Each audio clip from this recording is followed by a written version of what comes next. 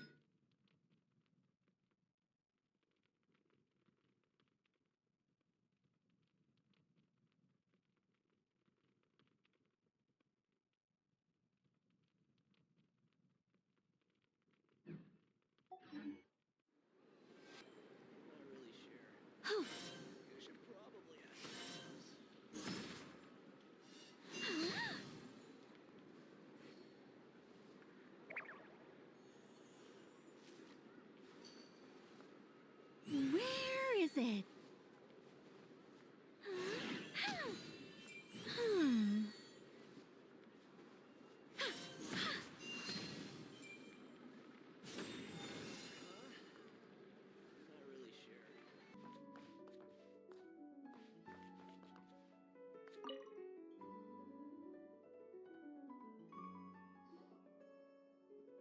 Traveler, Paimon. It's been a while. As it happens, there is a letter here for you. One moment. Here. A letter? From who?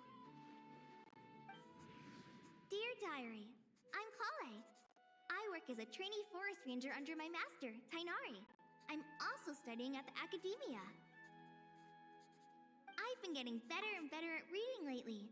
Mr. Alhaitham says that the written word is a crucial medium for exploring the world and understanding oneself. That's why I decided to start this diary. That said, what should I write about? Things are pretty quiet in Sumeru these days. Life is good. Every day is a fulfilling and happy one. When I think back to the days when I suffered from Elazar, or way back to when I was injected with God remains, I'm in a much better place now. I hope it stays that way forever. I'll leave it there for now. Master said he'll take me shopping in Sumeru City today, which is great, because I've been meaning to visit the toy seller at the Grand Bazaar for a while now. Collei, time to go. Yes, Master! Huh?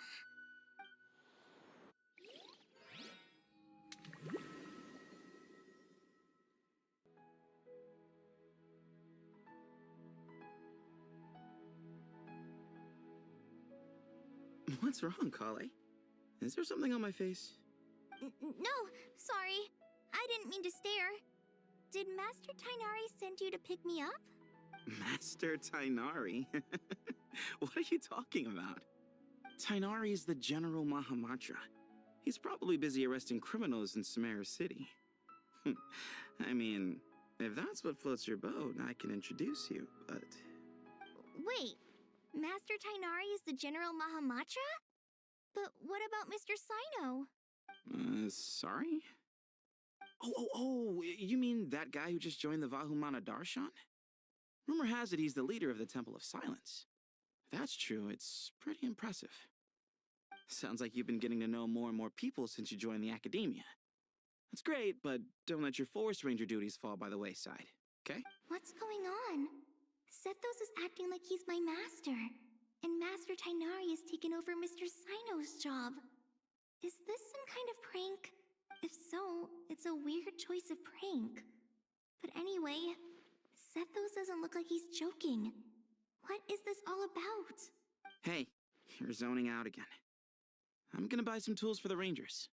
Why don't you stretch your legs a bit? It's been a while since you last visited the city, right? Wait! He's right. It has been a while since I last visited Sumeru City. Was it always like this?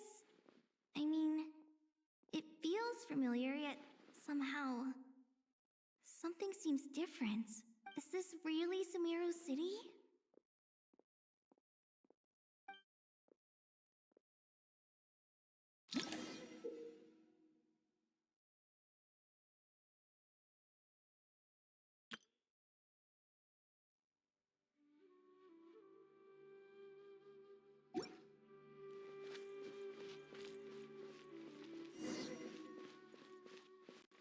Hey, did you see who just walked by? It takes courage. I think she's that famous merc. It takes courage to maintain a peaceful life, too. How will I ever save enough money to buy that custom-made axe with floral carvings from the blacksmith?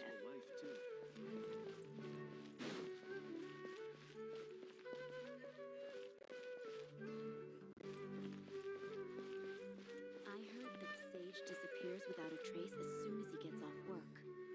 It's a little mysterious if you ask me.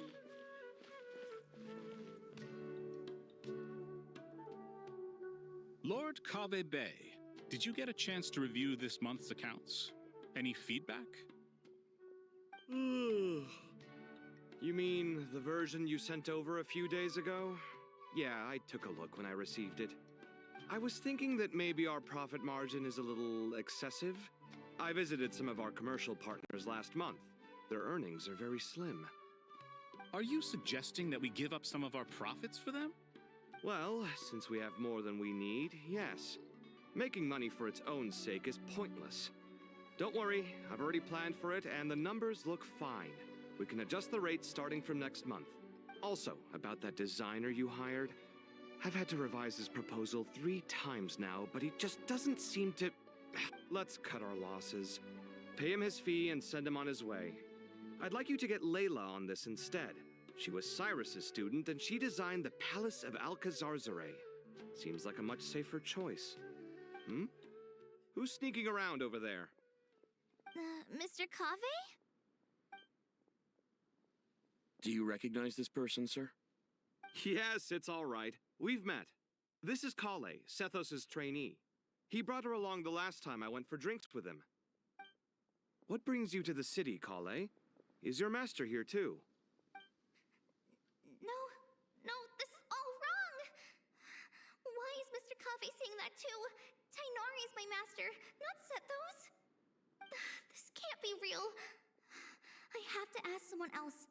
There's gotta be someone else out there who still remembers the truth. Hey, wait! Don't run off! How strange. What's gotten into her today? It's like everyone switched places.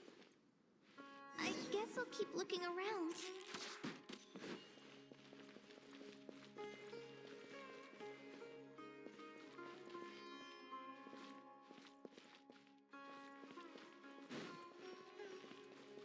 would you like a cup of coffee? Students are under so much pressure these days. Lots of visitors today, I see. Welcome all. It's been a while. Hey, Rahman.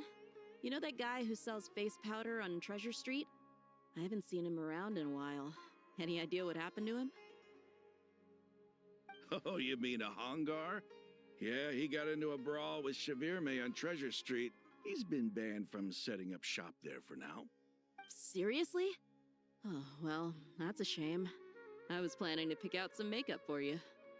Oh, don't worry about it. The legendary Flame Mane discussing makeup with the Zubair Theater star dancer. Now there's something you don't see every day. Flame Mane?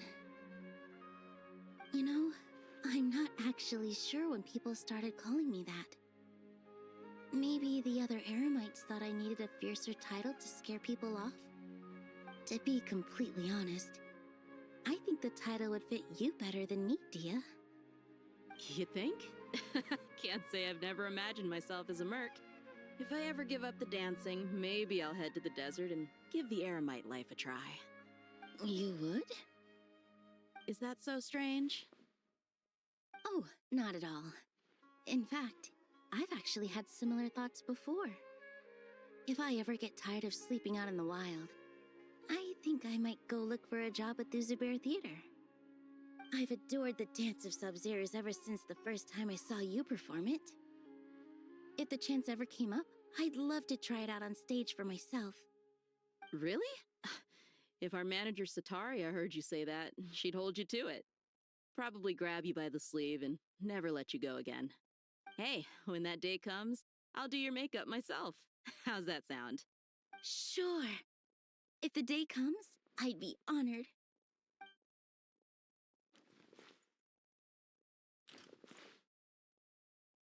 Everyone I know, everything I've ever known. Suddenly it's all a jumbled mess. The question is, who's right? Them or me? My head feels so heavy. I can't think straight. Hi, Mr. Sino. What are you thinking about? There's a chapter in King of Invocations where the spirit of someone who died long ago possesses a living man's body. To the outside world, it looks like he's developed a whole new personality. I was just thinking how terrifying that would be for his friends. Imagine waking up one day to find that a friend of yours has suddenly become a different person. Huh? So what got you thinking about that? I don't know, but something feels off. Everything looks fine on the surface, but can human perception really be trusted?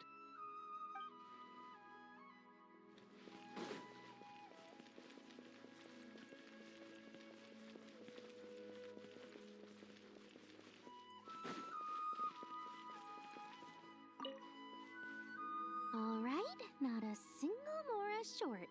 That covers you for this month's run. What a relief. I was worried the design fees I received this month wouldn't be enough. Well, next time, don't fret. Just let me know and I'll give you a few days' grace. We've known each other long enough for that. Anyway, how are you settling in? I couldn't help but notice that you're staying up late quite often. Yeah, I can't explain it. I just feel more inspired at night. Once I get in the zone, I can race through a whole bunch of drafts, no problem. But what about you? I keep hearing you sighing these days. Is everything okay? Well, it's just... Don't you think this house is a little small? I guess I should be used to it after living here for so many years. But for some reason, I've been feeling claustrophobic recently. I want to move somewhere bigger.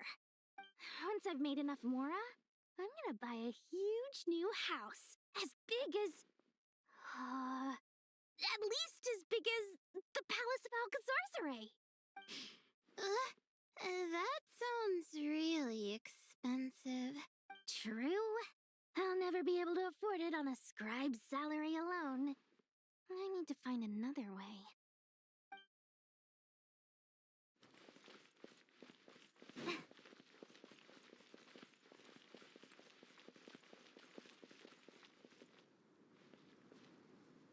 Mahamatra Tainari!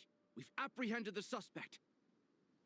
They say that the fool is prone to blind faith, but the wise man is not immune to it either.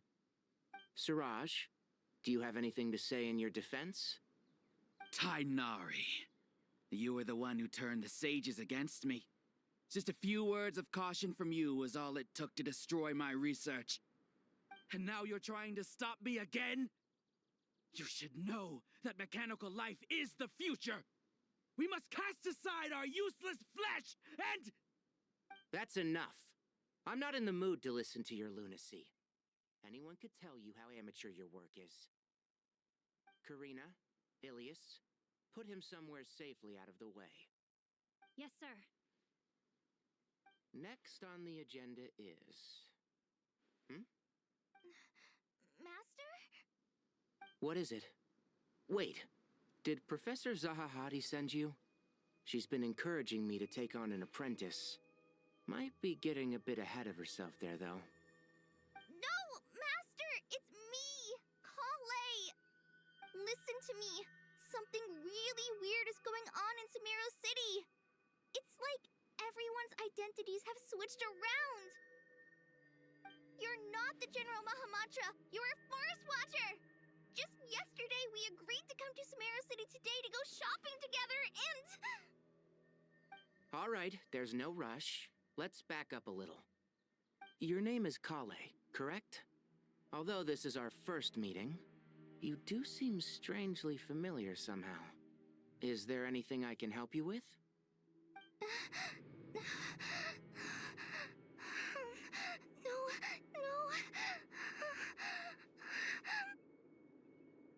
Master!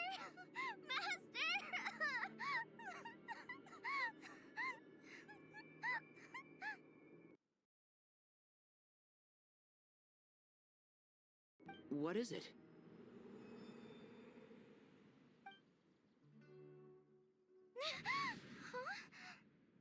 Did you have another nightmare? I've told you before, when you're tired, lay down on your back in bed and get some proper sleep. It's much better for you than napping on your front. Poor posture obstructs your breathing, which can lead to all sorts of weird dreams. Now, we're supposed to go shopping in Sumeru City today, remember? Cheer up. I'll take you to Hushang's. I heard he's got some new toys in stock. Go wash your face, take some deep breaths, and when you're ready, we'll head out. Okay. Thanks, Master Tainari. So it was just a dream. And yet, dreams can sometimes be a warning of things that will soon come to pass. Who said that? That dream felt unusually real, didn't it? Here's my suggestion. Since you're heading into Sumeru City anyway, you may as well tell Lesser Lord Kusanali about everything that happened. And just to be on the safe side, I think you should also inform your 2 traveler friends who once helped save Sumeru. I'd write them a letter if I were you.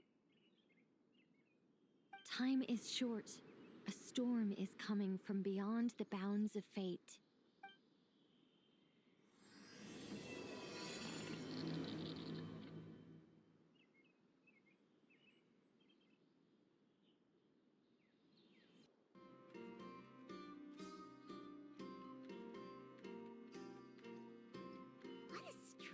Situation. No wonder Collei was in such a rush to write us a letter. Imagine waking up one day to find that everything around you has changed. You might not even recognize Paimon anymore. Oh, that's a scary thought. Let's get to Sumeru and find out what the heck is going on. Newspapers, anyone? I should start on my back.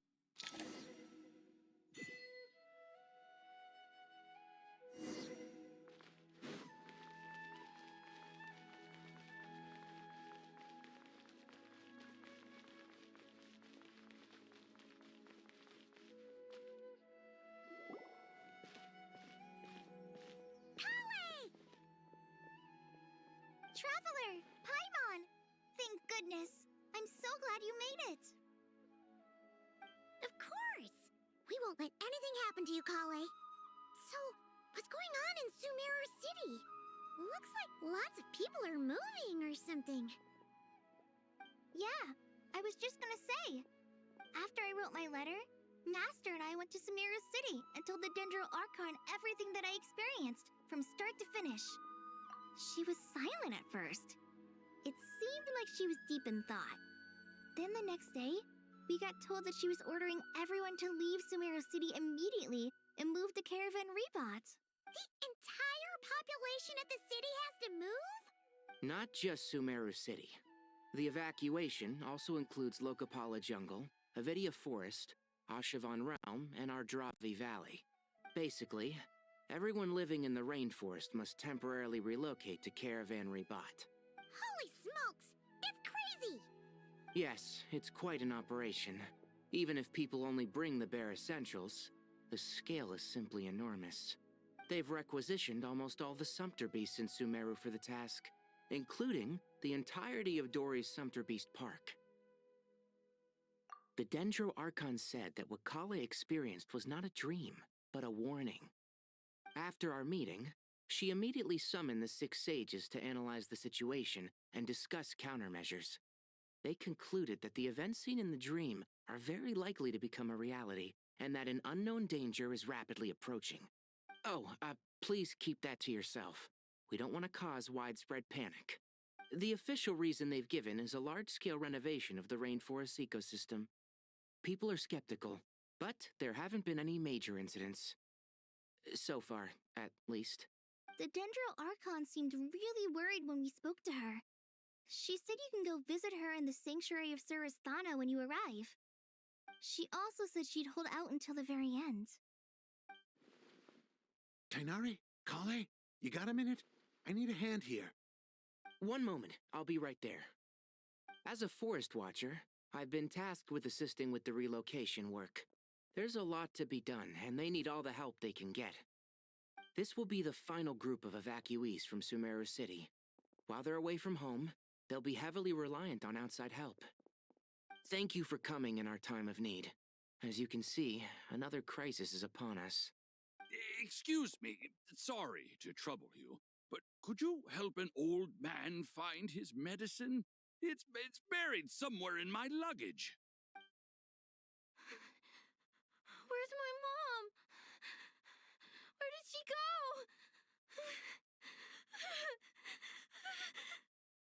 go? Don't worry, it'll be okay.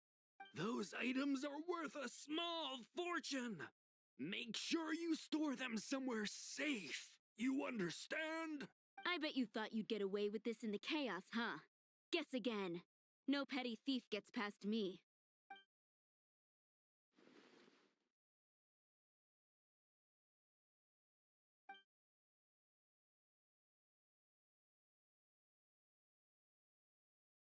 We should go help the evacuees. See you around. I'm so glad that you believed me and came all this way to help. It means a lot. Please stay safe. Don't worry. We may not know exactly what's going on yet, but as long as we stick together, we'll find a way through this. Goodbye! Look after yourselves! Will do. See ya! Paimon's not sure how she found the words to comfort Collei because, honestly, she's kind of nervous herself. Let's head to the Sanctuary of Surasthana and see Nahida.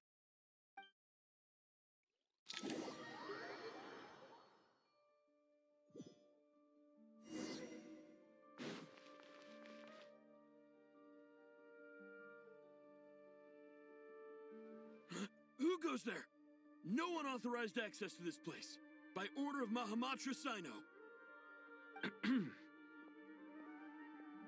Are you blind? It's the Traveler and Paimon. Surely you've seen them before. Huh? Oh, so it is. I'm sorry, I haven't been sleeping well lately. My nerves are a little frayed. The Dendro Archon is in a very vulnerable state at the moment. Mahamatra Sino is concerned that our enemies might choose this moment to strike, so he's ordered us to strengthen our defenses. Just seeing you two again already puts our minds at ease. Please, enter. I'm sure everyone's expecting you.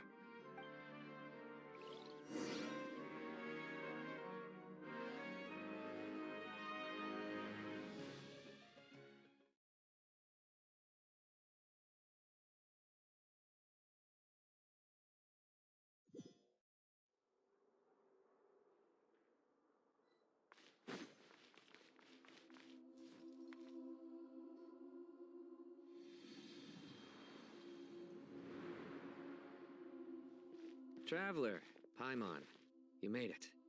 Aha! Perfect timing. Reliable helpers like you are just what we need right now. Oh, it's good to see everyone again.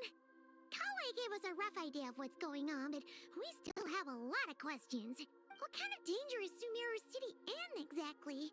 And how come everyone has to move to Caravan Rebot? At this stage, we can't be certain.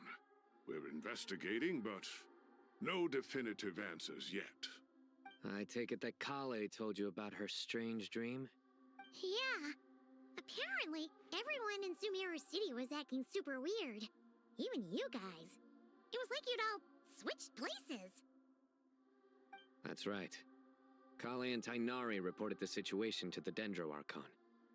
She believes that it wasn't merely a dream, and that whatever it was has something to do with Irminsul. It's a reasonable inference. Only through Irminsul can people's memory and cognition be so significantly modified in such a short time. We don't know why Collei would dream of these things, nor who was trying to warn her. The Dendro Archon decided to connect to Irminsul to investigate more thoroughly.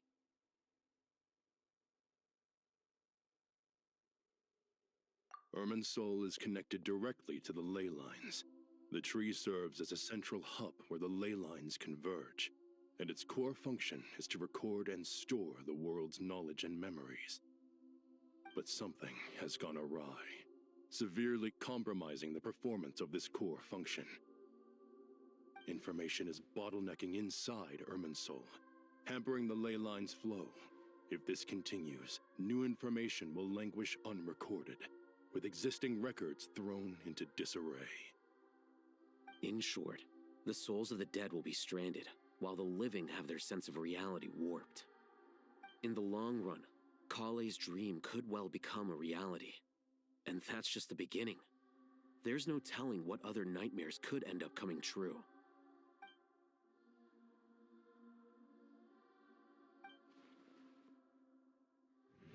I have come this far, to use my death to open the gates of the ley lines to my people.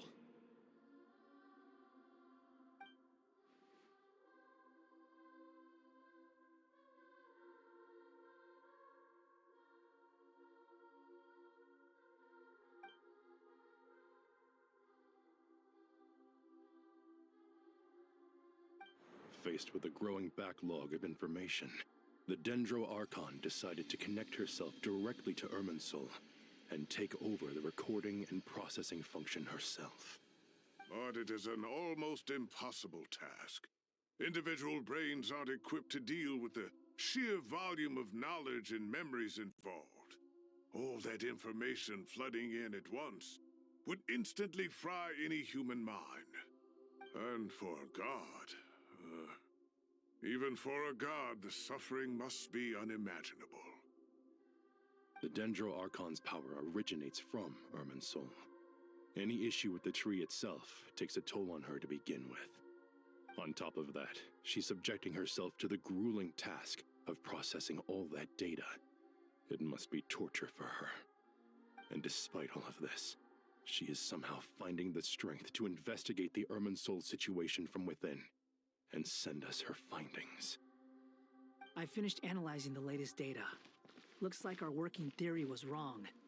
There's no signs of Irminsul having been attacked from the outside. So it's internal then?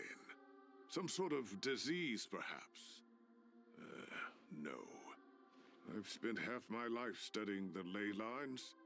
If Irminsul malfunctioned this easily, the world would have met its end long ago.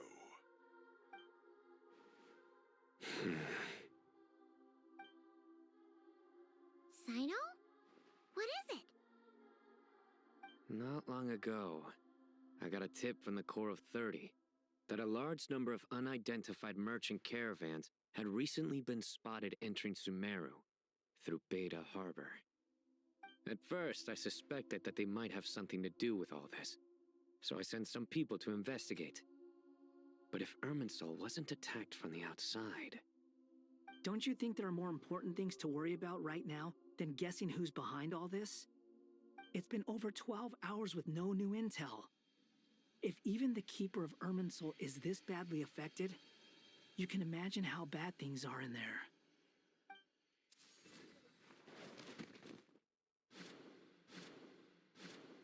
Dendro Archon.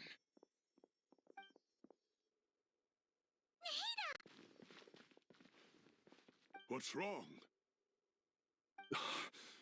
Her breathing is weak, and her elemental energy levels are dangerously low. Looks like it's time to move to the backup plan. What's the backup plan? Get out of the city and take the Dendro Archon with us. The entrance to Irminsul is directly beneath the sanctuary of Surasthana. That means this is ground zero if anything goes wrong.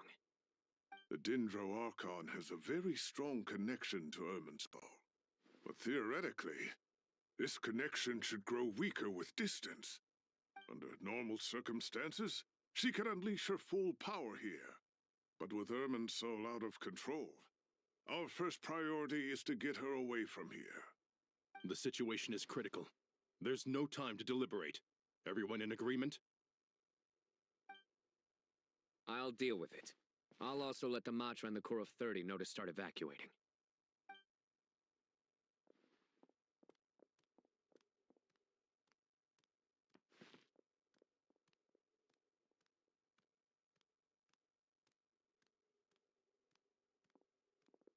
Let's go. No sense grieving when there's nothing more we can do. Agreed. We'll be back as soon as this is over.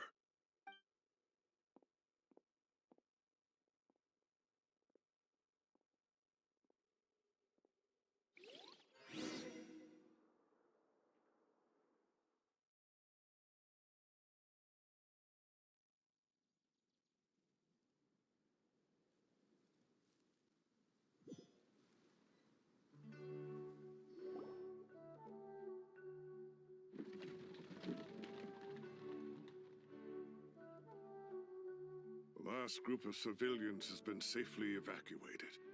Dendro Archon's carriage will travel with them. Sino and Hat Guy will protect the convoy.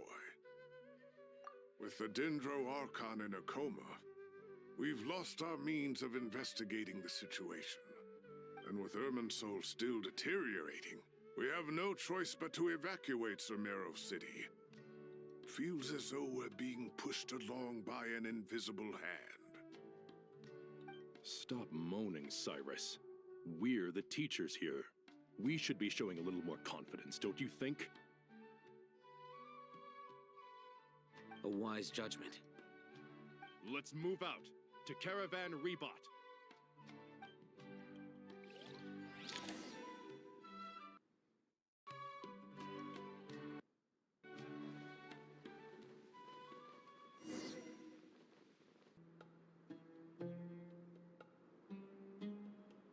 Sir, all units are in position. Good. Everything is going to plan. Interfering with Sumeru City is a necessary step, so do not hesitate. The Irminsul situation will not harm you. We need to speed things up here, too. We don't want to keep our client waiting, do we? No, sir. You have my word. Everything will be completed on schedule. They say that fervent ambition attracts the favor of the gods, and with it, a vision. But we appear to be the exception. So, is our ambition not strong enough? Or does it threaten the very foundations of this world?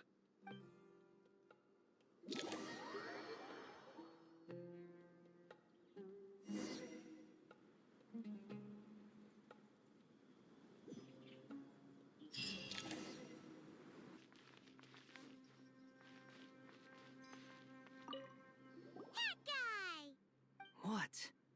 Nothing. You just look like you were lost in thought there. Do you have any ideas about what's going on? From what I know about Irminsul, the system doesn't break down that easily. I don't have the faintest idea who could have done this.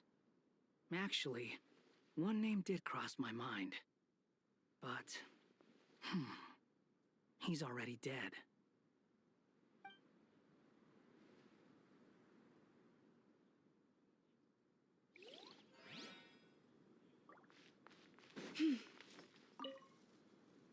So, can I assume that this period of time away won't count as part of the rental period?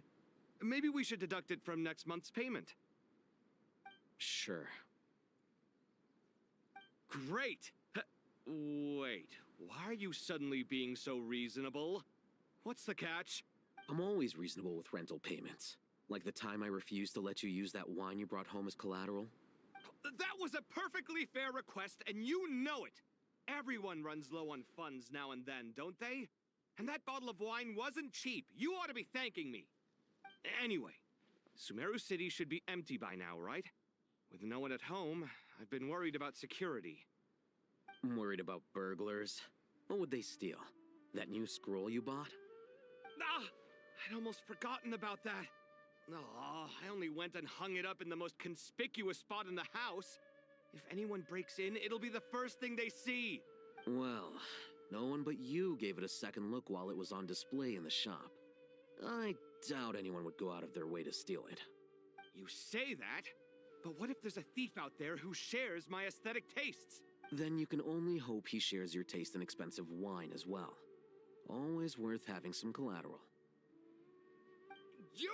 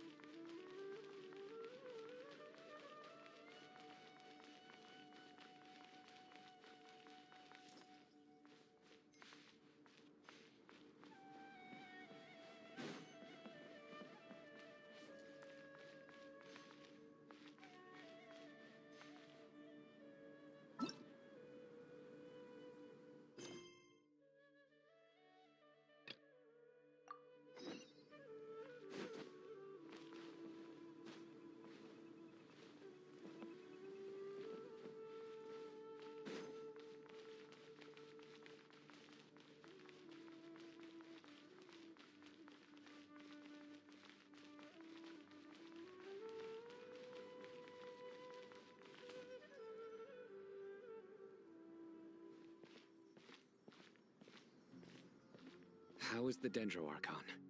Her breathing is steady. I prepared some therapeutic incense for her, but it hasn't had much effect. Her vitals are still very weak. Based on the information you've provided, I have a working hypothesis.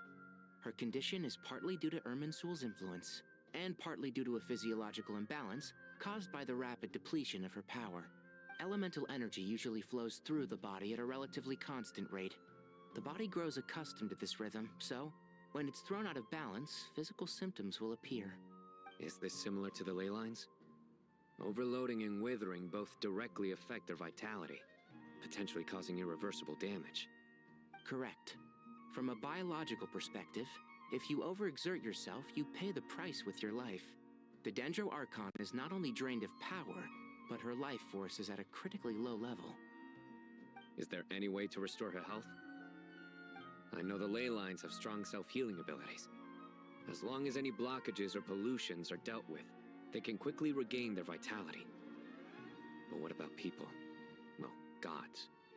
What's their capacity for self-healing? Before we think about that, there's a bigger predicament to resolve. Restoring the Dendro Archon's power requires us to heal Irminsul first. But that will be extremely difficult without the Dendro Archon's power. Paimon's already getting lost here.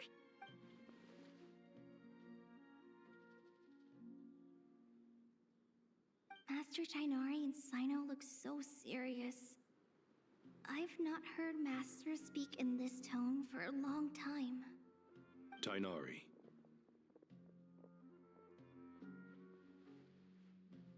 Master Nephis, sages.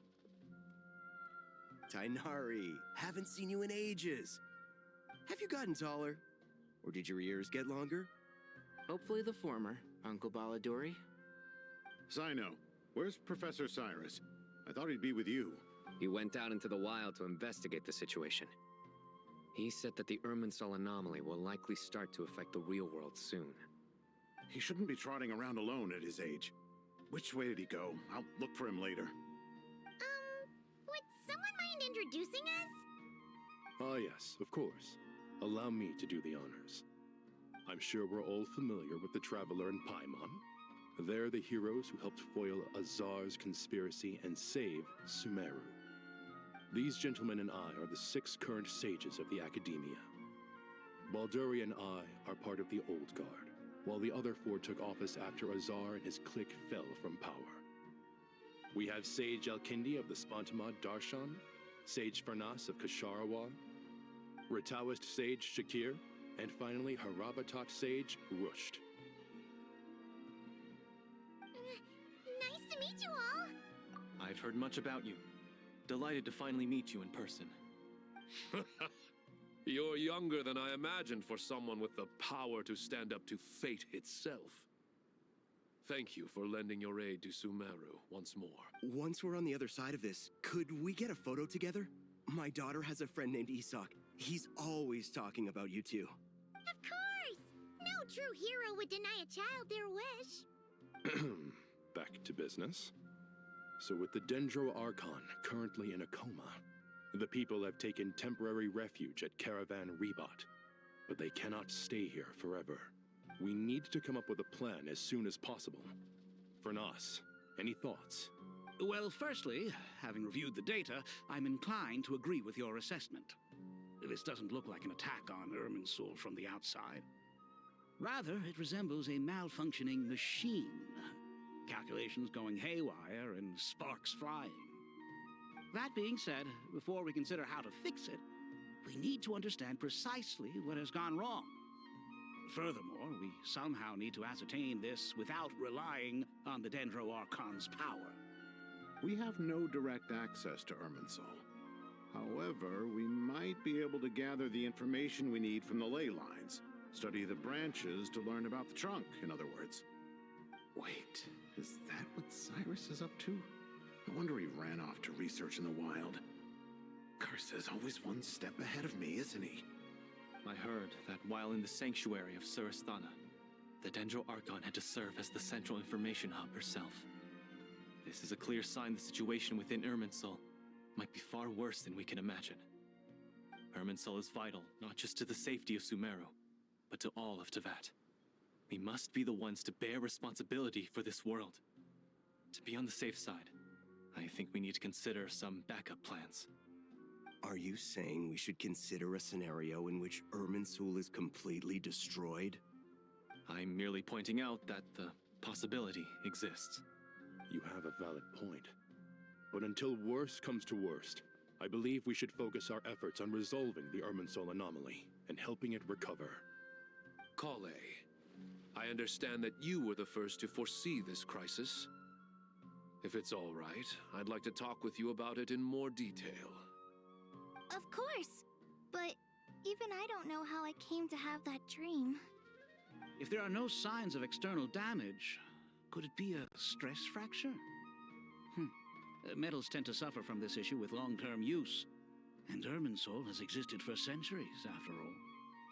It's possible, but surely a stress fracture would be more likely to cause a complete shutdown rather than chaos. Sages, General Mahamatra, sorry to interrupt, but something has come up. What happened? Some citizens didn't believe that Sumeru City was really in any danger. They slipped away and hid during the relocation, intending to return home. How many people are we talking? About a dozen. Sakura found them while on patrol, but they appeared to be suffering from psychosis. For whatever reason, they were trying to kill each other. By the time we arrived, there were only 2 survivors.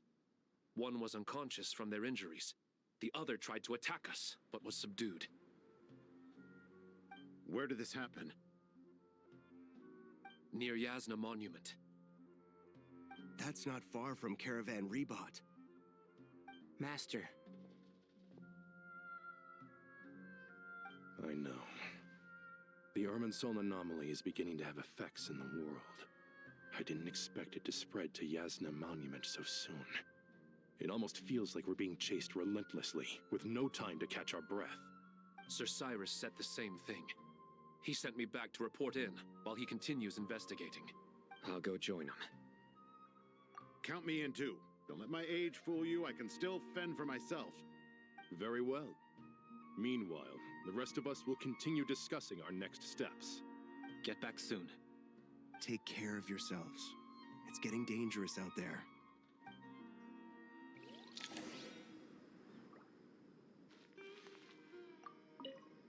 Thank you for everything, Tainari. Don't worry about me. I'm fine.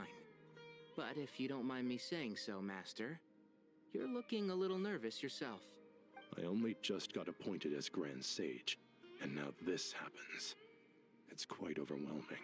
Looking back now, I don't think I handled the situation with Azar very well at all. Yes, I protested, but I went about it the wrong way. Instead of helping, I just ended up getting locked away. Now that I'm the Grand Sage, I have to be responsible for everyone's lives, including the dozen or so who fled to Yasna Monument. I can't help but blame myself for their deaths. It's only natural that you want to do the best job you can, but Master, we both know perfection is impossible. You're right. We may well be heading into the desert before long. Feeling up to it? We left in such a hurry that I didn't bring any sun lotion, but I'm sure I can make some from local ingredients here. That was a big part of my graduation thesis, after all. Still remember? Of course, like it was yesterday. I remember asking you if you'd like to stay and teach, but you turned me down without a moment's consideration. Anyone else would fight tooth and nail for the chance to research by my side, but you couldn't get out the door fast enough. Weren't you afraid I'd hold up your thesis and stop you from graduating? If you'd pulled a move like that, I would have reported you to the Matra right away. You wouldn't give me a second chance? What about the bond between mentor and student? No, Master. I would not sit by and watch you go astray. Very good. Then I taught you well.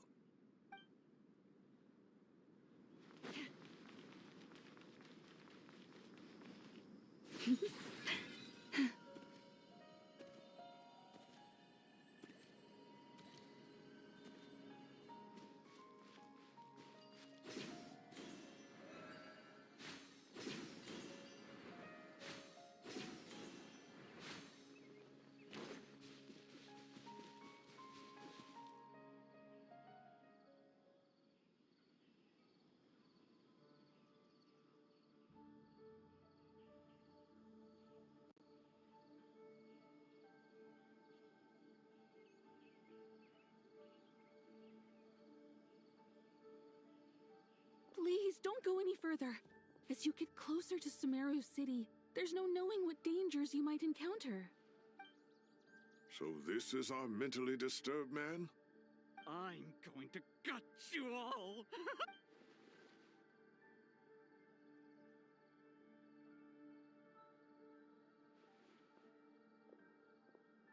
Cyrus, you didn't even bring a single guard? Do you think you're some sort of warrior? It's fine. Come here and look at this. Oh, it's... That's right. Flowers that bloom from openings in the ley lines, indicating some sort of anomaly. I don't believe I've ever seen a color like this before. Did you discover it nearby? Not just here. Way over there, too. They're everywhere. There's even more in that direction. How did you ascertain the situation further ahead? Didn't you just say that we can't go beyond this point? Yes. This area is relatively safe so far. But if you continue forward, delusions will start afflicting your mind. However, some vision-bearing mercenaries were able to maintain their sanity a little better. They're the ones who brought back news from further afield. Sino, do you remember the class I taught on dissecting ley line blossoms? I do, Professor. I received full marks in that course. Good. After all these years, it's time to put that knowledge into practice. There must be anomalous information hidden within these blossoms.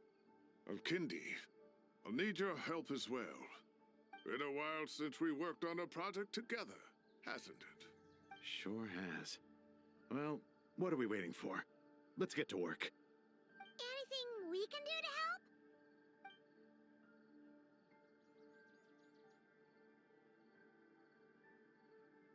Will you need my help? All right, well, don't go too far. There's too many unknowns at this stage. Let's regroup at Caravan Rebot later. Don't worry if you don't show up. I'll come and find you.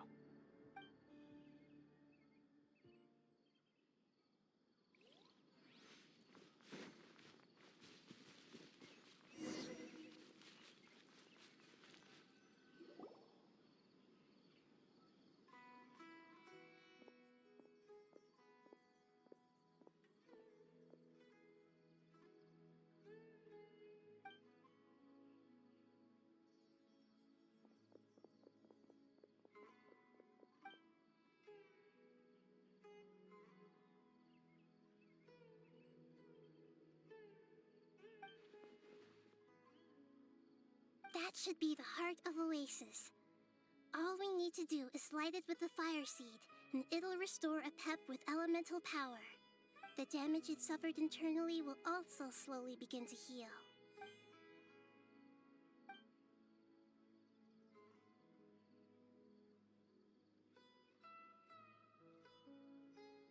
What is it? You thought of something? Really? Then let's get back and tell the others!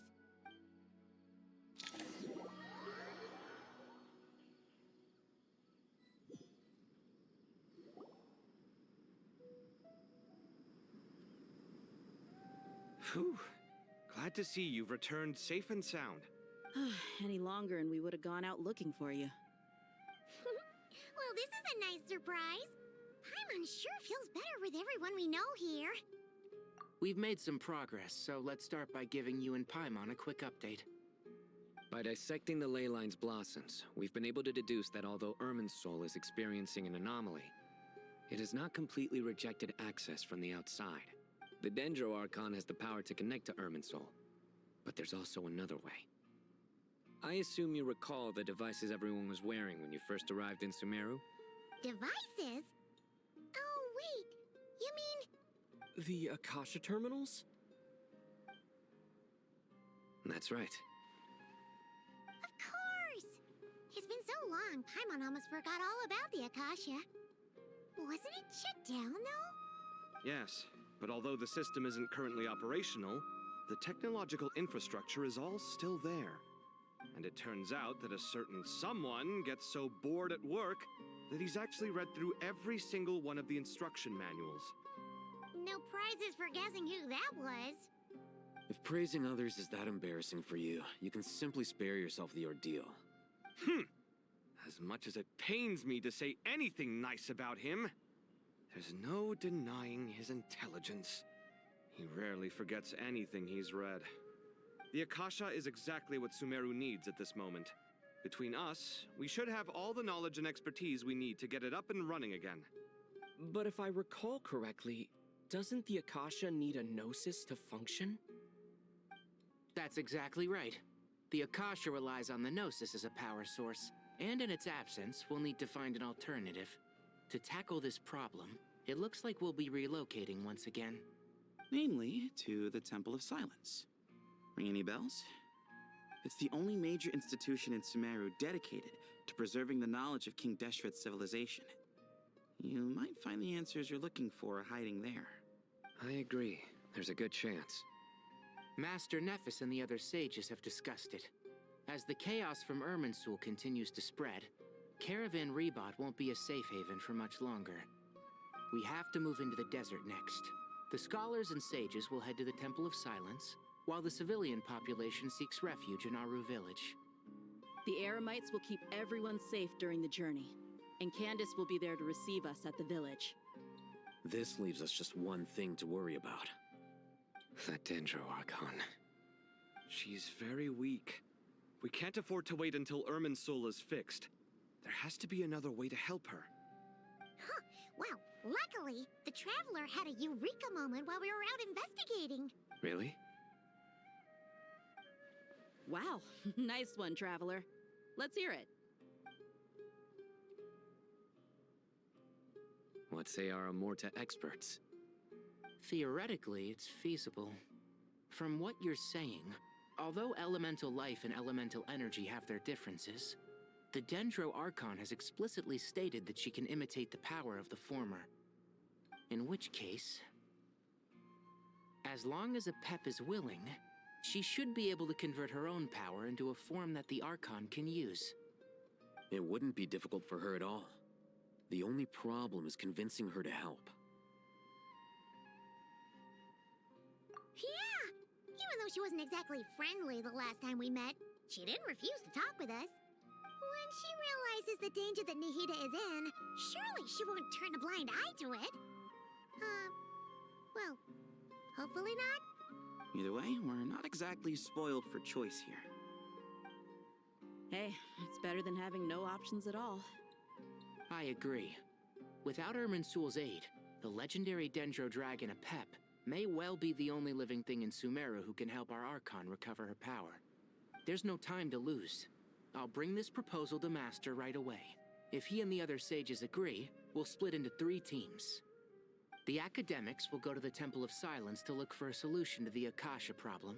The Eremites will escort the civilians safely to Aru village, and the Traveler and Paimon will take the Dendro Archon to see Apep. There's still a long road ahead, and no knowing if we'll make it. But at least we have a direction now. I'll take it over floundering around in confusion. If there are no objections, then let's proceed. But before we adjourn, I would like to leave you all with some parting words. No matter the distance between us, there will always be an invisible force tying us together. May the bonds forged in the past shine bright like stars and open a new path before our feet. Huh. Is that from King of Invocations? No. This one's from King of Invocations, the sequel.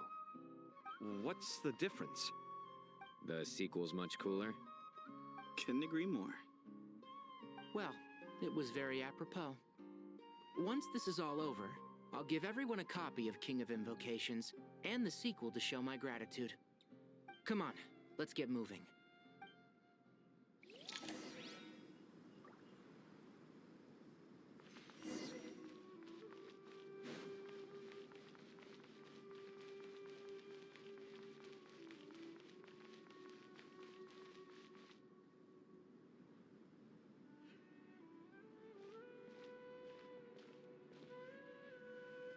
Tighnari has brought me up to speed. I approve of your plan of action, but we can't proceed with everything right away. The people need to rest. For many of them, this will be their first time in the desert, so we'll need to find additional personnel to help escort them. You two, please go on ahead with the Dendro Archon. Let's rendezvous at the Temple of Silence later. No problem. We got this. Words can't express my gratitude, so let me just say, I hope everything goes smoothly for all of us. Goodbye for now. Alright, let's get going. If Paimon remembers correctly, the last time we saw a Pep was in... Traveler, Paimon. Could I borrow you guys for a moment? It'll only take a second. Collei, what's the matter? Well, the thing is, Master Tighnari once told me, after you raise a problem, you should think about how to resolve it. But ever since I had that dream, I feel like I haven't been of any help at all. I tried my best to keep up with the conversation, but there was so much new information, I couldn't take it all in. So, I just wanted to ask, do you have any tips for me there? Huh, Paimon knows exactly how you feel. But fear not, everything you need to know is right here in Paimon's notes. Sumeru chapter. It's got tons of info about all the things we've seen and heard on our adventures. Some parts are a little simplified, but hopefully it all makes sense. You see? Being the greatest guide in Tibet isn't just a fancy title. It takes a lot of hard work. Paimon doesn't always understand the things you're talking about with other people. Whenever that happens, she notes down the confusing parts and goes over them in her own time. This is perfect. Could I borrow it? Sure. Matter of fact, you can keep it if you want. Paimon has another copy. The spare copy was originally meant for the Traveler. Paimon used to worry that one day he might not need a guide anymore, so she wanted to have a gift for him, in case we ever parted ways. But it doesn't seem so necessary nowadays. We have so many more places to see together. One copy will be enough for both of us. Thank you so much. But still, these are your treasured memories. I think I'll make my own copy and then return the original to you. Anyway, that was all. I won't keep you any longer. Have a safe trip. See you again soon. See ya! Alright, time to bring the Hida to see a Pep. Let's hope that old grouch is in a negotiating mood.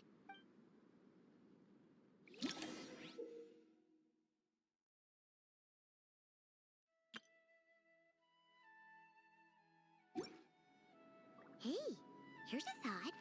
If we brought Nervalette along, do you think he could help us persuade a Pep to help? Actually, never mind. In a Pep's eyes, Nervalette's probably one of those dragons who's grown too close to humankind. They might end up fighting for all we know.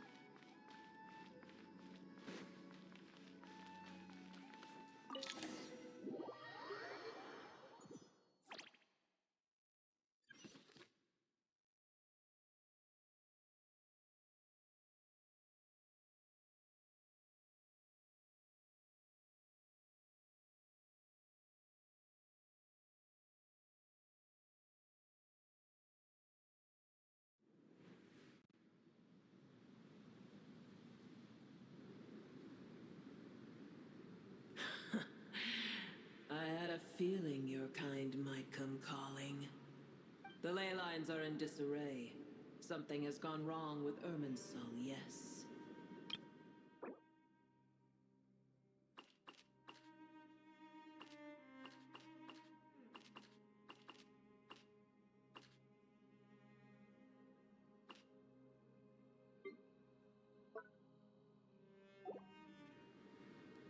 Even from a great distance away, I can sense that Sumeru is headed for destruction. You who took our home from us, prepare to watch as your own world is plunged into oblivion. Oh, how the cycle of history comes to a poetic conclusion. This isn't a joke, Pep! Nahida's in grave danger! Can you please help her? Is she now? Then do explain. For what reason should I lend Booer my assistance?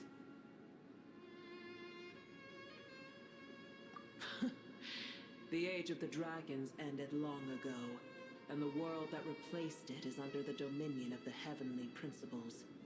In choosing not to side with your enemies when the Heavenly Principles' rules began to relax, I have been merciful enough. Do not forget that I have no love for this world you hold so dear. Be not mistaken. The fate of Sumeru is of no concern to me. I am neither the god of this land nor its guardian. I may have given my tacit agreement as your kind built homes here and multiplied for generation upon generation. But that does not mean that I bear any responsibility for Sumeru. Tiny Booer, puny humans. In my eyes, all of you are but intruders who followed in the wake of the Heavenly Principles. I am not obliged to be your savior. Apep, if you truly despise gods and humans so much, well, after the great humiliation of being helped by a god in the past, shouldn't you be jumping at this chance to balance the scales? Now that is a compelling reason. When El Ahmar plotted against me and I was tortured by forbidden knowledge, it was Booer who saved me from agony. And though I regard with shame the pity of my enemies, to receive aid without repaying it would likewise tarnish a dragon's dignity. Oh, tiny boor, puny humans. Just this once I shall deign to show you the true power of dragonkind. Whoa! It's happening again! We're gonna get sucked in!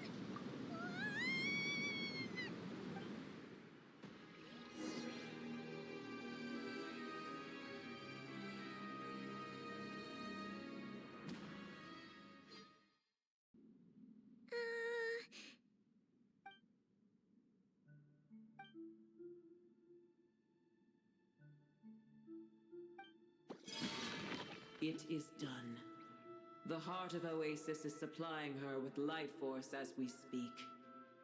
It shall not be long before she recovers. But I should warn you. Boor's existence is closely intertwined with Irminsul. Unless the issues plaguing it are resolved, she will never completely recover her former strength. Thank you. Spare me your words of gratitude. You may also spare me your feigned concern. A dragon's sovereign's power is far greater than you can imagine. While I was indeed weakened when the heart of Oasis ran dry, providing Tiny Boor with a morsel of my life force shall have little consequence for me. Oh, good to hear.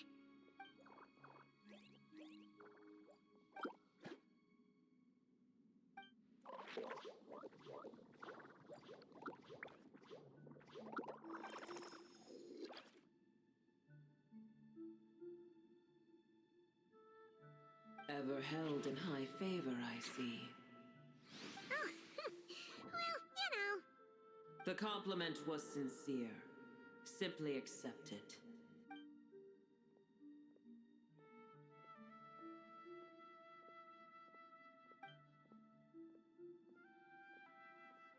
I did once. That tree was not planted by the heavenly principles. Irminsul existed before they ever arrived in Teyvat. What? There was a time when it belonged to Teyvat, to dragonkind. Its appearance and function then differed greatly from today. The ley lines flowed with an abundance of a familiar, primitive form of elemental energy.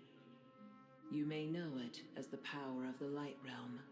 The heavenly principles usurped and refashioned Irminsul, made it serve humanity, and used it to anchor the fate of the world. Yet in the end, humanity has failed to protect it. Heavenly principles, God of gods. It makes me sick. The enmity between your kind and mine can never be bridged. As things stand today, holding a grudge against you would serve no purpose. But there will come a day when we reclaim this world for ourselves. The opportunity will arise no matter how long we must wait. I can already sense that far away from here, the Hydro Dragon has wrested his authority from the hands of the usurpers. But we have yet to meet. I know that we are both preparing for our revenge day and night. Uh-huh.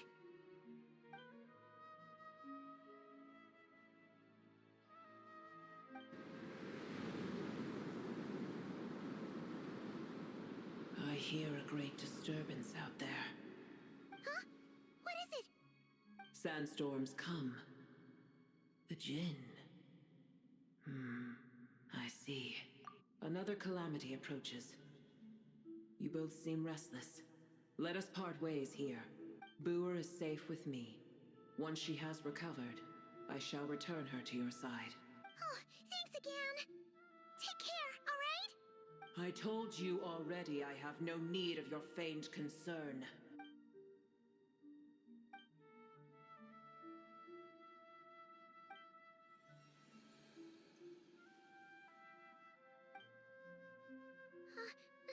Nahida? You're awake!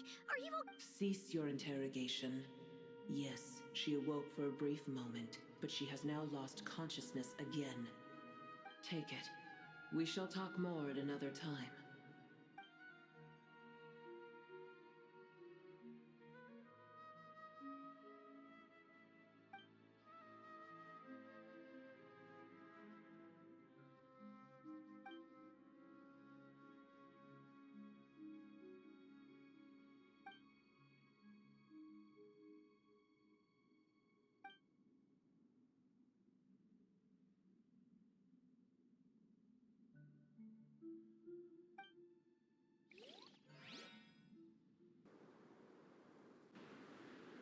Where the heck are we?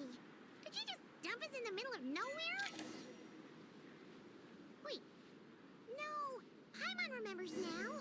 The Temple of Silence is over that way. Come on, let's go find the others.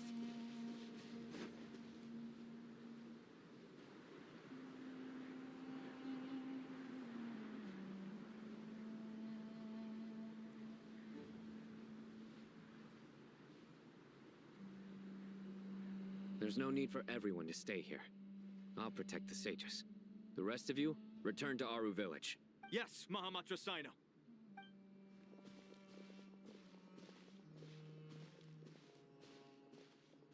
Sino! What's going on? You're back. How is the Dendro Archon? What a relief. It's the Jinn. Countless Jinn have stirred up violent sandstorms across the desert, blocking our path to the Temple of Silence. Tighnari and Collei have returned to Aru village to help. The Jinn are being highly aggressive, so both the village and the merchant caravans require protection. It's just one thing after another. Where did all of them come from anyway? In all my trips to the desert, I've never seen anything like this before. As I see it, the only possible candidate is Gurabad. Gurabad? Baladuri could explain in more detail if he were here. All I know is a rumor I've heard about from previous trips to the desert. Supposedly, a great number of dormant Jinn lie sealed beneath that city.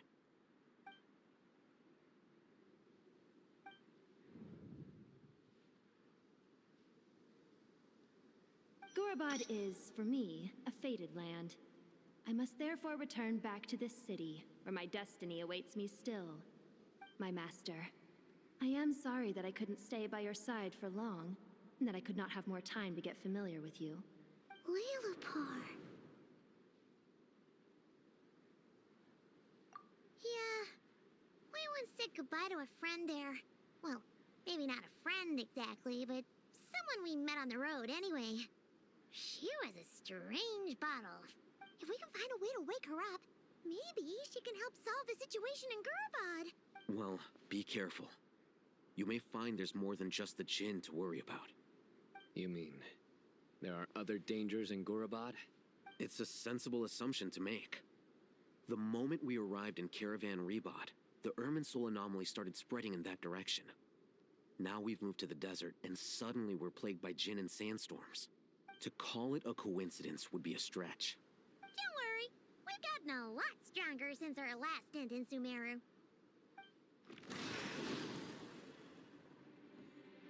Ah! When did they show up? It appears the monsters native to the desert have been stirred by the Jinn's activity.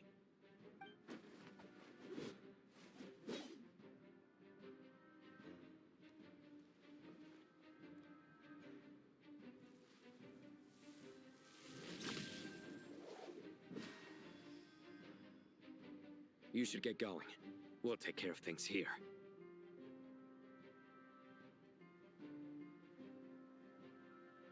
You too. Don't do anything too risky. You got it?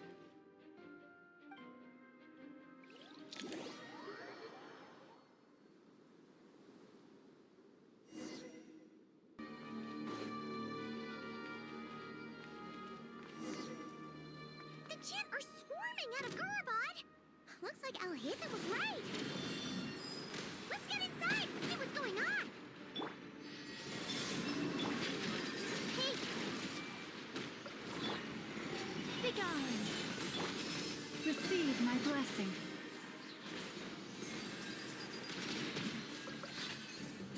For the everlasting friend.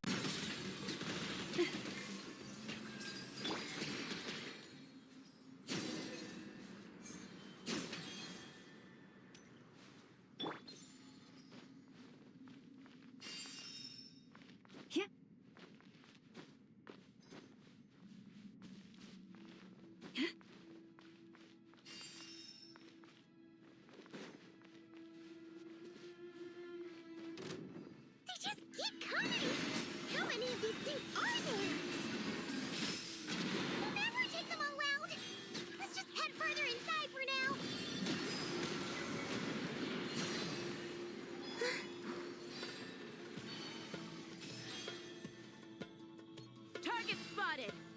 units at the ready.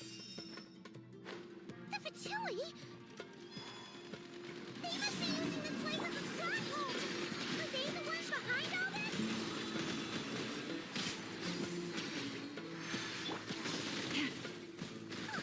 Fighting Jin with one hand and Fatui with the other? This is pure chaos!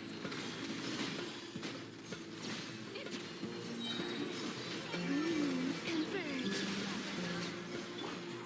Receive my blessing. By the frost moon of old.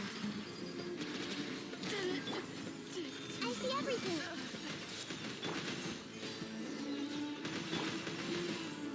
This is unwise. Make yourself some... Heaven's will made mine. Lush as the moonlight. A moonlit night for all.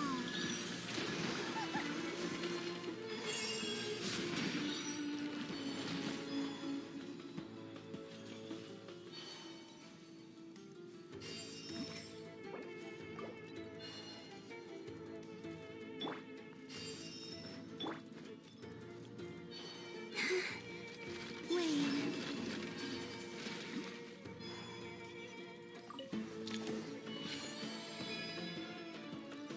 Do you see that strange machine? Paimon has a sneaking suspicion that that's the thing wrecking Gurubad and setting all those dangerous Jinn free. The target has reached the core zone. Requesting backup. Repeat, requesting backup. Backup en route!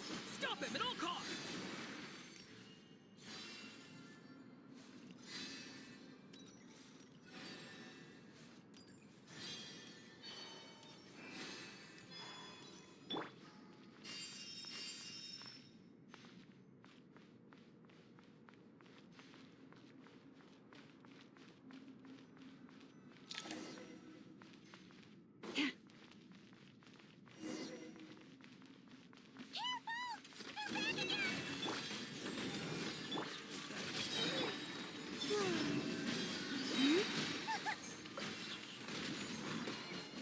This ought to do it.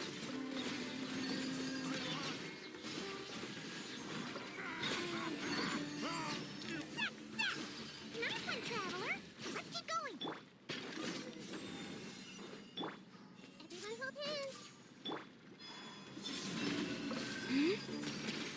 A new moon rises.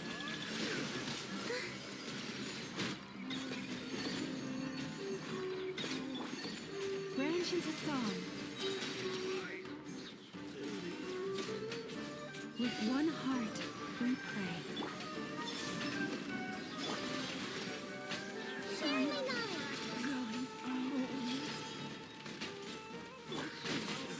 I live within you. Oh. Yeah.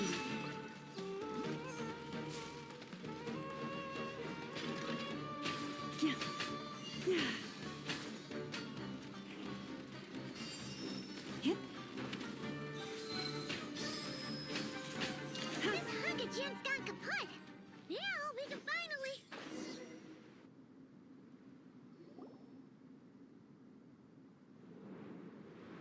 It seems my subordinates failed to stop you in your tracks. Apologies, sir. There is no need to apologize. You did well to hold your ground against such a powerful adversary for as long as you did. I must commend your courage and perseverance.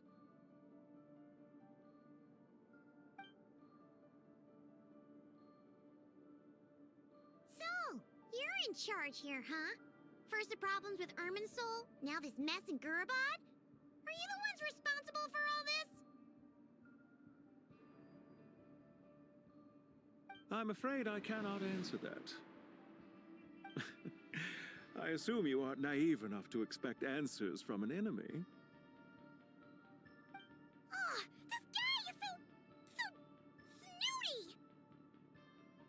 However you want to spin it, you're clearly involved in this somehow. So you can either start talking, or we'll have to make you talk. Let's get him! Traveler, what's wrong?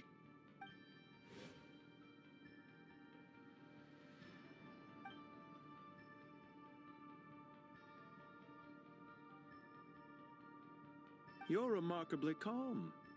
Some would act more rashly upon finding the ringleader all alone.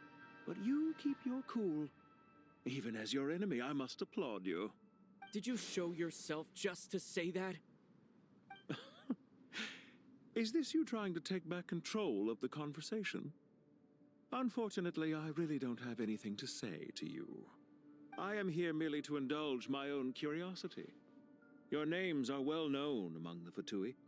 Naturally, I wanted to observe you up close while I had the chance. Hey! Don't treat us like we're some kind of exotic animals in a zoo! Oh, I wouldn't dream of it. You seem rather predisposed to misunderstand me. I'm quite aware that you are both heroes of great renown. You have resolved crises in many nations and won countless allies along the way. I've been following your adventures with great admiration. My only regret is that the trajectory of your journey conflicts with our goals. What do you mean, admiration? Sorry, but that sounds pretty weird coming from you. I don't see why. We may happen to occupy opposing sides, but there is no cause for deep-seated enmity between us. To respect one... Well, now that you're observing us up close, what do you see? I've observed as keenly as I can. Yet, while I endeavor to understand, your true strength remains a mystery to me. Violence is not my area of expertise either, so, you see, I would much rather converse with you like this than determine a victor with the edge of a blade. Besides, I've heard that even 3 moons in the sky fail to eclipse your brilliance. I know better than to bite off more than I can chew. 3 moons? So you have a connection with the Harbinger, the Doctor. Well deduced. Our commander, Dottore, died in Nodcry, but there are things that do not end with his departure. We must... Look at me. I almost divulged more than I should have. What are you after? Revenge for Dottore? Or are you plotting something else?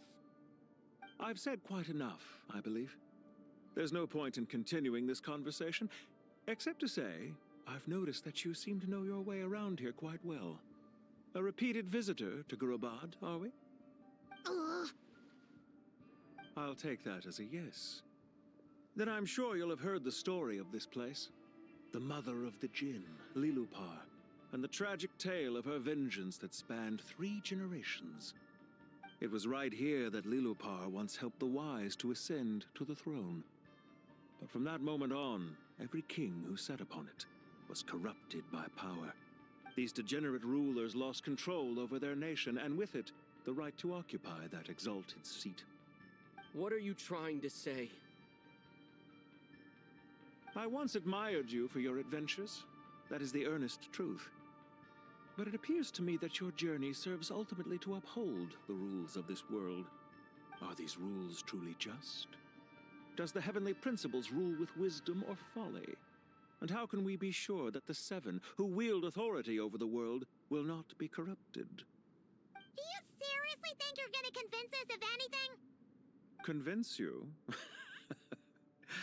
I'm sure my commander already tried that. Why would I waste my breath doing the same? If a few words from a stranger were enough to make someone completely change their stance, it would only prove that they never had a firm will to begin with. I am merely stating my position, so that we might understand each other better. One's enemy in the present may not necessarily be an enemy for life.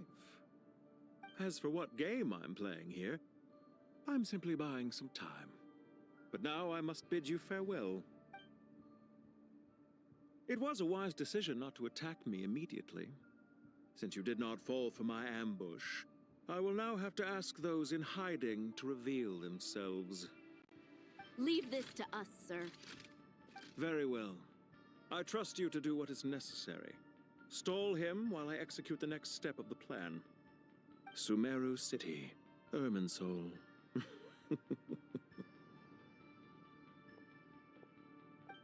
Stop right there! Don't you dare leave without explaining yourself!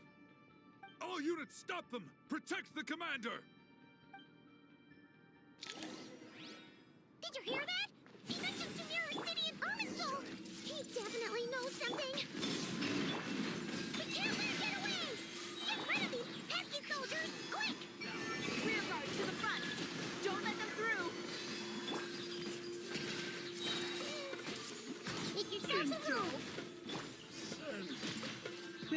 my blessing for the everlasting. Get that thing in position!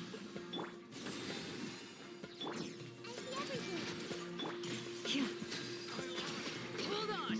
Just a little longer! Our little secret. So much for that novel.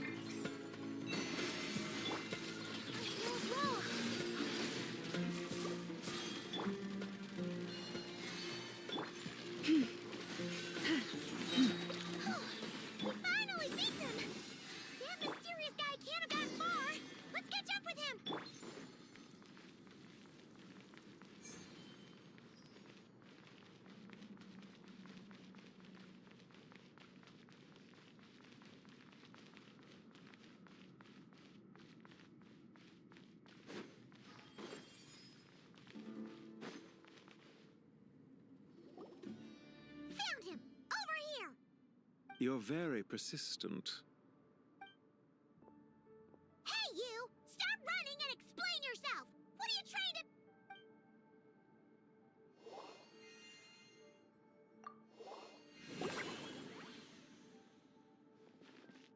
What's this? Relax. A small trap like this won't be enough to hold you. The sandstorms from Gurabad will die down soon enough, but this small window of time was all we needed to launch the next phase of our plan. Don't be discouraged. I knew that someone would come here eventually, so I planned ahead. Where to chat with you, which door to exit from, even which mechanism to wait by for you. I thought through every detail. You, meanwhile, know nothing of who I am. So far, you've only heard my voice, and for all you know, it may not even be real. But not to worry. This is only our first meeting. It shan't be our last. Just answer me one last question. Why do you continue to follow Dottore? He has conducted countless cruel experiments, even on his subordinates. Follow isn't quite the right word. Let's just say even those you see as villains have their friends, even if they aren't the most sincere of friendships. When any set of rules is established, there will be those who benefit and those who lose out. People will do anything to justify what they have gained or escape from the hardship imposed upon them. Neither he nor I are tolerated by the rules of this world. We were both searching for a new order. Our ideas of the final form that should take may have differed, but our journeys took a shared path. Goodbye, Traveler and Paimon. I wish you a timely escape, albeit not too soon. I will... Hey! Come back! Wait, this dark wall. We've seen these on our adventures before. It swallows people up! Oh, Paimon's sorry. She shouldn't have jumped the gun! Oh, okay. He may have fooled us this time, but we'll get him back!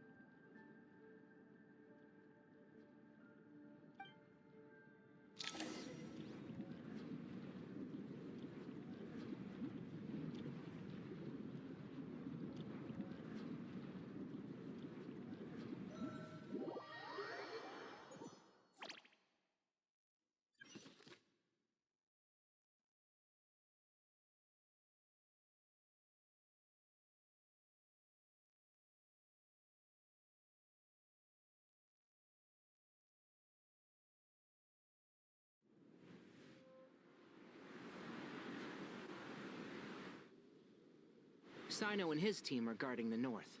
We'll take this side. There's so many Jin. We can't let them get into Aru village. Don't fret. I am well prepared for this situation. Huh. So you have a solution? Perhaps you're unaware that I have a trusty genie partner of my own, Plumpy.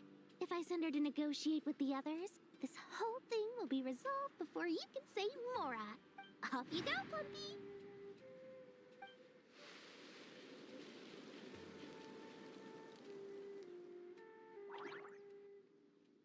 Come on, what's the holdup? 5,000 Mora. 20,000 Mora. 100,000 Mora. Final offer. Ah, so she's a hired partner.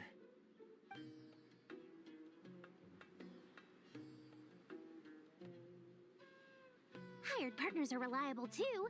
Plumpy here is a highly skilled negotiator. You'll see. Just a few words from her and...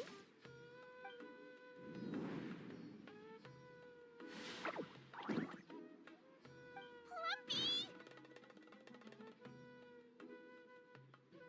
Don't you, Jin, have any respect for the rules? This was supposed to be a negotiation! How dare you treat my messenger like this? You wanna play rough? You can play at that game!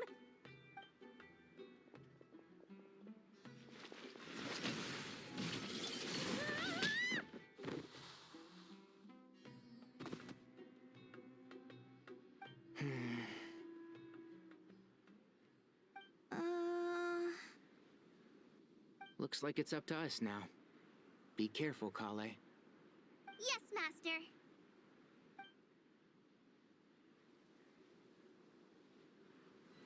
What happened? How did I pass out? Never mind. Plumpy, it's time for revenge. No. You know, this reminds me of when you first arrived in a video forest.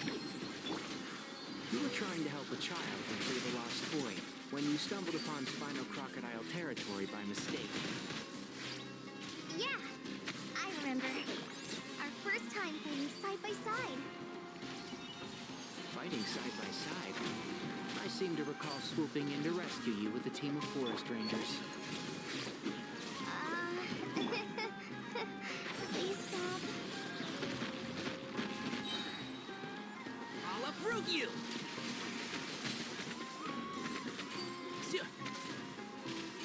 Yeah.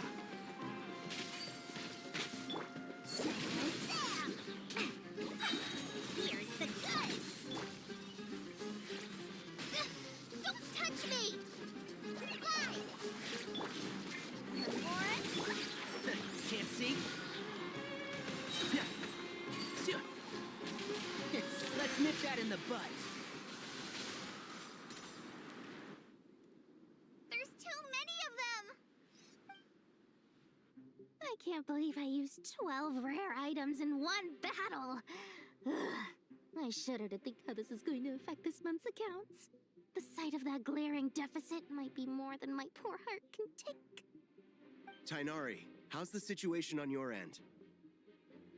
We held the line, though it was a close call. But it looks like they're preparing for another attack. Has something happened? They've breached our defenses in the south. The Jin are pouring in. We're moving the villagers to the north as we speak. We're hemmed in. This is getting precarious. Our margin for error just got a lot smaller. That's why we wanted to confirm your status. We need to consider our next move carefully. Bad news! Another line of defense has been breached. Collei, go with them and assess the situation. Dory and I will hold the line here. But Master! Even with 3 of us, we barely managed to— This is not a discussion, Collei. Don't worry about us. She clearly still has plenty of tricks left up her sleeve. Wait, you can't pin all your hopes on me? Oh, great. I've almost run out of the things I brought with me, and the rest is back at the caravan. I should be able to hold out for a little longer, but still... Master! Need any help? Huh? What is it, Collei? If things continue like this, it won't be long before Aru village is overrun by Jin, and the sandstorms are sure to follow in their wake. I don't care. Whoever you are, please just help us. The only one who can help is you. I am merely here to guide you along the correct path. I am a spirit created at the beginning. I am a flickering illusion. I am the shimmering light that flows from the eyes of the Creator. What do you mean? It doesn't matter. You don't need to understand it. Just repeat after me, one line at a time. Watch out! Jin incoming! I am a spirit created at the beginning. Here goes nothing! I am a spirit, created at the beginning.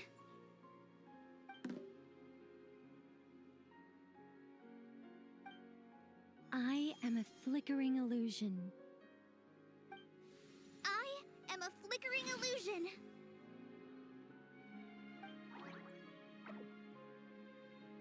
What's wrong, Plumpy? I've never seen you so agitated before. But how do you... Do you know what Collei is reciting? I am the shimmering light that flows from the eyes of the Creator.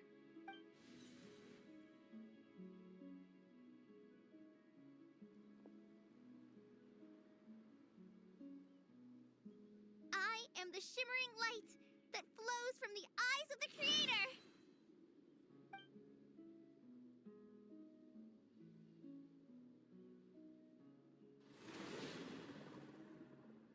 It's a song composed by the goddess of flowers, but very few records of it remain, even in historical texts. All we have is a few fragments. Is Collei an avid historian? Not to my knowledge. The Jinn have actually quieted down. Although... No, it's more than that. It looks like they're showing... submission. Clearly the songs left by the goddess of flowers have a soothing effect on them. At the very least, they're much calmer now. Really? Let me try. I am a spirit created at the beginning.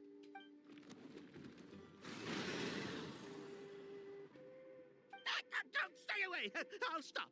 I'll stop! It seems like the song only works when Collei recites it. But why? Collei.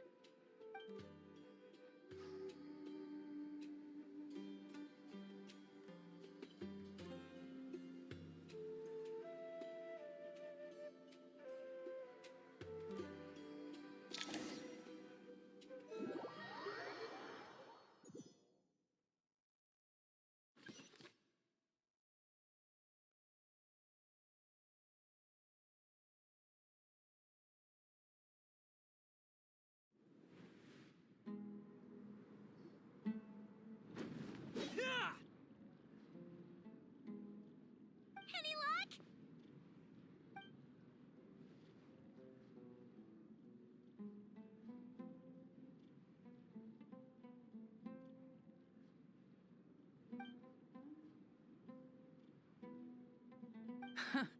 When I heard that loud rumbling in the distance, I thought the shifting sands had bust open the gates to some ancient treasure vault.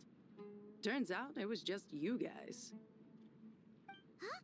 Wait, that sounds like... It's been a long while. Did you miss me? Jet! Ben! Let's save the catching up for later. First, I gotta get you guys out of there. This should be the right mechanism. Ben, can you handle it? There we go. Come on, let's leave this place.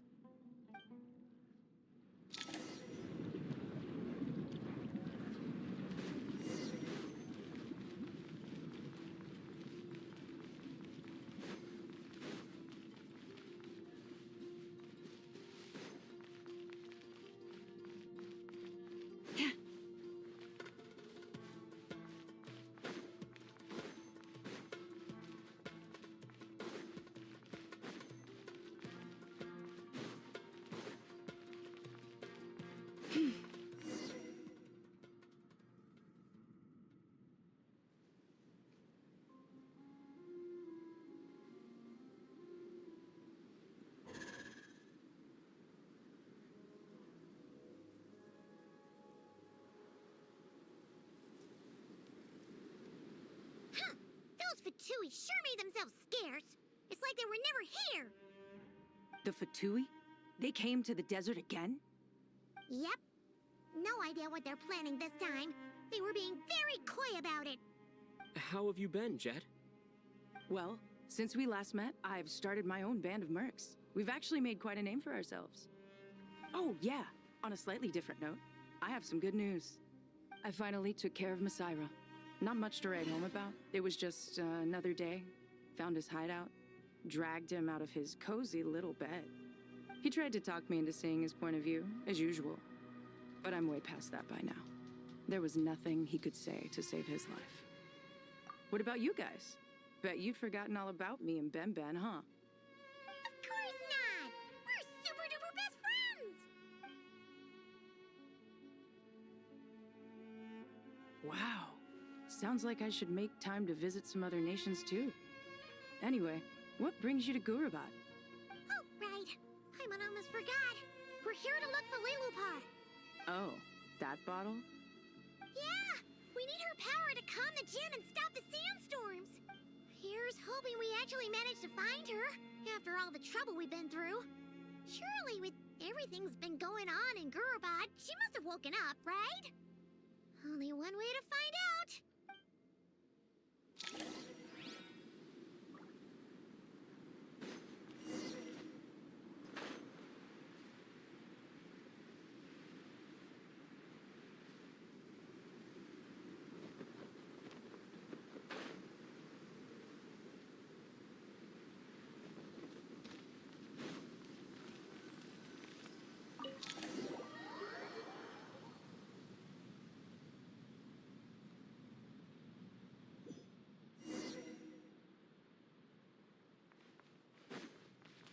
Let's see. She should be around here Aha! Found her!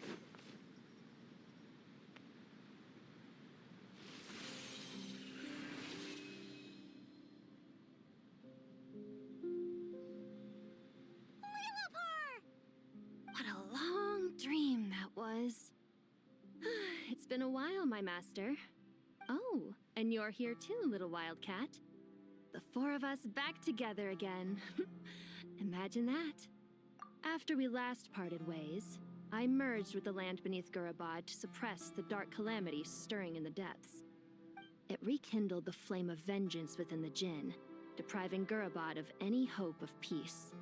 I fought against it for a long, long time. Until one day, I sensed a change in a foreign land to the west. Suddenly, the pitch-black abyss fell silent.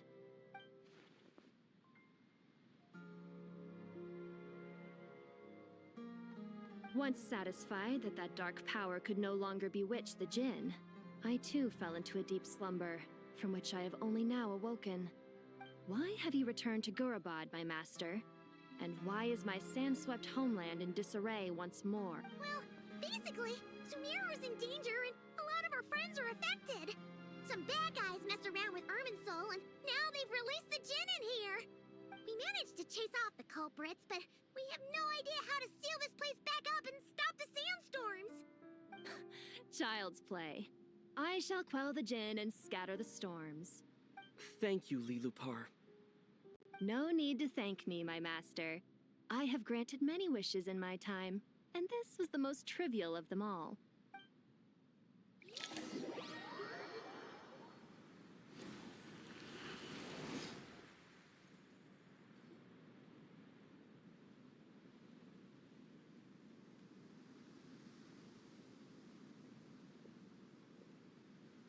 The sandstorm's gone. The sun shines bright again. When I said that we'd meet again under a lovelier sun, this was exactly how I imagined it.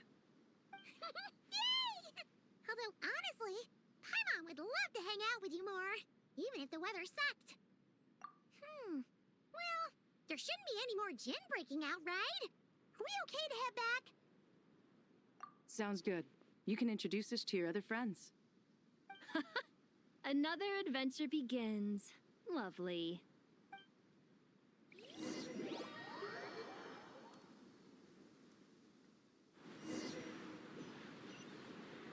The storms have stopped! We should be able able to get to the Temple of Silence without any problems now. Time to regroup.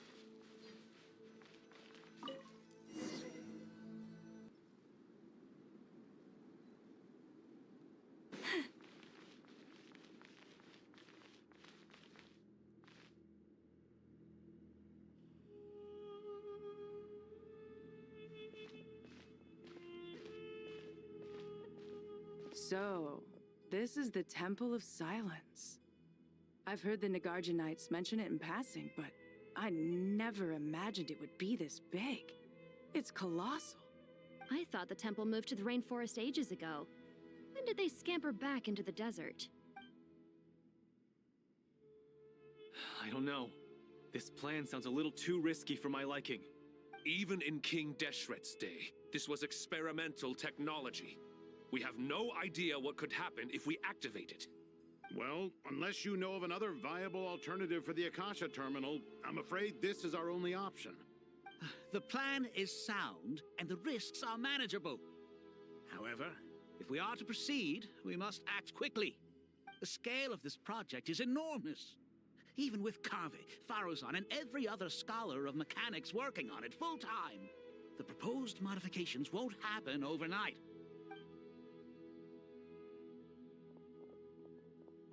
You're back. Everything all right?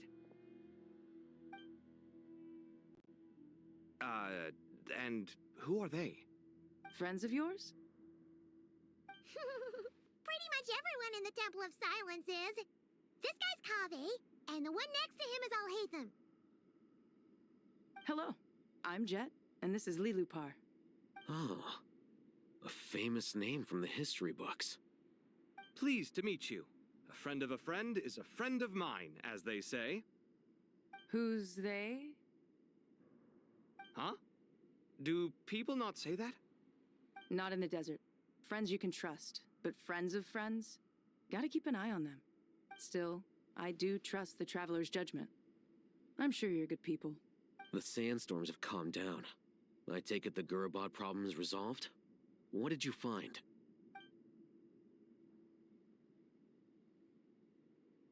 And after getting all smarmy with us, he trapped us there.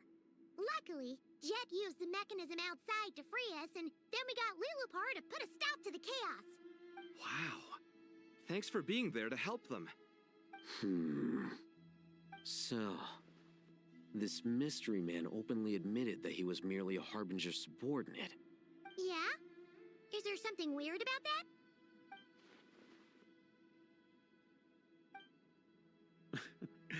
I assume you aren't naive enough to expect answers from an enemy. Well deduced. Our commander, Dottore, died in Nordcry.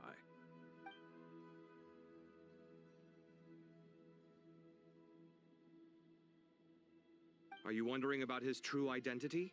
Or do you think there's a big conspiracy behind all this? I wouldn't go as far as to call it a conspiracy.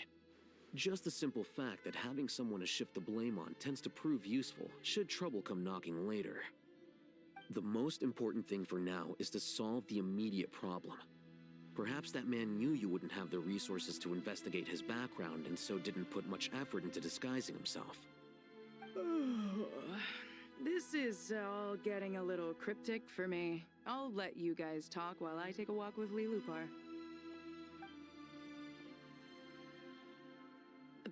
Jet? Aren't you with the Blazing Beasts? What a coincidence. Didn't expect to run into you here. We're mercs. You can run into us anywhere. Who's this with you? So, did you find the solution you were looking for in the Temple of Silence? You bet we did. This place is incredible. It has everything. So far, we've discussed a plan and verified its feasibility. Building a new system from scratch is out of the question. So our only option is to modify the Akasha using certain resources we hope to find in the mausoleum of King Deshret. According to certain sources in the Temple of Silence, there is a core device in King Deshret's mausoleum known as Aru. Little is known about this device in academic circles, which suggests it was hidden quite effectively. If these sources prove correct, the energy contained within Aru may be sufficient to power our Akasha renovation plan. However, This raises difficult questions regarding technological integration. The sages are still debating it. Yeah, but I'm sure they'll reach a compromise once they've argued it out. The people of the rainforest are always cautious when it comes to desert technology. But times of crisis like this leave us with little choice. Wait, Paimon has a question. Is this the same Aru we've heard of before? It's sealed off, right? Some sort of prison where the Goat King, Ibis King, and Crocodile King are locked up. Well remembered. Yes, that's exactly right. According to our records, Aru was the most brilliant creation King Deshret ever conceived of. Built by divine and mortal artisans working together. It was a miraculous accomplishment, and it lies hidden deep within the king's mausoleum to this day. That being said, what Aru actually does and why it was built, those are deep secrets we are not privy to. Until recently, I wouldn't have been optimistic that the place even exists. The only reason I'm inclined to believe it now is because we heard it from the Ibis King Thoth himself at his temple. The tale of how the 3 retainers of Al-Akhmar were imprisoned in Aru. Paimon totally gets that. When Paimon first heard about it, she thought it sounded pretty unbelievable too. Do you guys still remember that? The Ibis King told us they were trapped in Aru and that they had to answer 3 questions to get out. I think I remember. What causes our rise and fall? What obliterates love and hate? And what determines truth and falsehood? Those were the 3 questions, right? Yeah. Oh, if only Nefer were here. She's dealt with the Ibis King before, so she might know more. Oh, Nefer's a friend we met in Notcry. Notcry? Funny. She showed up here earlier. Huh? Yeah. Had another lady with her too. Both said they knew you. They contacted the sages, claiming they might be able to offer some assistance. Really? They came here to help out? Yes, really. It was just before you got back. One of them said she's made Nodcry her home. If she's the person you were talking about, then... Looks like betting on Aru was the right choice. See? They're right over there. Nicole! Nefer! Why, hello! We're here to help.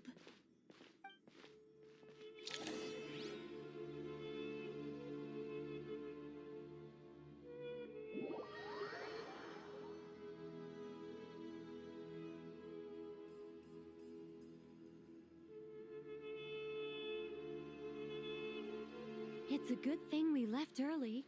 We almost got locked out. Locked out? What do you mean? Oh, you haven't heard? An invisible barrier has appeared around Sumeru's borders, cutting off all travel in and out. No one can leave and no one can enter. Sumeru has become a lonely island. Are the Fatui behind this too? Actually, no. This has nothing to do with them. I suspect it's a defense mechanism within Irminsul itself. Irminsul is the source of Teyvat's ley lines, after all, and Sumeru is the nation closest to it. I imagine this function was put in place to seal the entire region off in the event of serious damage, preventing the disaster from spreading to the rest of Teyvat. It may have been implemented long ago. But doesn't that mean that the people here won't be able to escape to other nations if the anomaly keeps spreading? Currently, that does appear to be the case, which is precisely why I am here. This is a critical moment for the world, and Sumeru is the eye of the storm. Paimon's surprised you managed to convince her to come back to Sumeru. Indeed. Even for someone of my wisdom and eloquence, this tested my skills to the limit. And why should it concern me that Sumeru's in trouble? Surely you don't think I still have feelings for that place? Judging by your tone, I suppose you don't. Sounds like you don't know much about my past. And here I thought you knew everything. All I know is that the Ibis King is the source of your power. He was quite a prominent moon envoy once upon a time, so I do know a thing or two about him. As for your past, I have ways to learn the full story if I wish to. But everyone has secrets they'd rather keep to themselves, wouldn't you say? I'm glad you see it that way, Miss Nicole. I've chosen to call Nodcry home, which is why I did my part in its hour of need. That doesn't mean world savings become a habit with me. I have no particular desire to play hero in Sumeru, thank you. I understand. Human emotions do not appear and disappear without cause. There is always a reason to be found behind both salvation and destruction. Still, if time has taught me anything, it's that human emotions are often complex and in conflict. That's why people change their minds about things all the time. But that's where we angels come in. Our duty, ultimately, is to guide people towards their deepest, truest desires and help bring them to fruition. So I wish to hear about your past, because I do not believe you are motivated by hatred alone. And if we still arrive at different conclusions in the end, that's okay. I refuse. Wait, what? But I set the atmosphere and everything. Isn't this supposed to be the moment when we finally open up to one another? Is it? Maybe I'm not so good at reading the atmosphere. You're right, Nicole. There's more to me than just hatred. Had it consumed me, I'd be left stuck in the past forever, never living in the present. But I don't think that your guidance can change my mind.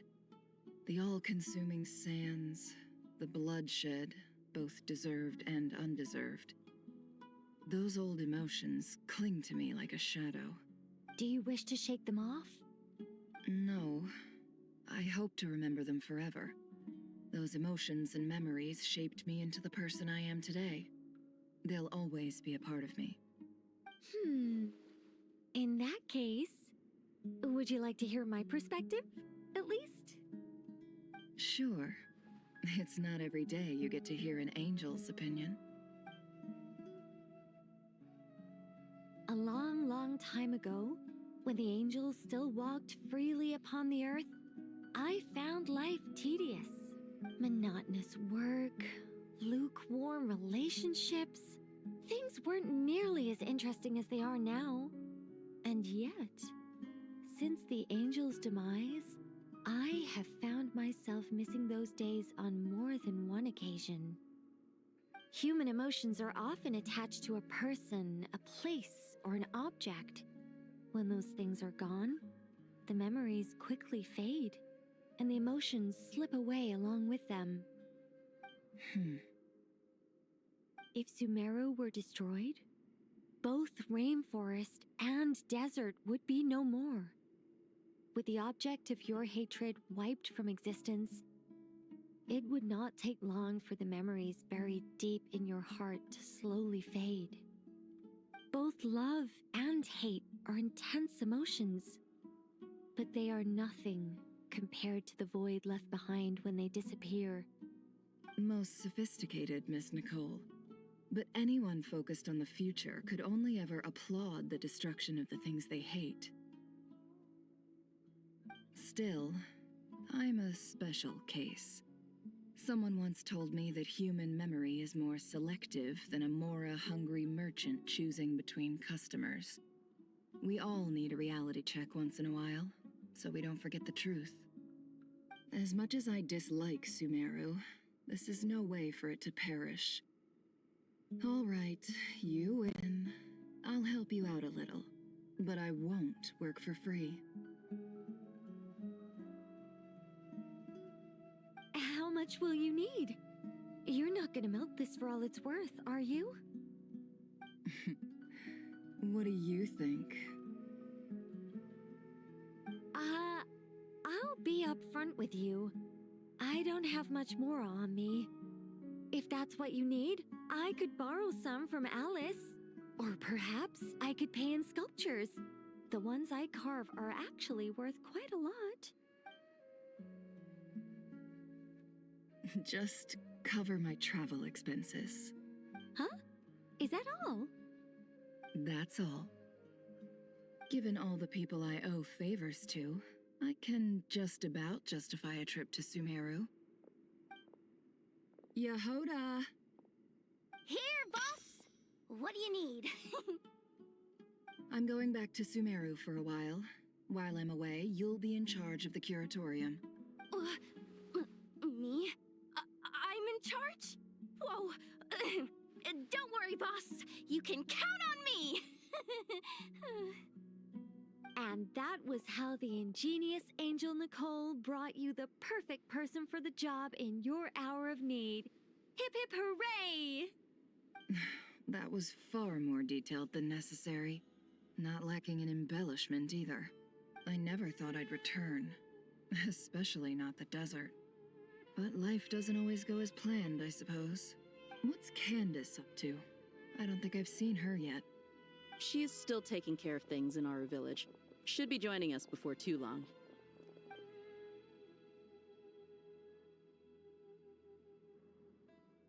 Oh, and sorry. Hope we're not interrupting anything.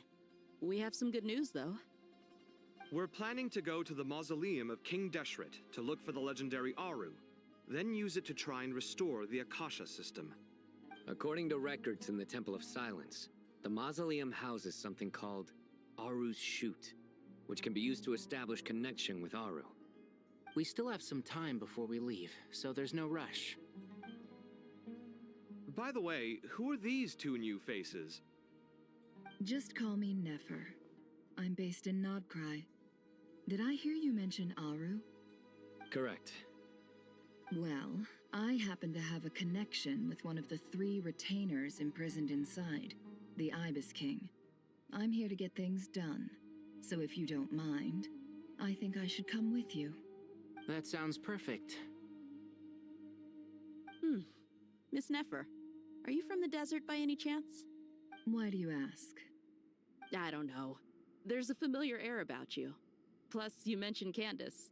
Sorry, I don't mean to pry. It was just a random thought. I'm Dia, an eremite mercenary. My work usually keeps me out in the desert. I'm on good terms with Dory, and she's mentioned you all before. It's nice to finally put faces to the names.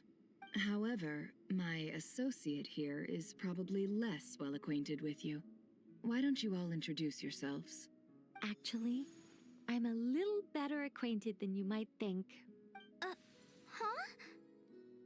Huh. Are my eyes playing tricks on me? It looked like you spoke without moving your mouth. Ventriloquism. I have heard tell of it before. What is it, Collei? It's you! You're the voice who's been speaking in my head, aren't you? You encouraged me to report my dreams to the Dendro Archon, and got me to recite that magic prayer. Mm-hmm.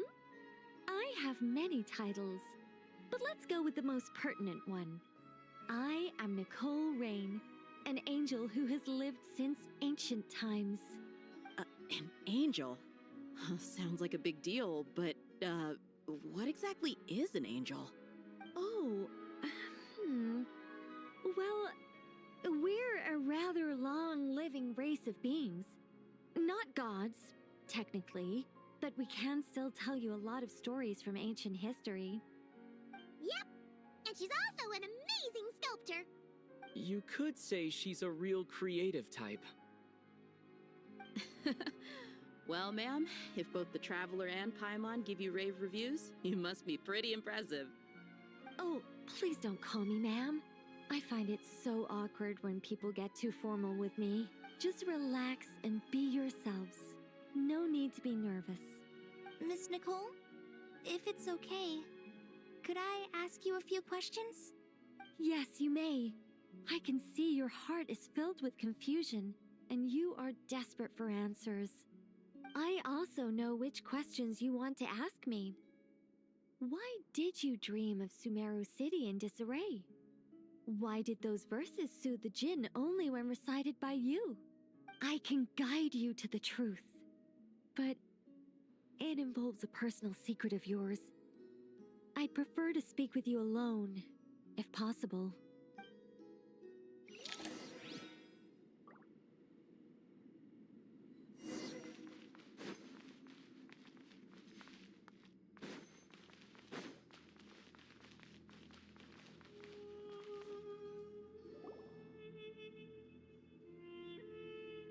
I thought we were going to speak alone. This is a lot more people than I was expecting. What's wrong with it? Even the doctors at Dar al-Shifa allow patients to be accompanied by family members. Well, if Collei doesn't mind her secret being revealed, I have no problem with it. Thanks for being so considerate, Miss Nicole. I don't know what secret you mean, but whatever it is, there's no need for me to hide it from my closest friends. Closest friends? It's so nice to hear that. All right.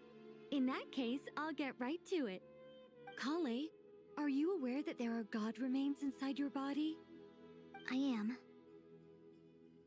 When I was young, I got sick with Elazar. Nothing could cure it. The Fatui convinced my mom and dad that they could help, and I was sent to an unfamiliar place. There were a lot of other kids just like me there. This creepy guy injected us with some strange medicine, which I heard contained god remains. I can still remember the pain like it was yesterday. But thanks to the friends who've stuck by me all this time, I've gradually been able to overcome those memories.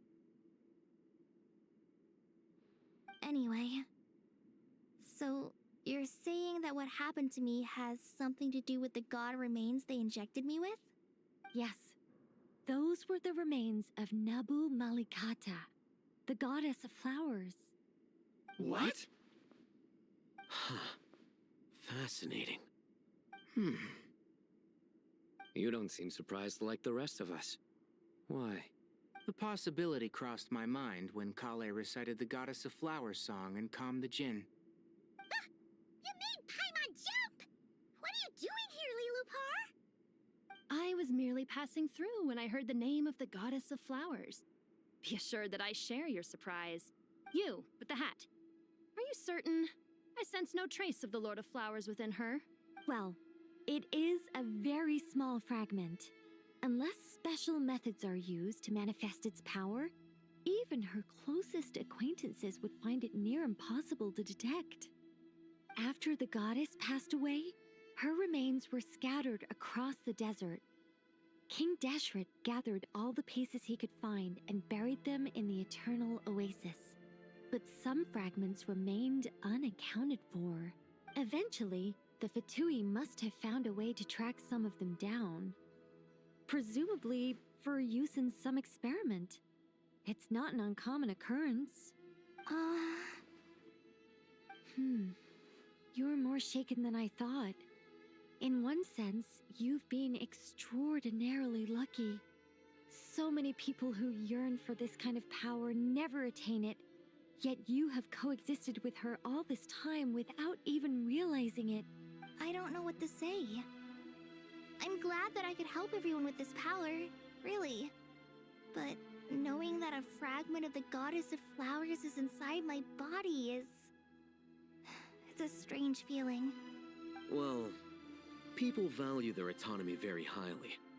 Even a well-intentioned intruder can shake one's sense of self. I understand how you feel, Collei. But once you get used to it, you'll find it's nothing to be concerned about. Huh. I guess you, of all people, have a good reason to speak on this. 2 good reasons, in fact. Incidentally, 3 is the maximum number of Hermanubis's Ba fragments that I could bear. Let me guess. Because 2's company, but 3's a crowd? Thanks for helping to explain the joke, Tighnari. Not my intention. Goddess preserve me. I should take my leave. This boy in his wolf's head hat speaks much too differently from the Hermanubis I remember.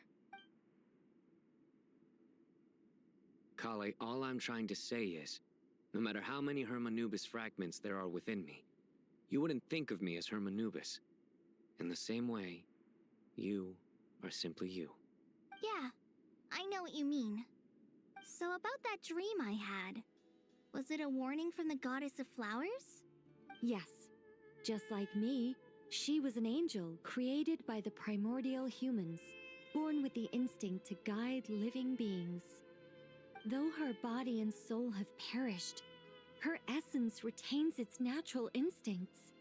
Even her smallest remaining fragments would do their utmost to send you that warning. The Mother of Dreams? Lord of Flowers and Oases?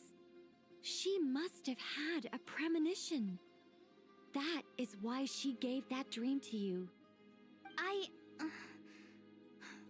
We won't let our efforts go to waste. But I still don't understand. Why me? Yes. Why indeed? You weren't the only one injected with god remains, but only in you have her fragments persisted. I suspect it may be because of the firm will you showed in the face of suffering.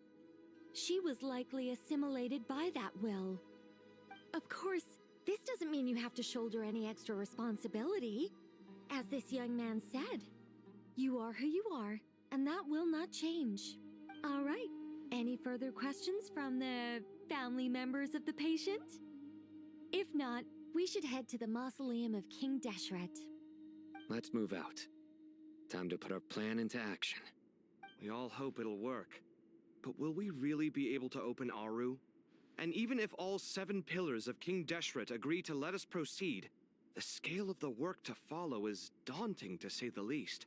Haven't you handled other big projects before? I mean, the biggest project I've worked on to date is probably the Palace of Alcazarzaray, I guess? But this is orders of magnitude beyond that. It's a total nightmare. Look on the bright side. At least this time you're actually here when Sumeru needs you most. You won't have to come asking me for details after the fact. Mock me all you want. But now that I'm here, things will be resolved far more quickly and smoothly than last time. Kave's self-doubt disappeared in an instant. Like magic. Well, this confidence is most gladdening. Now, go and pack your things. We'll head to the mausoleum as soon as you're ready.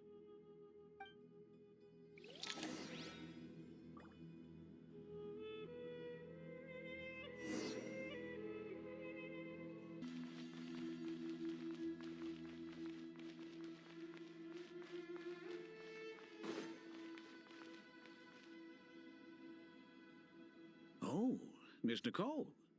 I heard you're a very talented sculptor. Is that true? Oh, I don't know. I wouldn't... Honestly, even though Ksharoar is best known for its focus on mechanics, plenty of Ksharoar scholars are quite serious about sculpting as a hobby. So if they rate your work, that's enough for us. We just have to take a look. Who's we? Myself and a few other scholars. Kashif, Daneshvar, come take a look. Oh, well, if you insist, I suppose there's no harm in showing you.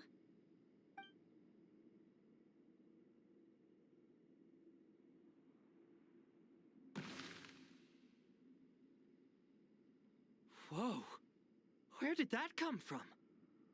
Look at the level of detail. It's so lifelike. The squirrel descends from the heavens like a champion, and the earth trembles beneath its feet. What do you think? Striking, isn't it? Kave? Kave, come here for a sec. Oh, and Madame Faruzan, didn't you used to study in our darshan? Come take a look. All right, but hang on a moment. I have to finish reviewing this proposal first.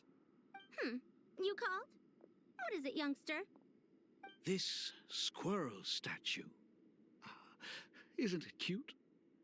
Oh, a squirrel. I wouldn't say cute per se. The realism is what stands out to me. Were you trying to carve a statue of a hero, young lady? Oh, a hero? I suppose so. Actually, I didn't really have a specific theme in mind. I just started working on it, and this is how it turned out. I see. Well, Do you tend to read novels about heroes in your spare time? As a matter of fact, I do quite enjoy those. Everyone loves a good tale of daring do, right? Then perhaps this statue represents the heroic tale you long to see deep down inside. Also on the subject of heroism, I feel that if the subject posed with a finger raised towards the heavens, it would lend a greater gravitas to the overall image. I'm sure some would call it cliché or old-fashioned, but not me. I think it would be a perfect fit. It has a certain classical beauty about it. Kaveh! Sorry, Madame Faruzan, I'm a little busy right now. Don't wait up for me. What a pity. That young man has excellent aesthetic tastes. I was hoping to ask him for his opinion. What a genius idea! Why didn't I think of that? Classical beauty is a great direction to explore. That's it. Once I get back, I'm going to sculpt a heroic squirrel pointing its finger towards the sky. Precisely. A declaration of victory. You understand my vision. Then place the two statues face to face. Yes! That's exactly what I was thinking. It'll be a masterpiece, Miss... I'm sorry, I didn't catch your name. Just call me Nicole. Madame Faruzan? Was it? What? Oh, no. That wouldn't be right. Why ever not? Madam is a state of mind cultivated from within. Anyone may call me Madam if they so desire. My dear Miss Nicole, once we make it through these trying times, should we have the pleasure of meeting again, I shall look forward to seeing your new work. In this day of age, it's rare to find people with an appreciation for classical aesthetics. Meeting you was truly a pleasant surprise. Honestly, I feel the same way. It's been a long time since I met anyone interested in this style of statue. Clearly, they don't call you Madam for nothing. Also, I have to say, you're a very good judge of character. Because when I think about it, I really am someone who likes stories about heroes. That must be why I've quietly kept watch over generation after generation of them. Sorry, keeping watch over heroes? What exactly do you do for a living? Oh, never mind that. Let's not tell Madame Faruzan about Miss Nicole's true identity for now. Good idea. Let's limit the conversation to aesthetics.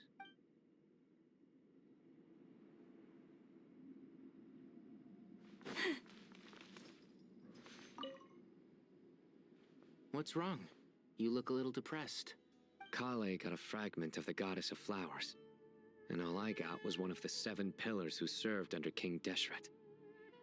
I lost out, didn't I? That's what you're upset about? You're such a child.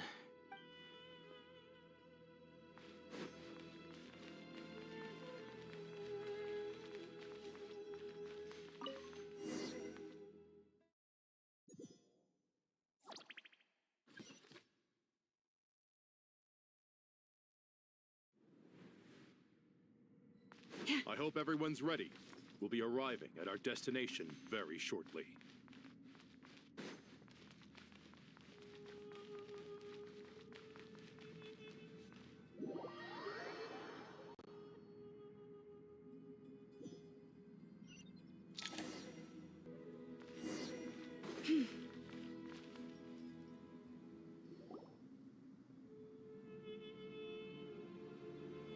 Why, we've not seen so many visitors ever, really. What is this place now, a tourist attraction? Closer inspection reveals many familiar faces. To what do we dusty old fellows owe the honor? Surely you're not just here to chat. You surmised correctly. We are here to carry out a rather enormous project. Ho, enormous, you say? How large, then? Larger than the gaping void in our lives? Why, you've even put a smile on Goatee and Krako's faces. All this activity is making for quite the special day. I know that laugh. Lilapar, what on earth are you doing here? Oh, this is hilarious. Turns out good things really do come to those who wait. As long as you stay alive long enough. When did you three get locked up in here? And still you act all high and mighty, putting on a show for the younglings. Truly hysterical. Why, you... Yes, I know. No need to shout. You're right, Lilupar. Goatee, Croco, and I all have the same problem. But didn't King Deshret seal you away? How did you break free, and how did you get in here? Who knows? Perhaps you can ask my master one day, should you ever get the chance. Behold, the executioners of old. Some have turned into fragments residing in human bodies, and others are imprisoned eternally, leaving not a single shard behind. It's almost tragic, watching lowly prisoners like you act all self-important. Curiosity gnaws at you, doesn't it? Your interest in the outside world threatens to burst you at the seams.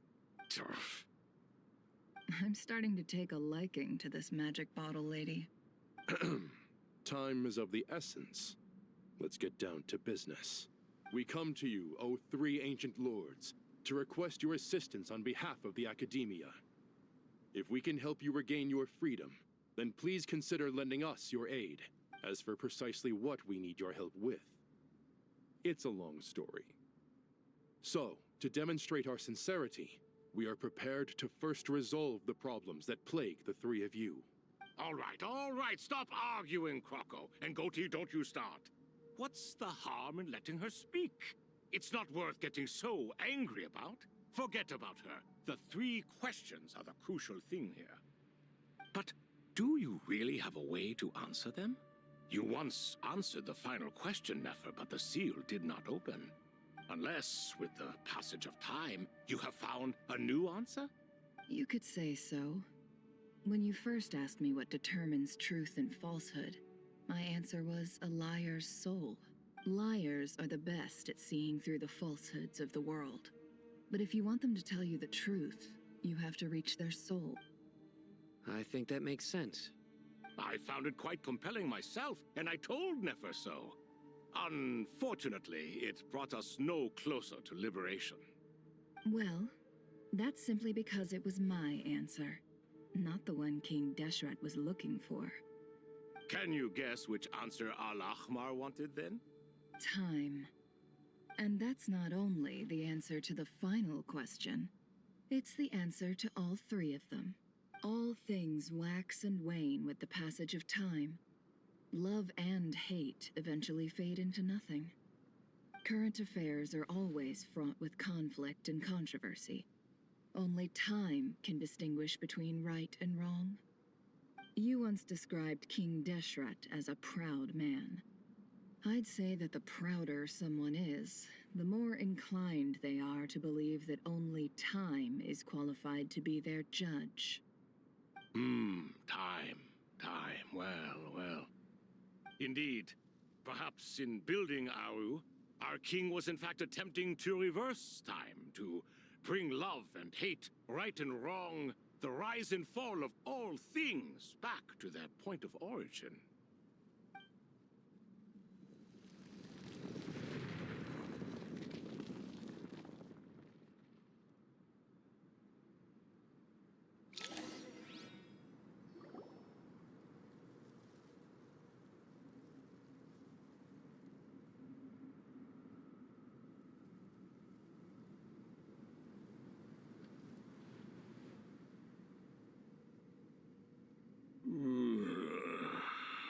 This is the most eventful day I have experienced in a long time.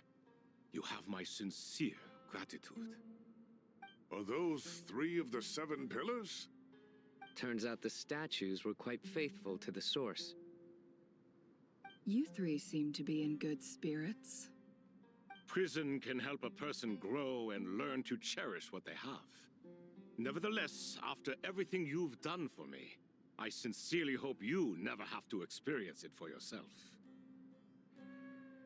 Hello, Nefer. It's good to see you, Thoth the Ibis King. Nice. Definitely puts my mind at ease, seeing you two getting along so well. Should we maybe introduce ourselves, or... Sure. I'm Sethos, the current leader of the Temple of Silence. This is General Mahamatra Sino, and this is the former Spantamot sage, Cyrus. But I'm guessing none of that means a whole lot to you. Everything is equally new to us, in truth. We've been gone from this mortal world for longer than you can imagine. Let's hold off on the introductions for now. We can always ask Nefer about you later. It'll give me something to talk about with my chosen disciple. You're like a helpless parent. Gods and people of yore are not necessarily welcome in today's world. Self-awareness is one of my finest qualities. I thought I ought to share its fruits with you two. Is that so? Well, I think we'll take it in stride, just as we did with the 3 questions. Let's not forget, it was my persistence that won you both your freedom. Fair point. I have to applaud your persistence.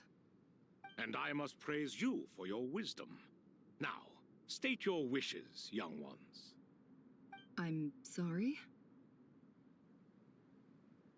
Why, your tremendous accomplishments deserve a reward, do they not? You must let us do something for you in return. General Mahamatra, what do you think? I won't beat around the bush. Sumeru is facing a crisis the likes of which have never been seen before, and we need your help.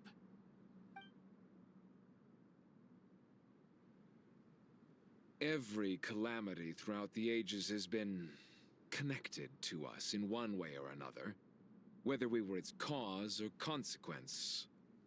Whatever is wrong with Irminsul, it severely affected the Dendro Archon. She fell into a coma, and is currently receiving treatment from the Dendro Dragon. The Dendro Dragon? I'm sorry, the Dendro Dragon is helping to heal the Dendro Archon? Not a pep, surely. Not vicious, cruel, a pep who possesses no virtues aside from her basic instincts. Ah, good heavens. Oh, I shudder to think what could have caused Lesser Lord Kusanali to suffer such a plight. Still, why would the Dendro Dragon lend you her aid? She has always held nothing but contempt for the Archons. I suppose she and Kusanali must have some history. You can help us make history, too. A smooth talker. Well said, lad. Currently, no one can connect to Irminsul. We hope that by opening up Aru and making some modifications to it, we can use its technology to our advantage. Unfortunately, Aru is an imperfect creation. King Deshret never managed to realize his full vision before his death. Much remains to be done if it is to be pitted against Irminsul itself. Besides, I hear your reasons, but to give Aru up over such would be... The archaeological records clearly indicate that although Aru's construction took a long time, it was not beyond human means to achieve. Modern technology should solve the efficiency issues. We have no choice but to go all in on this. This is by no means a threat. But the only reason we helped you escape from Aru was to gain the necessary leverage to negotiate with you. You asked us to state our wishes, and we have. Each one of us here needs your help, as do all the thousands of people living in Sumeru. They need you, and they need Aru. What do we think, my fellow old fogies? Shall we lend our support or not? Since you ask so nicely, naturally. Naturally what? Are you for or against? I simply mean we shall do what comes naturally. You claim that you wish to open Aru. Know you then that the golden slumber created by King Deshret is preserved within? We do. We understand the risks involved. In all likelihood, the mortal world will never again be able to replicate King Deshret's work. Never will there be another chance to come so close to creating a utopia. Knowing this, are you sure of your decision? We are sure. Before people can dream, they must first live. If your minds are made up, we shall summon our erstwhile colleagues to discuss this further. Saint Chesapank, Saint Bennu, once you surrendered to silence and were buried with King Deshret. But now, we invoke the right to awaken you with our voices.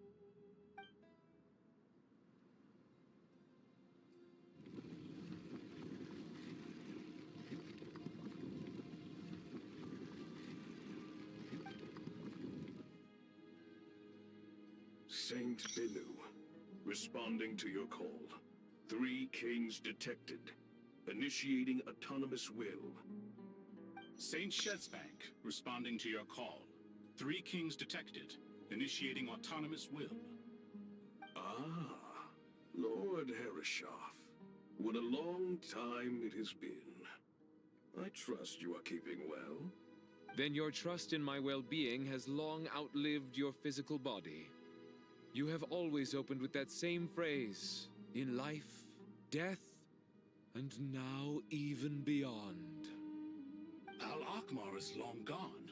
What is the reason for this meeting? You're awake? Good.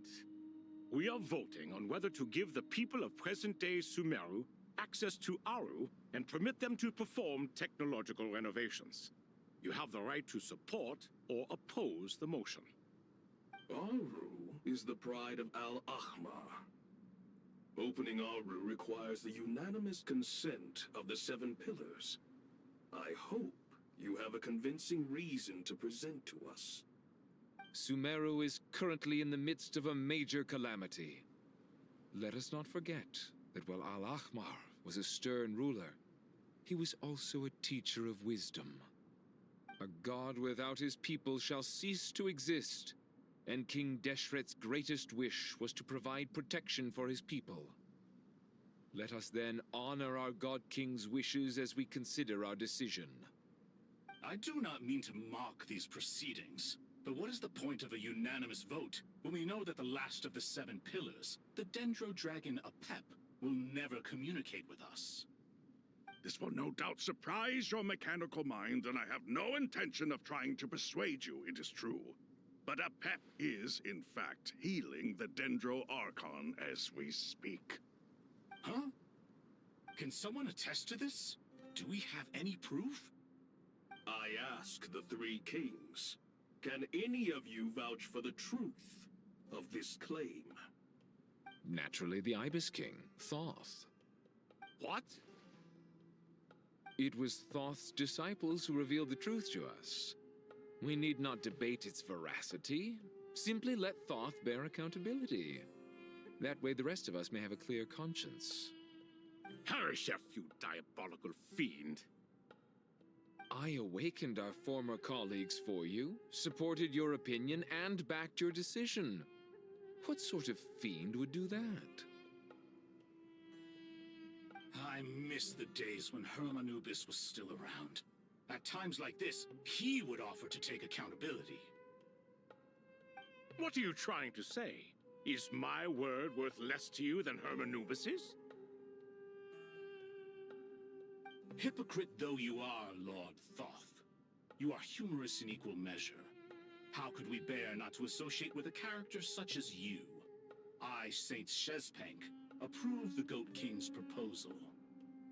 Since King Deshret is no more, we shall receive no reprimand for acting beyond our remit. Nevertheless, I sincerely hope that those before us understand the significance of what they intend to do.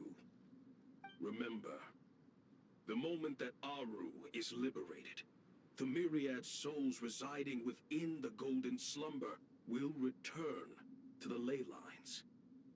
And once the ley lines flow again, these souls shall in turn be received by Irminsul. To take this step is to bring the perfect afterlife created by our king to a permanent end. We understand that well, and we have decided to proceed regardless. Furthermore, the contemporary human perspective would contend that confining souls in this way is no act of benevolence. The deceased have a right to rest in peace.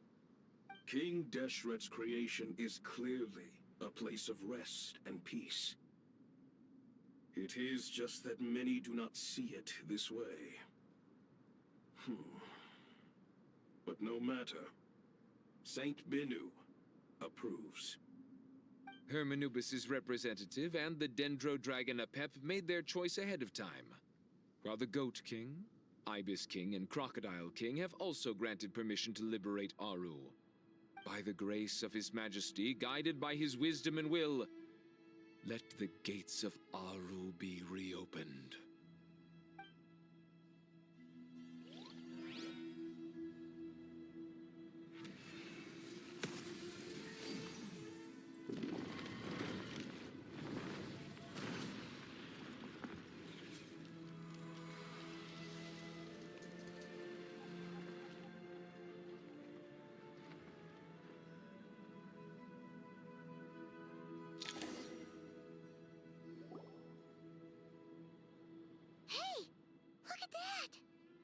What's this? Are we under attack?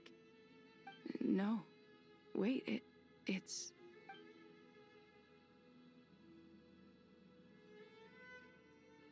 Here you are. Through the sands of time. I see you. Father. Father, is it really you? It's Jet's father, Jibril! That's right! He entered the Golden Slumber, didn't he?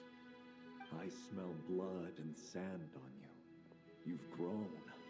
Strong as a wild beast, and without shedding a tear. You have to leave, don't you? Please, just answer me this. What should I do for you? This meeting is a blessing from the gods. My soul, once imprisoned along with that of Semail, is finally free. I am truly grateful for the chance to see you again. That the dead should meet the living is itself a miracle. One brief, precious moment is enough. Enough to set my heart at ease. Do not weep for me, Jet. I know you will accomplish many great things in your life. You will go further and climb higher than I ever did. All I ask is that you take good care of yourself.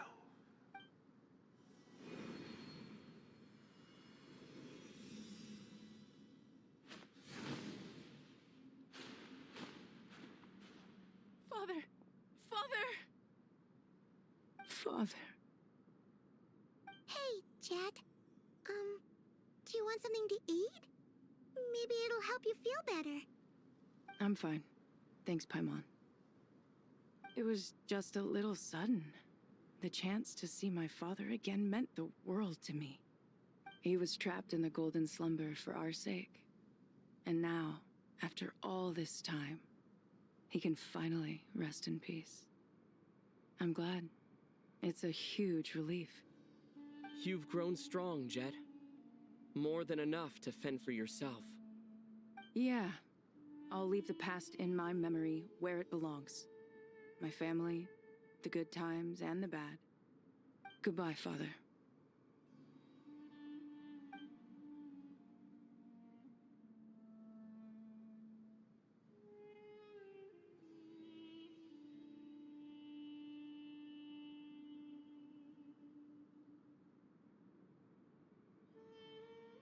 Ah, me, what a touching reunion that was. It seems we did a good deed today. We three retainers, once imprisoned for our iniquity, are surely the least qualified to judge whether this deed is good or bad. Either way, Aru is open. Now you have your opportunity, and with it, whatever trouble may ensue.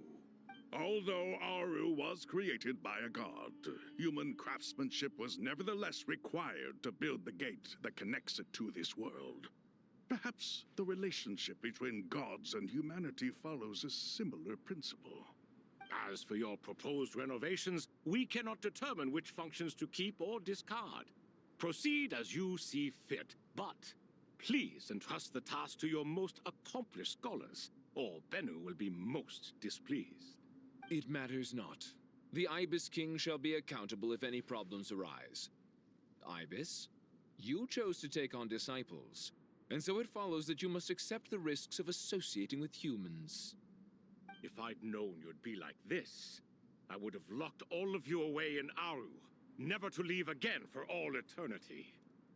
All of us? What does this have to do with me? Vilify me no further. Scholars, since you have liberated Aru, allow me to present you with a gift. Using Aru's power, we shall install a defense mechanism at our king's mausoleum. You must be guarded even against Irminsul itself. This shall afford you some convenience.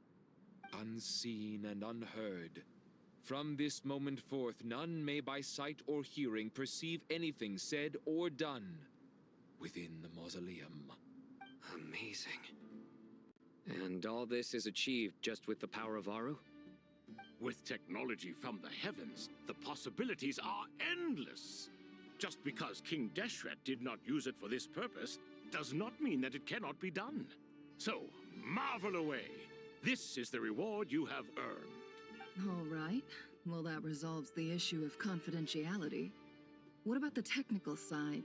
Do we have the manpower? Why, yes. I've already contacted them. They'll be here soon.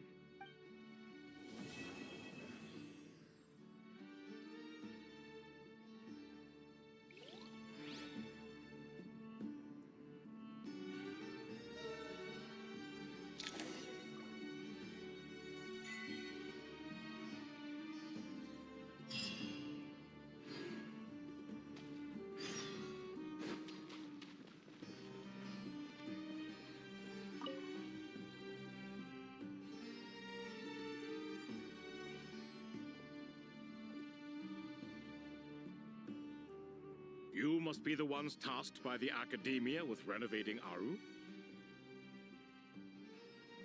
That's right. Good afternoon. I'm Kaveh, and these two are Termezi and Naisaburi. Hey, I'll hate them. Come and introduce yourself. We've met before. This is Thoth, the Ibis King, and everyone knows these two. Afternoon, gentlemen. I've only ever seen these two in murals. Ah, the paintings in the temple. They show us chatting, playing cards, playing chess. Precisely the activities we most enjoy, funnily enough. No, only you enjoy playing chess. We were just humoring you. I wouldn't go that far. Back to the matter at hand. A preliminary assessment by the Academia indicates that this project requires expertise in various disciplines, including the deciphering of ancient texts, mechanical engineering, the restoration of ancient ruins, and elemental theory. The most capable minds in their respective fields are here before you. If there are no objections, we'd like to begin our work. The artisans who built Aru for Al-Ahmar gave their very lives to create this splendid work. Follow their example by giving your utmost devotion to this project. I didn't know that. We'll do our best, of course, but we certainly won't be sacrificing our lives. Such brazen words. Humans these days are a far cry from their ancestors. What little respect you show for King Deshret. No, that's not what he meant. Please, don't mind him. He shares your sentiments, just not your, penchant for hyperbole. Assuming that's what you were going for? I just think it's important to manage expectations. Forgive my lack of courtesy, but we simply can't sacrifice our lives to the gods on completion of the project like people in the legends of old. Here's a first draft of the project proposal for your perusal. Please let us know if you have any requests. Normally, I'd have made it look a lot more visually appealing, but we were really pressed for time on this occasion. I hope you'll forgive me if it's a little rough around the edges. Naturally. If my fellow ministers deem this meager display of respect sufficient, I suppose I can consider agreeing to their proposal. Why are you so preoccupied with the ostentatious displays of respect to Al-Ahmar? We should be trying to make things easy for them. You never know. We might have to rely on these young people to look after us in our old age. Exactly. This is Aru's mainframe. Be reminded to use it with great caution. We certainly will. Thank you for your assistance. You may attempt to lay out punishment should you so desire, though I'm afraid it would be futile. You and I both know that certain components of Aru can only be operated by humans. King Deshret always believed in humanity. Still, the reason that Aru's modules are designed that way is not so much because he trusted them, but more because he was wary of you. Is that true? No wonder human artisans helped to build Aru then. He actually required human assistance to create his greatest work. Naturally. Have you noticed that the Goat King keeps giving superficial responses? It's like he's just going through the motions and leaving the real debate to his colleagues. He understands the art of perfunctory speech. That's what earned him his position as the Minister of Ministers. It seems the rumors about King Deshret being a poor judge of character are baseless after all. Excuse me for being blunt, but it sounds suspiciously like you're putting yourself on a pedestal and mocking me. You're mistaken. And while there's nothing strictly wrong with making every conversation about yourself, it's not exactly a positive tendency either. You? Whatever. I knew it'd be like this working with you. All right, let me past. I need to look at this console. It's your job to activate it after all. Let's begin. Everyone, please proceed with the external checks and preparations as per the procedures outlined in the engineering plan.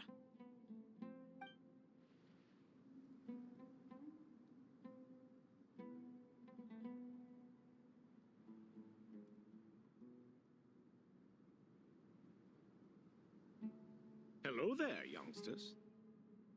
Whoa, the Ibis King came to life. What do you mean, came to life? I've been alive the whole time. You did say we could start our research, right? Are you having second thoughts now? I've reviewed the proposal. The work you're planning to carry out on this grand device is ambitious in its scope. You have ample confidence in your abilities, I take it? I wouldn't say I'm feeling hugely confident, but given how bad things are, I'd rather at least try something than sit around waiting to die. You are the top scholars of your day. I trust you are aware that there are countless links between Aru and the Akasha? Aru and the Akasha? But...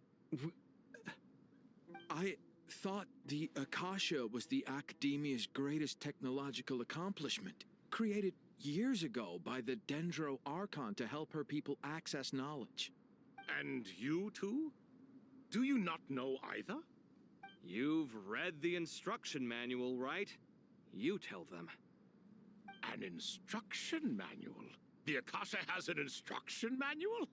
The Dendro Archon is a kind and thoughtful god indeed. It used to sit on a shelf in the corner at the House of Dana. Not the most popular read. If the manual is to be believed, Aru was in fact the original inspiration for the Akasha system. What? But there are so few records about Aru anywhere.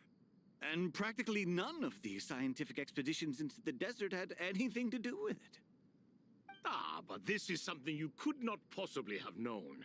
You may have heard many stories about the desert, but what is the most important aspect of history? Consider this a quiz. Anyone from Vahumana present? I'm from Vahumana. It's, well, veracity. Precisely. And a large part of veracity is the chronological order in which events occur. I may as well tell you. In the beginning, Nabu Malikata, the goddess of flowers, descended upon Sumeru. The glory of the heaven was within her. She brought life, oases, and knowledge to this land. Then she created the Jinn, enlightened them, and ordered them to serve her. 2 other gods also walked upon this land where wisdom flowed in abundance, and the 3 met beneath the great green trees. It was the first and greatest alliance. We should speak with reverence of this covenant between the 3, which transcended both time and life. For they promised that in Sumeru, wisdom would be shared with all. All the great changes in Sumeru's history began with the goddess of flowers. For King Deshret's sake, she pried into the secrets of Celestia, and for this was burned to ashes by the flames of wrath. So grieved was King Deshret by her passing that he lost all interest in state affairs and devoted himself instead to the knowledge that she had brought back. It was after learning of the technology from that floating island in the sky that he first conceived of Aru. And so, the Akasha was inspired by Aru, while the basis for Aru itself came from Celestia's technology. Well, if the 2 share a common technological origin, then connecting one system to the other is an entirely feasible idea. Unbelievable. Have you no reverence at all for celestial technology? No, I do, but there's no time for that. The schedule is too tight. Blame it on the deadline. Perhaps you could try coming up with our cutoff dates. You know what it's like having to turn around 5 different drafts in one day? I wouldn't wish it on my worst enemy. Yeah, also, Sir Ibis, King, you don't plan on getting directly involved at all, do you? Yes, well, you strike us more as having come to give a popular science lecture. Or, wait, does this count as more of a first-hand witness statement? Neither. Anyway, this sounds like far too much work for me. Still, if Aru is so powerful, why didn't King Deshret use it for more ambitious ends? Because it was never fully completed. King Deshret had grand plans, but he perished before they could come to fruition. In the beginning, his wish was to create something that could rival the very world itself. The Lord of Flowers sacrificed everything for that ambition. What he desired, she bestowed, and thus was knowledge brought into the world. Her courage and sacrifice had to be honored with the most splendid of monuments, or King Deshret would surely have deemed it a grave injustice. And that monument, built from knowledge and technology, etched with a sacrificial and courageous love, even in its unfinished form, it deserves to be treasured. At that time, King Deshret said the following to the Lord of Dendro. Since we share an eternal covenant, I shall never be your enemy. Hence, the fruit of wisdom from the heavens is not to be devoured. Remember, it is not that I lack the power to become the enemy of wisdom. Yet you and she have taught me much and shown me kindness. For this, I cherish you both. In the end, Aru was only used to store a portion of the souls. It was but a primitive form of the masterwork the king had envisaged. His final hope for Aru was to return to the past, when she yet lived. So the point you're making is, King Deshret was both powerful and ambitious, and he only ceased his imperious ways out of affection for the Goddess of Flowers and the Dendro Archon. You could see this as an act of mercy, but you could also see it as the sentiments that lay between these 3 gods placing constraints on him. This was, after all, the foundation of the alliance between them. This explains why Aru was both a prison and a monument, and why the answer to the 3 questions was time.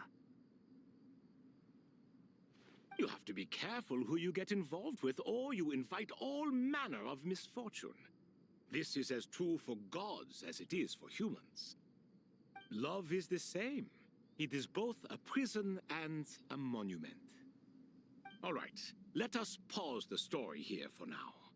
Seeing as you've been so diligent, I'll offer a little help. Who's in charge again? Is it you two? Ah, yes, me and him. Now then, close your eyes.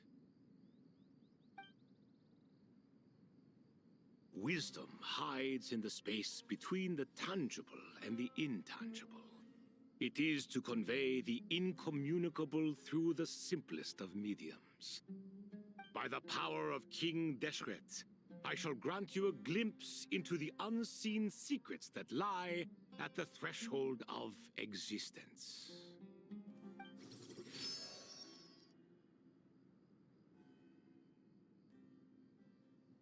Where did this come from? Is it a new mechanism? It looks more like some form of externalized information. You've rendered it visible? Just as the Akasha allows you to access a greater range of knowledge, the power of our king permits one to perceive ingenuities that do not belong to this world. This is no ordinary mechanism. It reflects the internal structure of Aru. Whether you choose to increase or decrease, keep or discard. Come, use these to achieve the outcome you desire. Looks mechanical to me. Better let me handle it, just in case. But wait, how do I get up there? Turn around. So that's where the elevator is.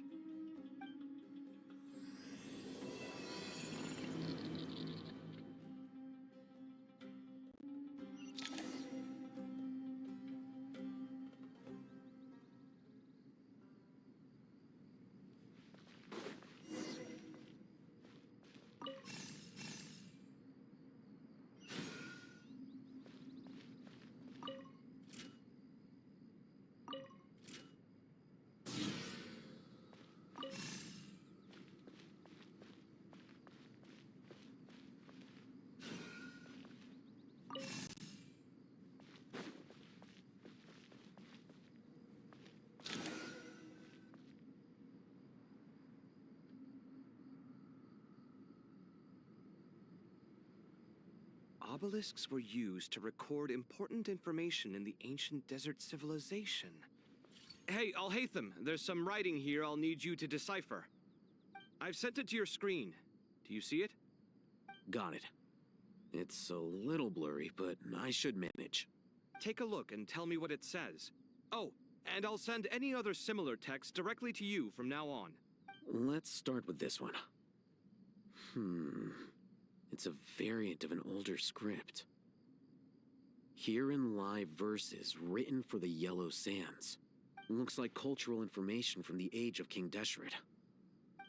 If so, I suggest you delete it. Words thrown together merely for fun. I had no idea Aru kept a record of this. Well, as long as you're certain that this is strictly private information, that's fine. It is unimportant. All right, well, I guess I'll start now.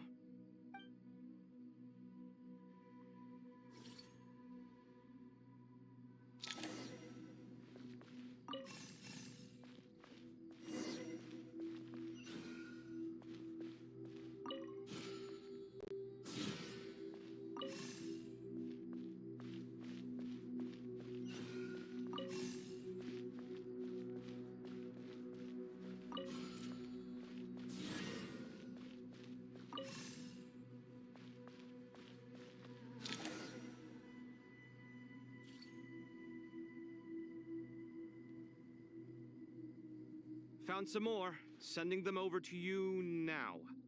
These are all reports about the Gurubad conflict. Can we delete them? I'd say so. Most of this information has already been archived anyway. What if there are details in there that Vahumana missed?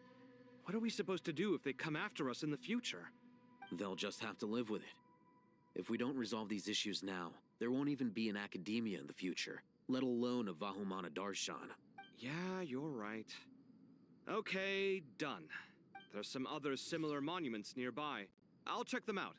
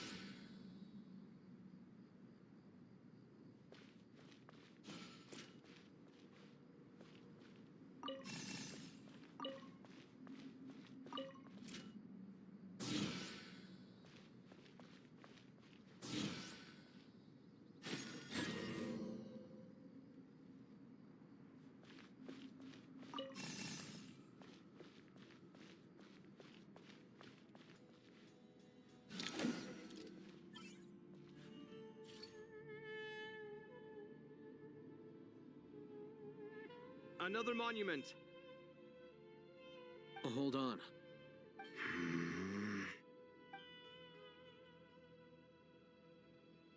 You're still reading it? How long is it? It records the development and governance of the Oasis civilization. Most of it concerns the Jinn, but it also contains records left by the artisans who built Aru. Is it important? Some of it.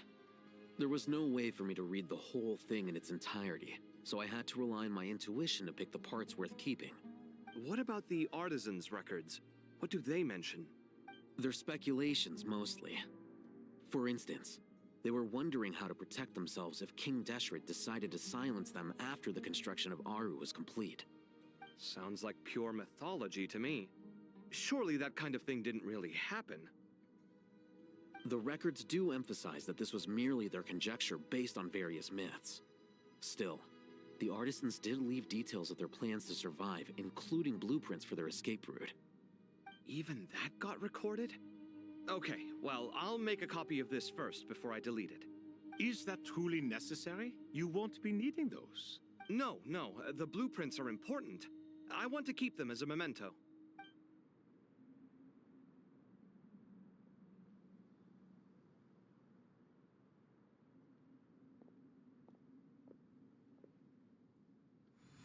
I think that should just about do it. It meets the requirements of the contingency plans, so we should be good. I gotta say, it's the strangest feeling. This cross between reality and the intangible. It's like drifting between life and death. Or in and out of a dream. Using my own hands to manipulate illusions that are forever out of reach. Chasing dreams in the most literal sense. Definitely a novel experience. What happens if my spirit just floats away? That won't happen. Anyway, I wouldn't celebrate just yet if I were you. There's likely to be a phase 2 of this project. All right. I'd better keep my wits about me then.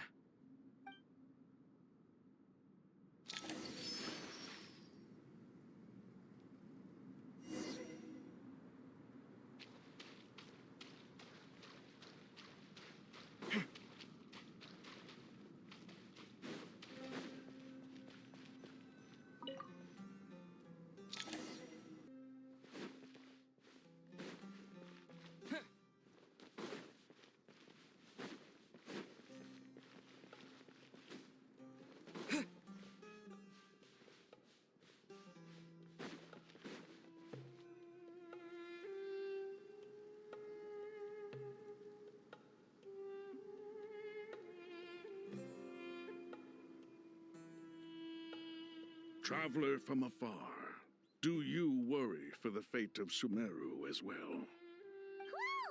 It's Sobek the Crocodile King! Greetings, Crocodile King. Please be at ease. I'm just here to chat with you about Lesser Lord Kusanali. Sounds like you really care about her. Yes, although to be exact, it is a mixture of both concern and curiosity that I feel. Speaking of Nihida, Paimon was wondering how she's doing. Wait a moment. What is it? I tried calling out to a pep, but there was no response. This can only mean that she is focusing all her energy on taking care of Lesser Lord Kusanali. All the gods who served King Deshret seemed super surprised to hear that a pep agreed to help Nihida. Guessing she made a bad impression on you or something. Are you aware of the history between her and our king? Then you are learned indeed. I'm glad to know that Sumeru has the support of someone like you. At the end of his life, King Deshret tricked the Dendro Dragon into swallowing him whole, leaving her to bear the torment of his sins. The Dendro Dragon despised King Deshret, yet he outwitted her. Rather than bringing disaster to the land, he chose to deceive her and thereby ensure his annihilation. An act that surely displays his love for humanity. The Dendro Dragon stands for the glory of a bygone era. She hated Al-Ahmar and what he represented. All the gods, all the power they wielded. And so, her willingness to help the Dendro Archon through this crisis comes as a great surprise indeed. It makes one wonder whether, perhaps, the Dendro Archon assisted her in the past. Yep, Nahida did her a huge favor.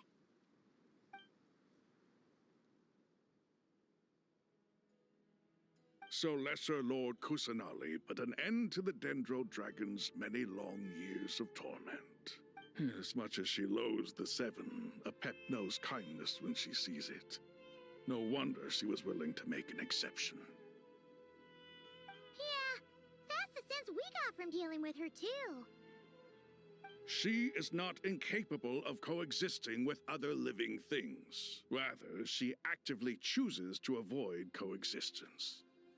And this despite the fact that she symbolizes life itself. How ironic. All of this being said, I wouldn't expect too much from her if I were you. Nothing will change her hatred towards humanity and gods. We'll keep that in mind. Anyway, how much longer do you think Nahida needs to stay with Apep? For all we know, the Fatui might still be in the desert. Just to be on the safe side, why don't we grab anyone who isn't busy right now and go look for her? I'm alright, Paimon. Huh? Was that Nahida's voice? It seems the treatment was effective. Since when do my deeds require your evaluation? Ah! Here will do just fine. I had no intention of taking you any further. One ought not expect greater generosity than they have earned. You always hide your kindness away like an oasis within a sandstorm. Only those who make it through the swirling winds can know just how beautiful that oasis is, and how much hope it brings. You dare appraise my being? No, I'm expressing my gratitude. I want to thank you for sharing your precious life force with me.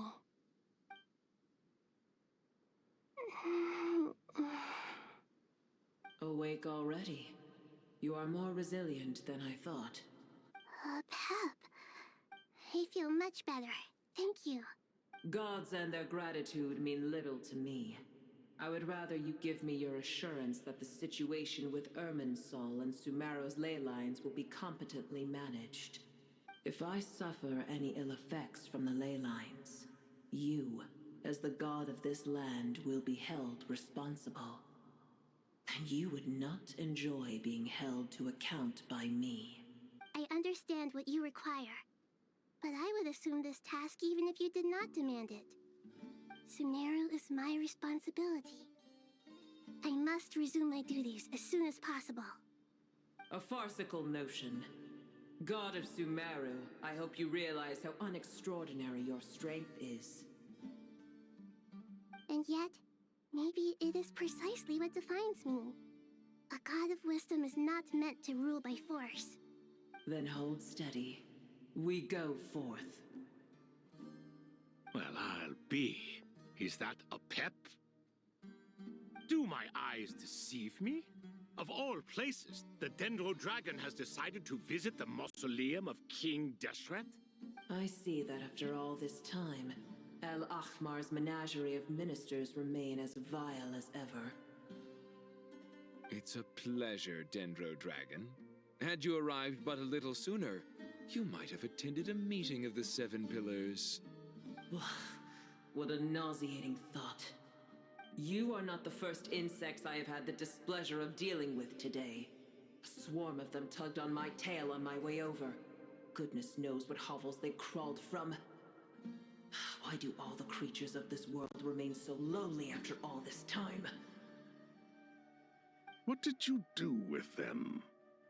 I cast them away. What would you have me do? Keep them as trinkets? Boer, this is where we shall part ways. To be clear, I do not wish to see you or anyone else here ever again, unless absolutely necessary. Then wish you peace as you return to your dwelling place.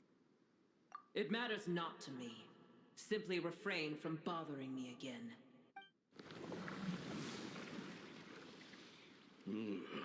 A force to be reckoned with. At times like this, I feel glad that she has no interest in any of this. Hold on, just hold on, okay? We're almost there. We made it. Huh? Wait, that voice. It's... Uh-oh, I'm gonna fall.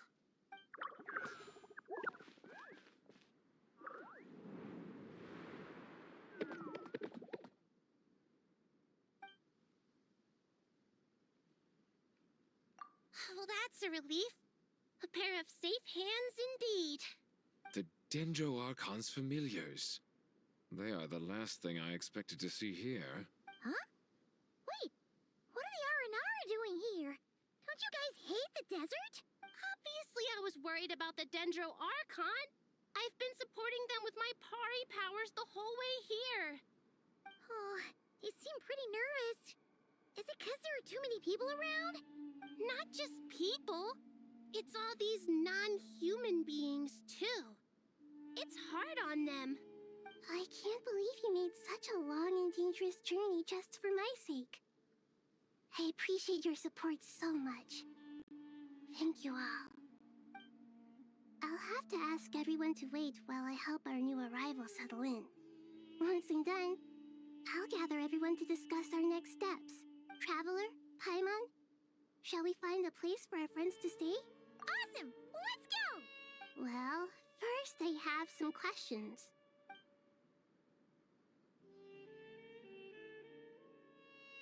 Okay, I think that covers everything. Thank you. We can get going now.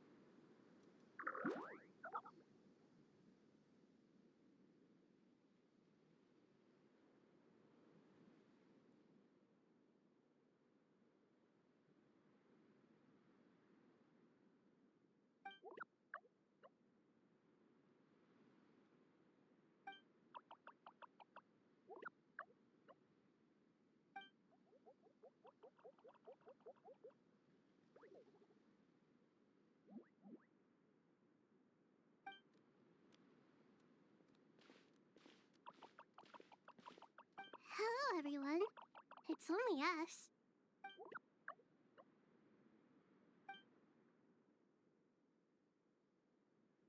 It must be very tough for you coming all the way out here, especially since you don't like the Voluka. Is everyone back in Vanarana doing well?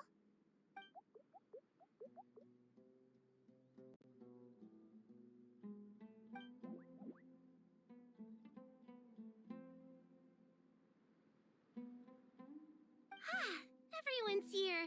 Good. Are you okay? You look like you were about to pass out back there.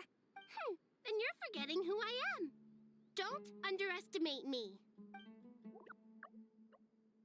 Red Oh, excuse me! Are you comparing me to Paimon? I suppose everyone is gathered here because of me.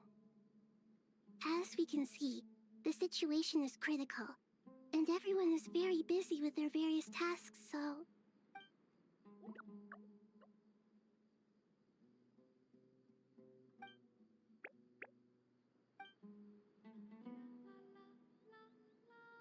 I can't thank you enough.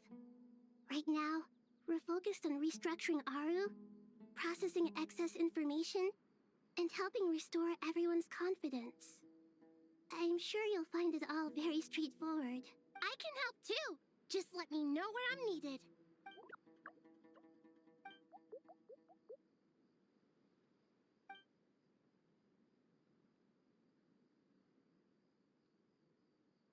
Up to no good.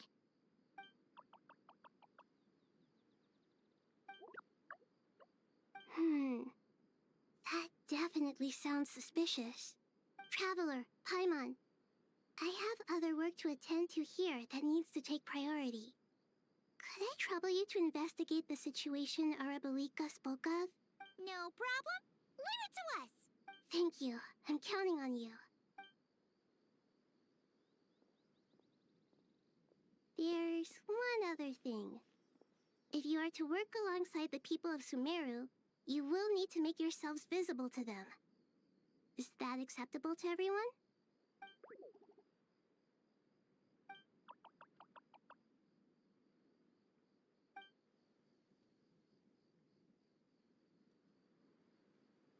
There's nothing to fear.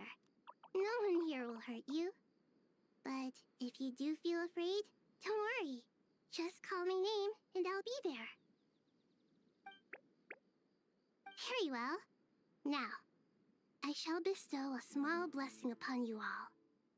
Whenever people see you and interact with you, from the moment their gaze meets yours, they will experience the most beautiful of dreams.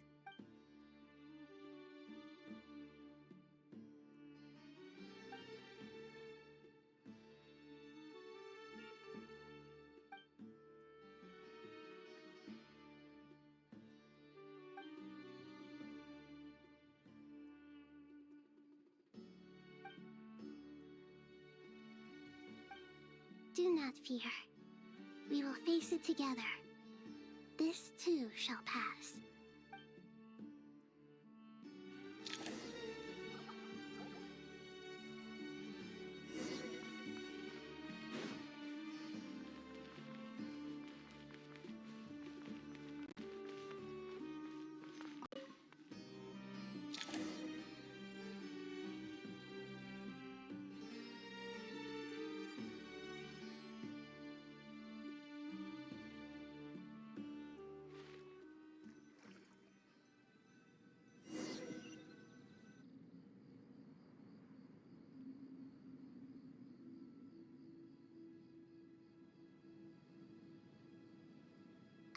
Everyone's here. Wonderful. Dendro Archon, you're back. Are you recovering all right? You mustn't push yourself too hard. I'm doing very well. Thank you for your concern. I see. Using the power of Aru to reboot the Akasha and gain access to Irminsul. It's a sound plan, although I regret to be the bearer of bad news.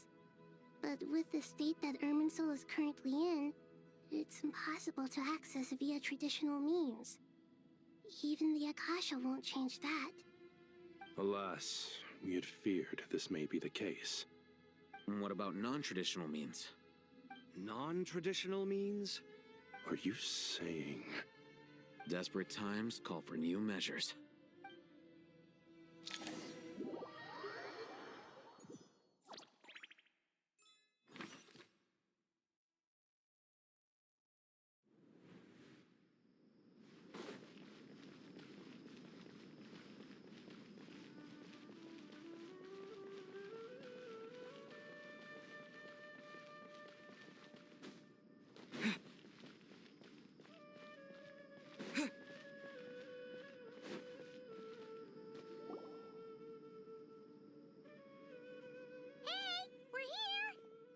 Ah, it's you. Is there a situation? The Aranara have good intuition when it comes to people. In other words, there may well be a traitor among us. Given everything that's going on, I'd be more surprised if there wasn't. Miss Nefer, as a professional intelligence broker, I trust you have a solution? Not one that I'm willing to volunteer. What's in it for me? Let's say I'll treat this as a pilot project aimed at expanding your intelligence operations. Whatever business you're in, an avenue to demonstrate your abilities could never hurt. I like the sound of that. Glad we're on the same page. Given that you rarely set foot in Sumeru, practically no one at Caravan Rebot knows who you are. I take it you've read the files on everyone in the area? Yes. I also skimmed the list of evacuees, and am more or less up to date on where everyone stands. Any initial suspects? Limiting the scopes to males whose recent activity could be viewed as suspicious. I've identified 3 names. The Aranara saw 2 people talking, but currently we only have 1 suspect. The other person was probably just a messenger, and in all likelihood has already left Caravan Rebot. Everyone is heading for the desert per the evacuation order. Anyone willing to turn back at this stage is almost certainly with the Fatui. There's no way it was a spur-of-the-moment decision to act at a time like this. This spy must have been planted long ago. We need to smoke him out from wherever he's hiding. Sounds like you have the beginnings of a plan.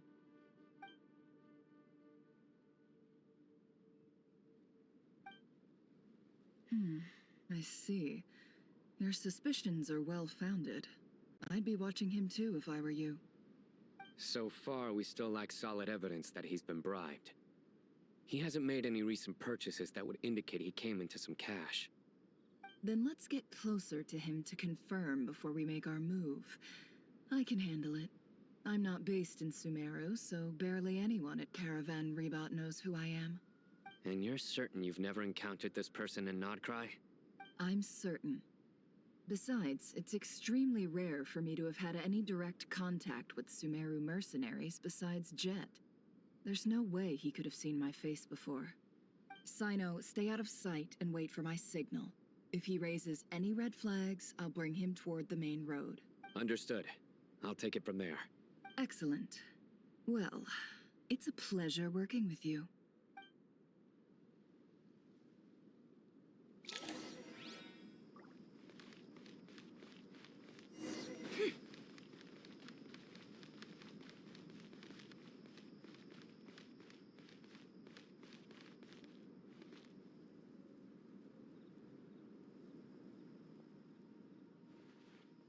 Darker skin, scars, frequents the desert and has ample combat experience.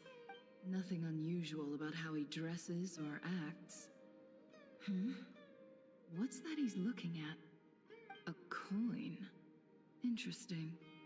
Could that be how his contact paid him? Conveniently discreet for someone trying to hide any unexplained income. And yet it could be highly valuable. Sorry to bother you. Has everyone here already left? I don't suppose you happen to see a lady wearing a hat? Ma'am, what are you doing in Caravan Rebot all by yourself? The main group evacuated some time ago. Didn't you pass them on the road? My friend and I lost some of our cargo along the way. I didn't want to miss out on potential business, so I told her to go on ahead and meet the client while I retraced our steps. I didn't think it would be so late by the time I found it. And then there was a terrible sandstorm. I guess I must have taken a wrong turn, because I didn't see any large groups on my way here. Forgive me for asking, but just to be on the safe side, could you describe this friend of yours? Sure.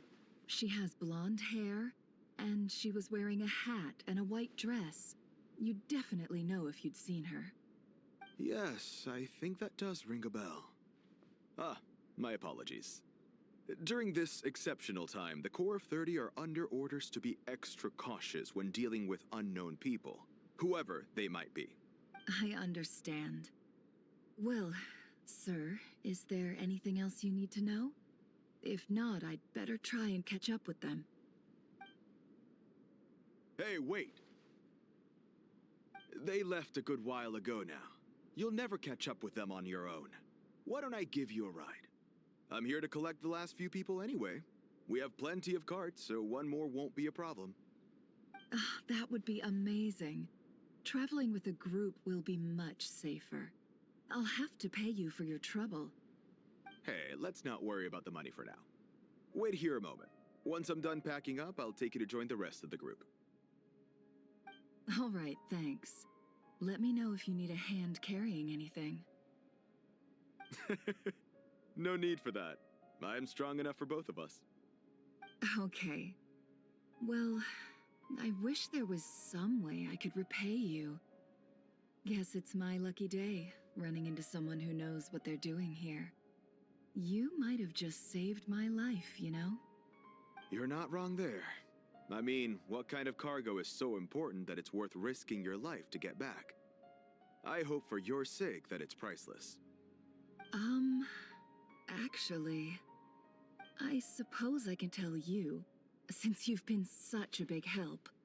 But be sure to keep it to yourself, or we could both be in big trouble. Oh, really? Sounds mysterious. We're in the antiques business. You understand? Some of our goods aren't acquired through the most legitimate means.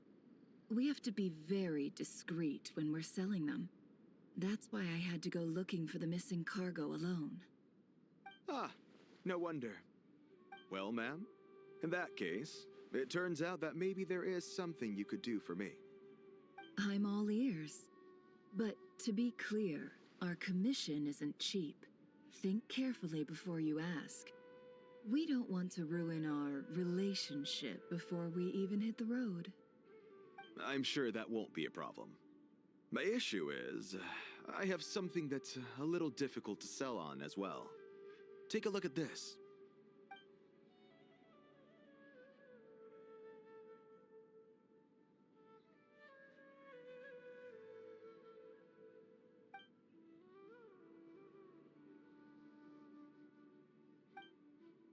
Pure gold. That's quite something. How'd you come across it? Dig it out of some ancient tomb? If you look hard enough, there are many treasures to be found in the mausoleum of King Deshret. It has no distinct Snezhnayan markings. That'll be why he's going with that story. And he clearly doesn't want to arouse suspicion, so he's on the lookout for an opportunity to make a quiet trade. Surely you have an existing business partner. Won't they take it off your hands? I hope I won't be attracting the wrath of my competitors by helping you sell this. The shop I used to work with is having cash flow issues at the moment after losing some money. I'm under enough pressure as it is without having to deal with them. On the off chance anything went wrong, I'd never get my money back. I understand. Gold is the last thing that traders with cash flow problems want to see. Well, in that case, I think we can work something out. As it happens, I'm just about done packing. Shall we make a move? Sure. Let's walk and talk. This evacuation was a huge operation. They needed a few people to stay behind and tie up loose ends. And I ended up being one of them. You're lucky you ran into us in time. I certainly am. I don't know how this happened. One thing led to another, and look how it ended up. I just hope our client does.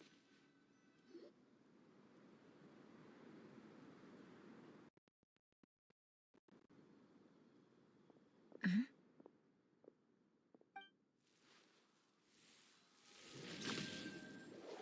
Hands where I can see them. General Mahamatra! No, wait! What are you doing? This is the coin? Good. Sadly, you won't have the chance to spend it. Nicely done. Looks like Sumeru's Matra are a well-oiled machine nowadays. Unmarked gold coins are quite difficult to trace. Thanks to you, we have secured the evidence. Here's what's gonna happen.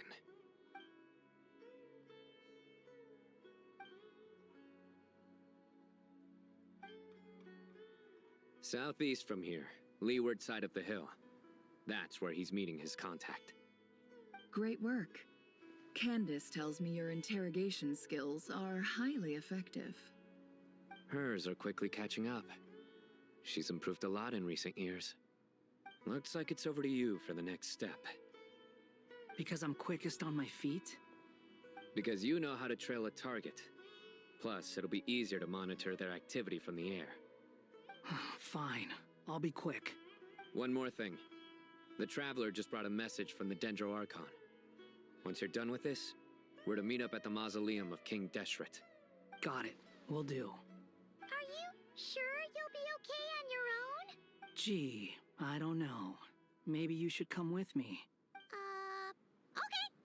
Then Paimon's coming with you. Really? You do know this is a stealth operation, right? Meaning, you have to be quiet? Paimon, are you sure about this? Well, Paimon at least wants to give it a shot. Like everyone says, if you never try, you'll never know. Besides, being the best guide into that has to count for something. This should be a piece of cake. Fine. Join me if you want. But be warned. If anything goes wrong, I'll have to gag you and shove you into a bush. No need! Paimon will be super careful. Promise! Good. Then what are we waiting for? Let's go. Ah! Coming!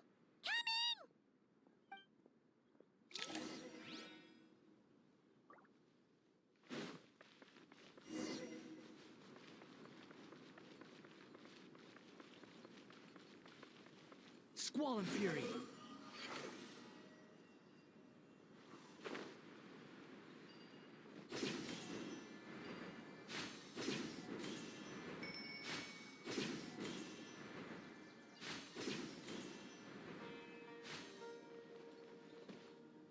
Behold!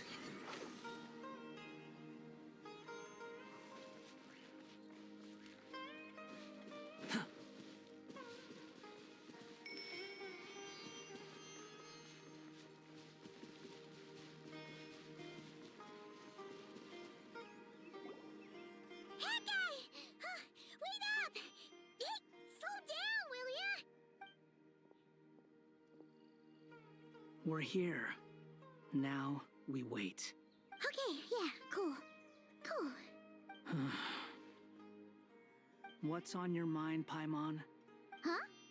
Oh, nothing? I thought all you cared about besides being a guide was food and sleep. Why the sudden urge to go on a dangerous mission? What's that supposed to mean? Paimon's been on plenty of dangerous missions before. But never on your own. You hardly ever leave the Traveler's side. Just saying. I'm kind of at loose ends right now. So if you did want to share, I suppose I'd have to listen. If not, suit yourself. Makes no difference to me. That guy? Do you think Paimon is useless? What? Where's that coming from? When we were in Notcry, Paimon suddenly realized something. Even though Paimon's with the Traveler every single day, whenever we face real danger, she can't do anything to help. Paimon doesn't get like this very often. She just got really scared when the Traveler got kidnapped that time. What if he never came back? What would Paimon do then? And the more Paimon thought about it, the more useless she felt. But Paimon doesn't want to be a burden. Paimon wants to be a friend who's actually useful. Does that make any sense? You know, that feeling of just being completely useless and... Paimon probably sounds so ridiculous right now. You asked the right person. Boy, do I know that feeling. Oh, that guy. I'm not gonna try and encourage you. What I will say is this. When you start doubting yourself, you have two choices. Give up or change. You have to make the decision to move forward. Otherwise, no amount of consultation from other people is gonna help you. So ask yourself, what do you want? To get stronger? To learn more? Whatever it is, go do it. You won't have any regrets if you can at least say that you tried. All right. Something's not right. Shouldn't they be here by now?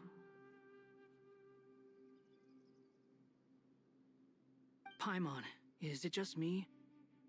Or is it a little too quiet around here? Should Paimon take a look? We'll give it another hour. If nothing happens, we head back. Okay.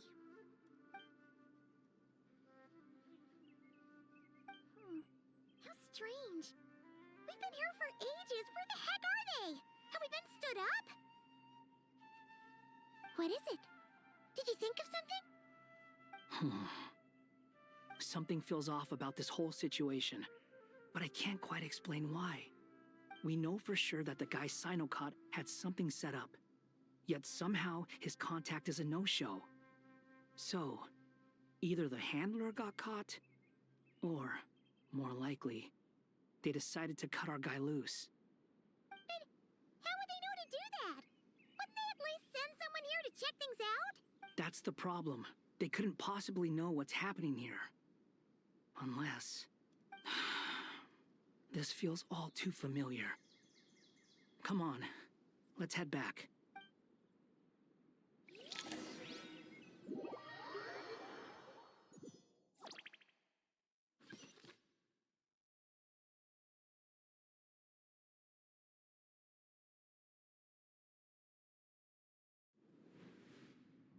Even though this isn't a formal meeting, I'd still like to start by saying how grateful I am to each and every one of you. Thank you all for coming here and standing by our side. Shesipank and Bennu are currently assisting the scholars with the maintenance of Aru. Please forgive their absence. As for Hermanubis, may he rest in peace. We remember him with great fondness. There have been times when I imagined what it might be like to meet you all. Now that it's really happening, I feel quite emotional. Time has taken many things away, but that which remains is all the more resilient. I must say, there is one thing that rather surprises me. You appear to be in good spirits, Lesser Lord Kusanali. But even so, I can sense that the life force given to you by the Dendral Dragon has far from fully resolved the problem of your vitality. Oh no! So even Apep's power didn't work? Don't worry, Paimon. It worked very well indeed. The issue is how closely I am tied to Irminsul. Until the problem with it is resolved, there is no way I can fully recover. Sumeru has undergone tremendous changes during your absence. When gods pass away, inevitably, people's faith in them grows weaker. You must have sensed it already. Your power is not what it once was. Regrettably, this is true. I too have grown weaker due to the effects of Irminsul. Right now, we're all in quite a sorry state. Then what do you suggest? We take all the help we can get. Sumeru is our shared home. You and I, gods and humans alike. We must unite all our strength in this moment. Though Al-Ahmar is no longer with us, the alliance between the three gods remains in force. Regardless, as subjects of our king, we have a responsibility to support Sumeru through this catastrophe. Not to mention that it was the people of Sumeru who released us from this prison of Aru. Times have changed, and the people of today possess greater wisdom than those of the past. You really know how to give a rousing speech, Goatee. Now then, let us learn more about your plan. The brightest minds of the Sumeru Academia are busy opening and renovating Aru. They claim it has something to do with Irminsul? Correct. Irminsul has existed in Teyvat since the very beginning. But during the Age of the Dragons, it did not possess the significance it holds today.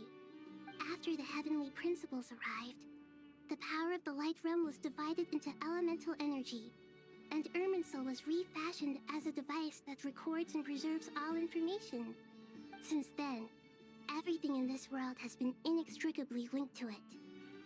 As the Dendral Archon, I have a duty to protect Irminsul. To Sumeru, it is both a national treasure and undeniably a major threat. Teyvat has seen many upheavals in the last few years. The most recent of these was a major crisis in Notcry, which forced Sumeru to be even more vigilant than usual. I made sure to monitor all the pathways through which an outsider could potentially transmit themselves into Irminsul. But despite my efforts, a major problem still arose within. I still believe that someone has actively invaded Irminsul. But rather than taking any of the pathways I referred to, the intruder chose instead to utilize the most direct route, and the only one that cannot be protected against, by entering Irminsul through death. I see what you mean. You cannot simply stop all deceased souls from returning to the ley lines because of a potential invasion that could occur at any time. That's right. As important as it is to guard against external threats, I couldn't allow myself to stop the souls of the departed from finding peace. Please, understand how difficult this predicament was for the Dendro Archon. Defense has never been an easy task. After Irminsul was invaded, my authority was quickly restricted. Soon after that, the tree began denying access to any connections. I'm sure you feel responsible, but you are not to blame. No one can predict every possible disaster. There will always be trials and tribulations for the world to endure. But the people of Sumeru should not have to endure this. We must find a way to break through the lockdown and connect to Irminsul. And this is why you need Aru. Yes. The only thing in Sumeru capable of rivaling Irminsul in terms of overall function and performance is Al-Akhmar's legacy, Aru. All I managed to do before falling into a coma was make some minor adjustments to Irminsul. Using Aru is a last resort, and a move that comes with enormous risks. The Scholar's initial plan was to borrow Aru's power to reboot the Akasha, then use the Akasha to connect to Irminsul and investigate. Unfortunately, Irminsul has suffered far greater damage than they first thought, rendering that plan futile. To rise to the challenge, we had to resort to more extreme and far costlier means. This has led to a number of new contingency plans. To reclaim Irminsul, our brightest scholars have made further modifications to Aru with multiple goals in mind. I thank you all for giving them your blessing in this endeavor. Human wisdom has clearly improved over the millennia. You have not only our support, but that of the Jinn, the Aranara, and the Pari. Together, we will do everything in our power to save Irminsul.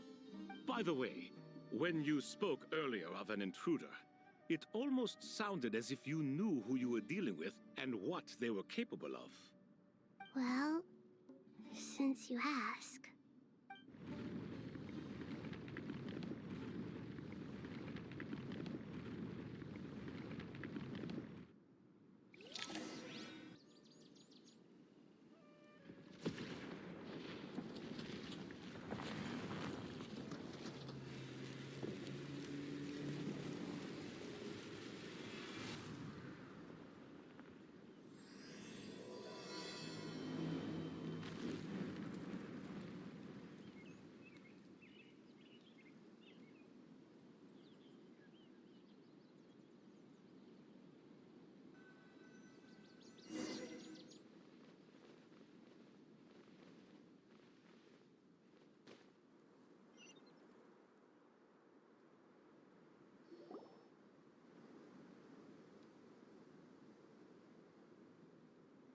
Master Tainari!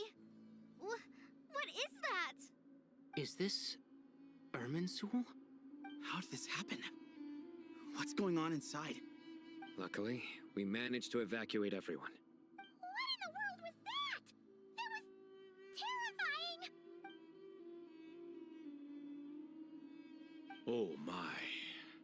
I understand now, Dendro Archon. You make yourself quite clear indeed.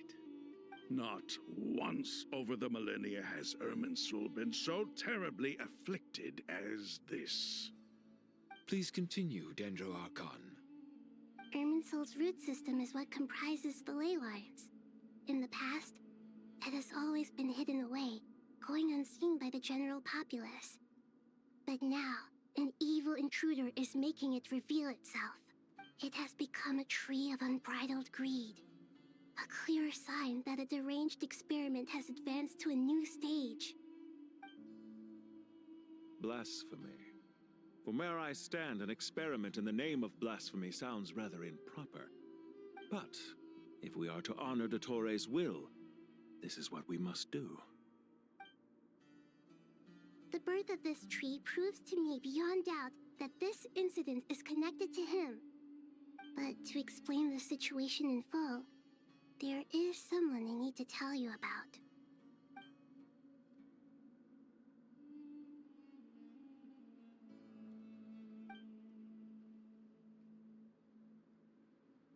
Zandik. So it was him. I saw him in the desert once. A man of supreme arrogance. So this is where it has taken him. But didn't Dottore die and not cry? How is he still able to do all this? He must still have loyal followers amongst the Fatui. Even so, I'm still unclear as to how he has been able to wield such a profound influence over Irminsul. I can confirm that Fatui forces have arrived in Sumeru City. Furthermore, Irminsul seems to be undergoing some kind of mutation. Evil branches are beginning to grow. Things that do not belong to this world are slowly but surely materializing. Sorry, I couldn't think of any other word to describe it. They don't seem to be fully formed physical entities yet, after all. But they are gradually becoming real. A baleful tree, climbing up into the heavens. Speaking of Dottore, I have some information on that front as well.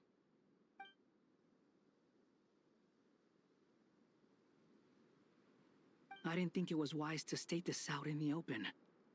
But my theory is, the mole wasn't cut off after he was caught. They wrote him off from the beginning. You mean, the Fatui never intended to follow through with him? Then why plant a mole at all? It's hardly a conventional strategy, and the rationale behind it is pretty twisted.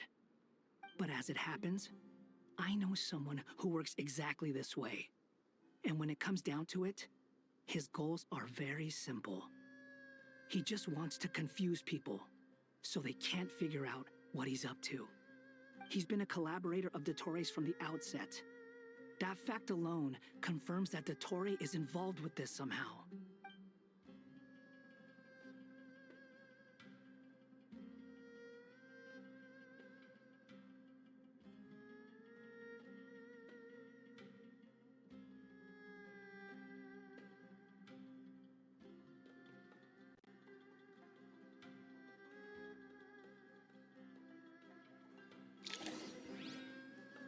There is still much to be done. Everyone, please remember our core strategy. As per the discussions, the following groups must act immediately. Mr. Alhaitham and Mr. Kave, the next phase of the Aru renovation project must begin right away. Godspeed to you both. We'll give it everything we've got. The plan looks feasible, but the implementation will require certain resources. General Mahamatra Sino and his team will help to procure the materials required for modifying the terminal. No problem. I've already spoken with Sethos and Hat Guy, and they've agreed to assist me. This kind of thing is best left to the fleet-footed, right? Hat Guy? If it's efficiency you're after, we're the right people for the job. Following up on the elemental energy amplifier we discussed.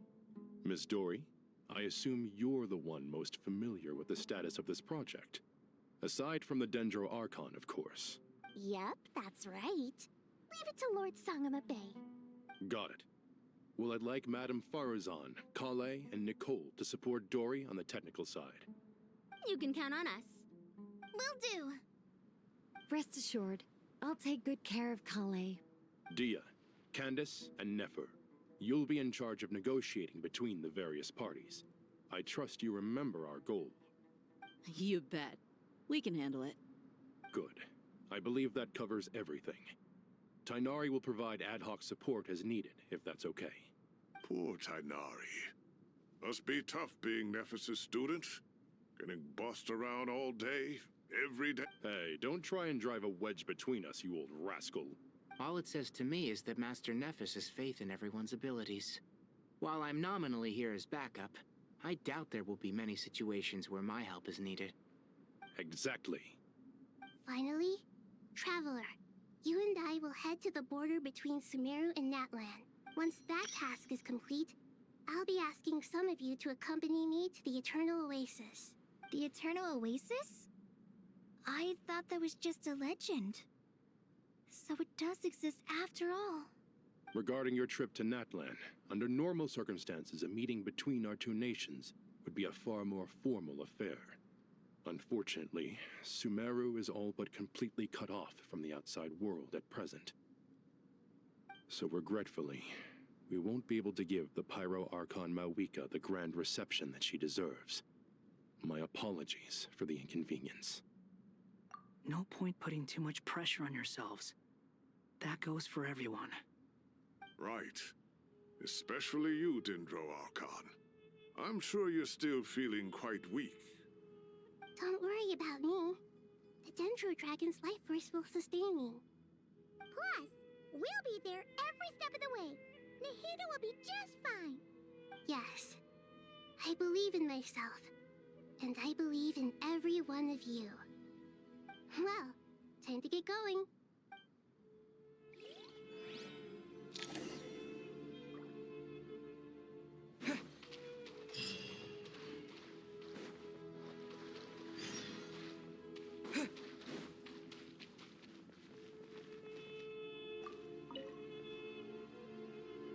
To what extent we can implement the final plan depends on how successfully the Akasha can be modified and configured.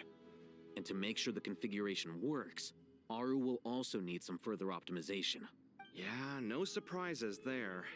Once we roll this out, any Sumeru citizens who already have Akasha terminals can simply continue to use their existing devices. This still leaves us with a significant equipment shortage, though. Many groups of people were never issued Akasha terminals, including mercenaries, the desert folk, and many others. We'll need a supply of rare materials for the renovation of Aru and the production of new terminals.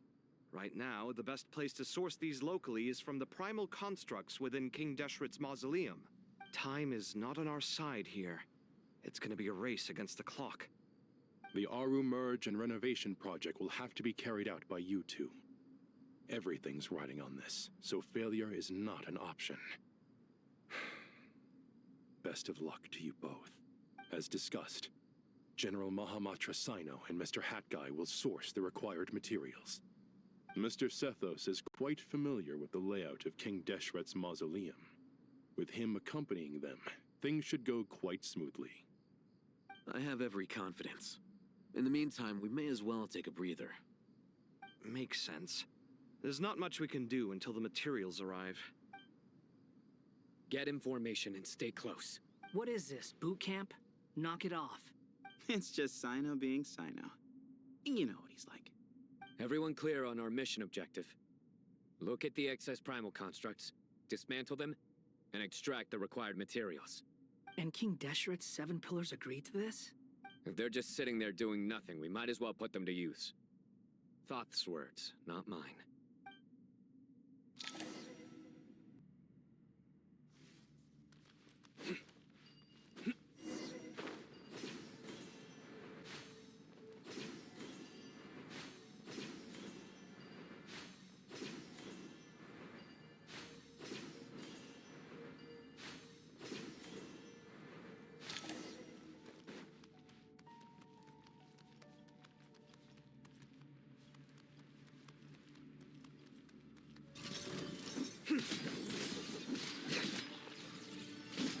Squall Fury!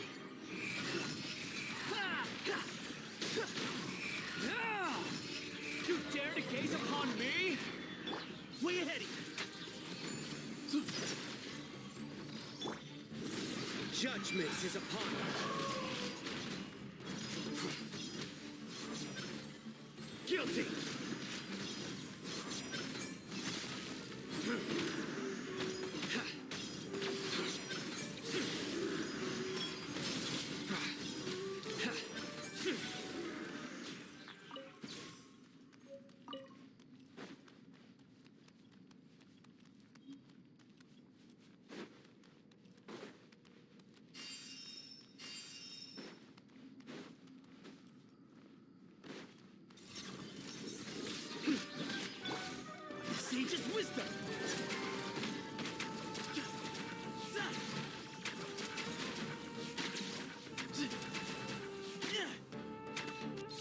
place! The wind rises. Search for it.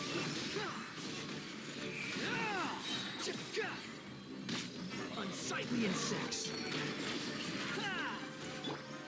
Futile! Through me, justice is served.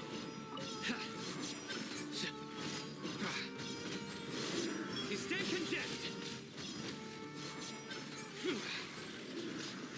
Guilty.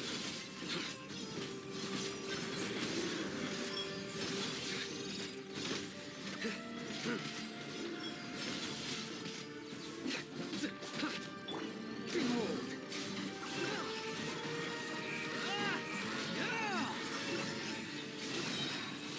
Know your place. These devices should still be usable even though they're broken down. Let's take them back for the others to review.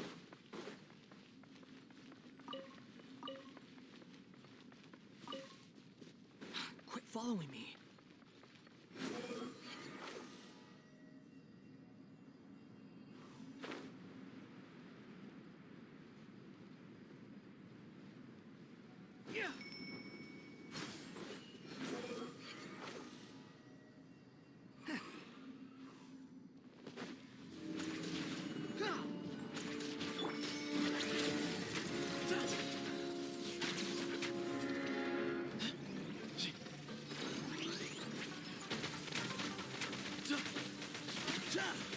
Excuse me?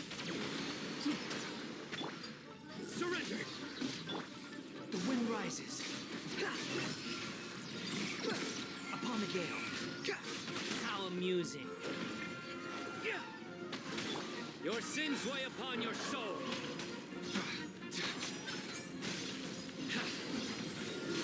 You stay condemned.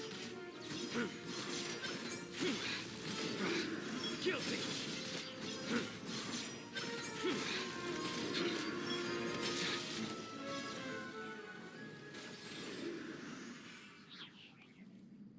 How many do we need again? Enough to make an Akasha terminal for everyone who doesn't own one. I remember you telling me how revolutionary these Akasha terminals were. You've used one before, right? The Academia declared the Akasha to be the most powerful and comprehensive wisdom dissemination system in history. That should give you an idea of how powerful it is. Certainly sounds impressive. Neither Hat Guy nor I have ever had an Akasha terminal. Well, if it all goes to plan, that's about to change.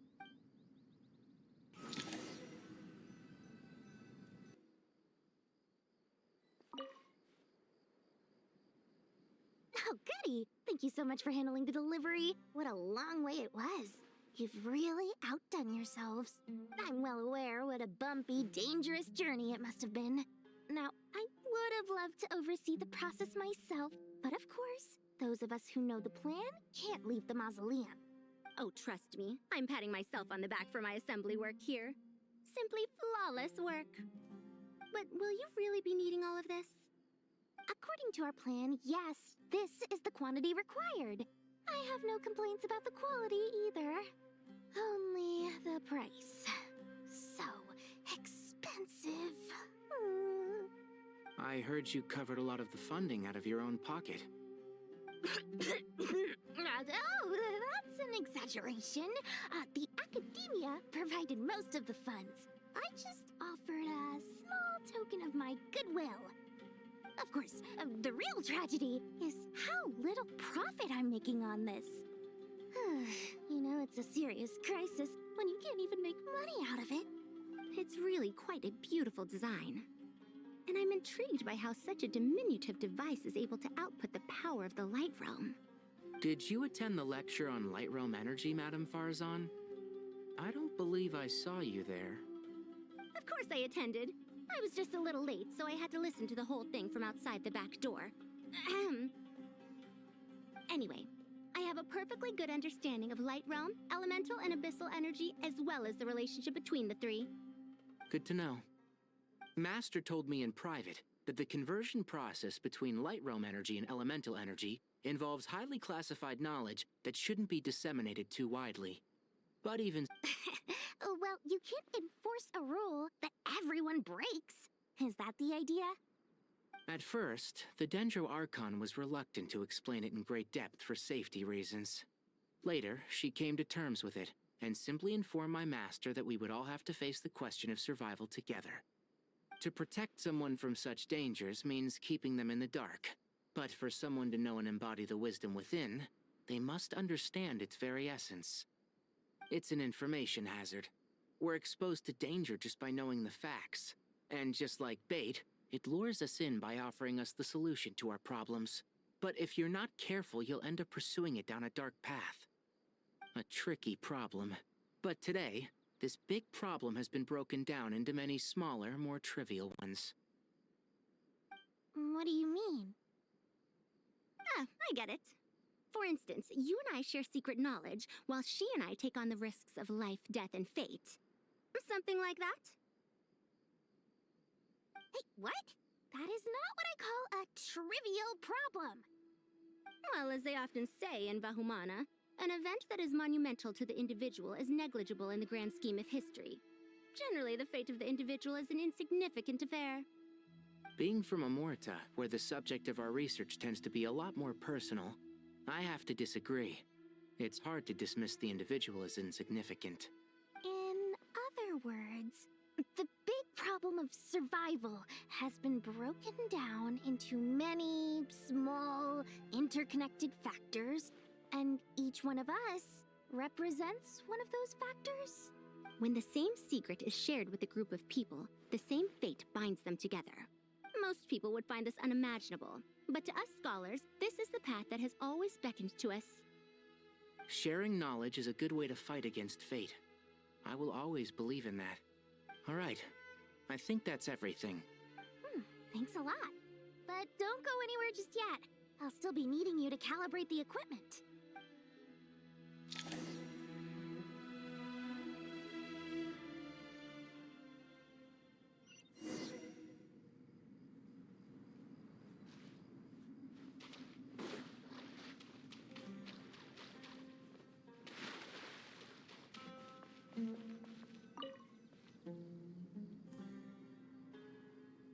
Okay, the materials are ready. We can proceed with the next phase. Alhaitham, how are you getting along? Most of the information in Aru is written in ancient desert scripts. Some of this is written in a tribal language, while other parts seem to be a variant of an Oasis script, based on the glyph forms. Oh. Not lost to history, I hope. Some are. All we can do is infer the meaning based on the rules of related languages. Although, this section actually fills in some of the missing historical record. I'm transcribing it so we can bring it back to the Academia. After Aru started up, 2 more lines of text appeared here. Can you read them? Humans may not read what is written by the gods, except by not reading. Victory should not be easy to attain, for it symbolizes divine wisdom. Knowledge must not waver, for it has external borders. Is this a clue to solving a puzzle? Or is it being symbolic? You can't read it unless you don't read it. Victory is wisdom. Knowledge is confined by borders. Wait, I think I've got it. It's a metaphor, isn't it? It's talking about... a chessboard.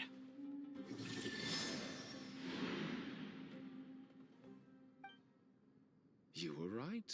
The youth of today are skilled at solving riddles. Have the secrets buried in the desert not been unearthed over the years all the same? Since Aru is a place reachable through wisdom, this day was bound to come sooner or later. Oh, I've always been against overly cryptic sentences. Don't you get tired of reading and writing all that? Ah, it's you 3. Just in time. We've been delving deep into Aru, and now this board has appeared. I've heard this was how you'd while away your free hours. You must be quite the experts by now in that case. It is true. King Deshret's chess games are some of the most well-loved of all his wonderful creations. If you have ever been to Safhe Shatranj, you may well be familiar with the chess pieces you see here. Is this chessboard supposed to be another visualization of the interior of Aru, then? Naturally. Visitors, everything is ready. Only by completing the challenge on the board in accordance with the rules will you be permitted to overwrite Aru. 1 second. It's not dangerous, is it? Dangerous? Why, yes, of course. I should be the one to go, then. Wait for me here. Sounds like the self-confidence of our present company has rubbed off on you. Don't be ridiculous. I'm your upperclassman, and that means I have to look out for you. I appreciate the sentiment, but a game of chess typically requires 2 players. Besides, I'm sure they won't let things get out of hand. Keeping things relatively safe is in your best interest too, isn't it? Fair enough. I mean, you guys are controlling the difficulty, so please don't go too hard on us, all right? Ah, but Bennu said he wanted to put some respect into these whippersnappers. All right, all right. Thank you. Obviously, we'll still try to be careful. This doesn't seem like ordinary chess. Is the goal to defeat the opponent?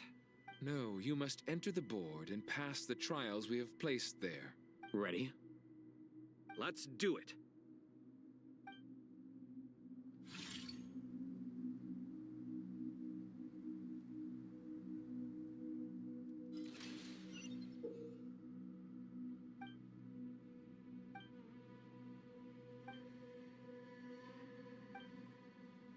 The first trial is posed by me. I don't think this is gonna stop us. Ah, but the key to this game lies in working together. Otherwise, you will be deemed to have broken the rules. Looks like it's up to me. Marak, can you open it? King Deshret's favorite primal construct. Living on in suitcase form, of all things. Amusing. Ho-ho! Excellent work.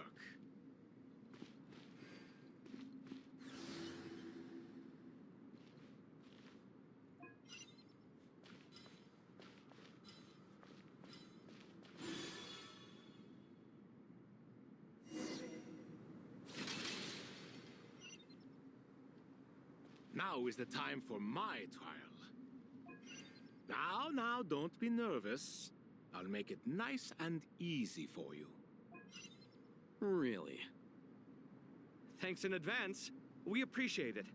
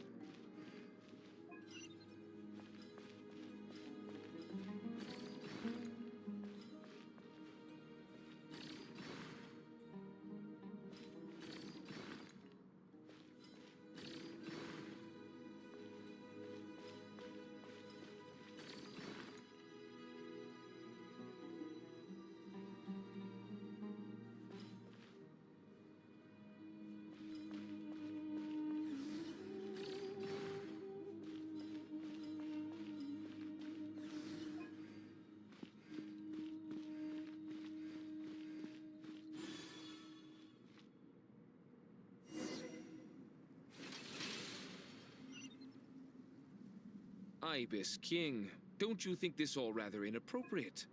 You may as well be handing them victory on a silver platter. Do not expect me to follow your lead. Ha! Suit yourself.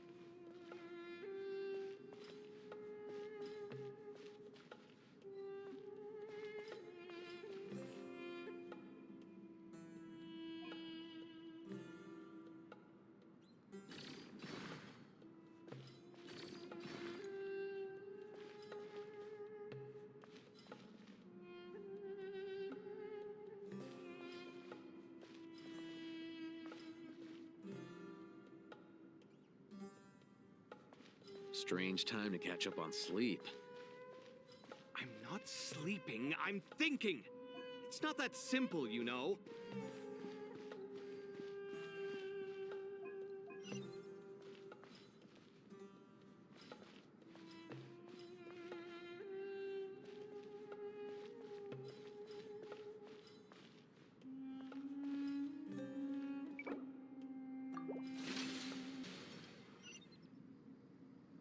Ibis King, don't you think this all rather inappropriate?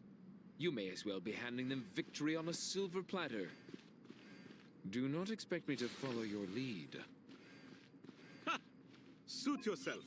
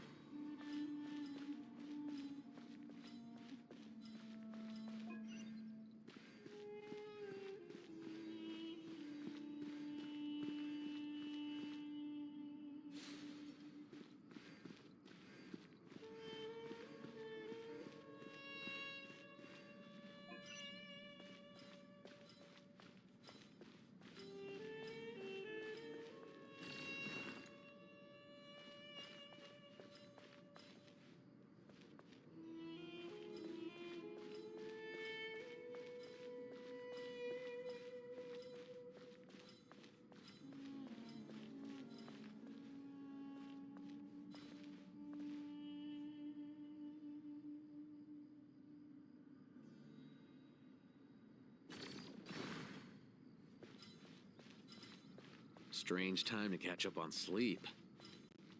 I'm not sleeping, I'm thinking! It's not that simple, you know.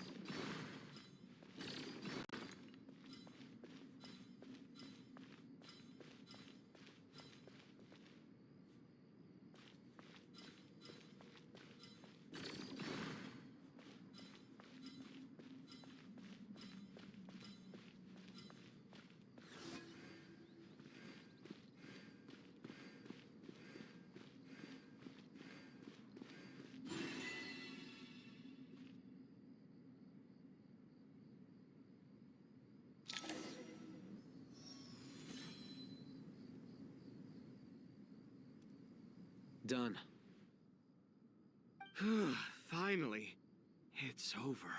But seriously, that was incredible. Standing on the chessboard felt completely different from standing on solid ground. And also... Oh, sorry. I'll save my thoughts for later. Thanks to the three of you for helping us out with this.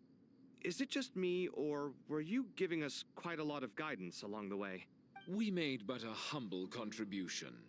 You lived up to our expectations. Bravo! Our aid was not given for naught. In addition to the existing functions, I'd like to ask you for another favor. Since Aru's interference shield can cover the entirety of the mausoleum, it should be possible to extend its range even further. Perhaps you can find a way. So, building upon the existing functions to... Ah! I'm with you! Imagine for a moment. What would the ideal outcome look like if this function were compatible with the devices? I agree. This is the best solution possible. Please, everyone, we beg you to help us.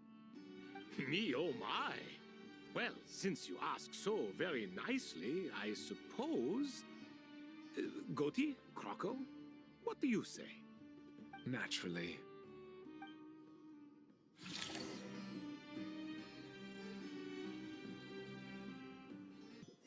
Time to go! Let's go find Nahida!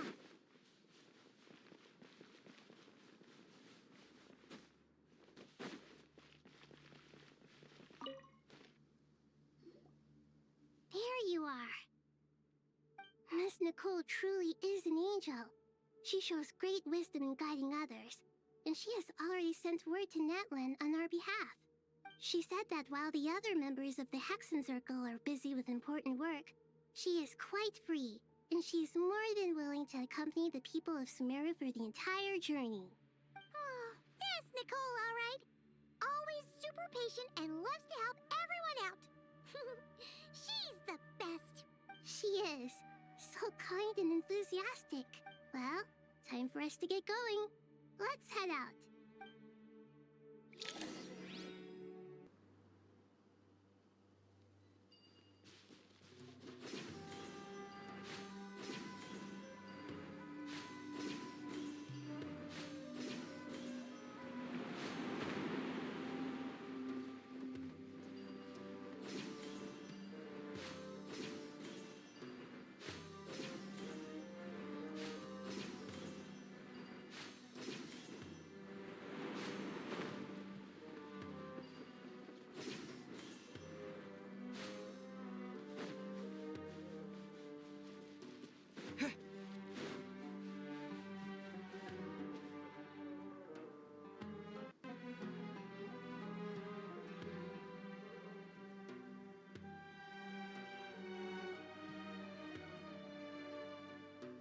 This should be one of the closest places to Natlan in all of Sumeru.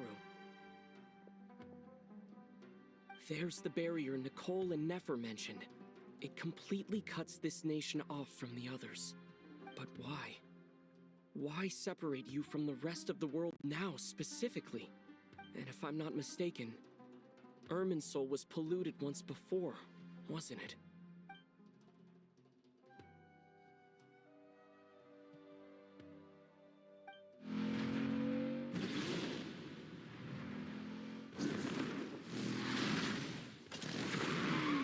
Good question.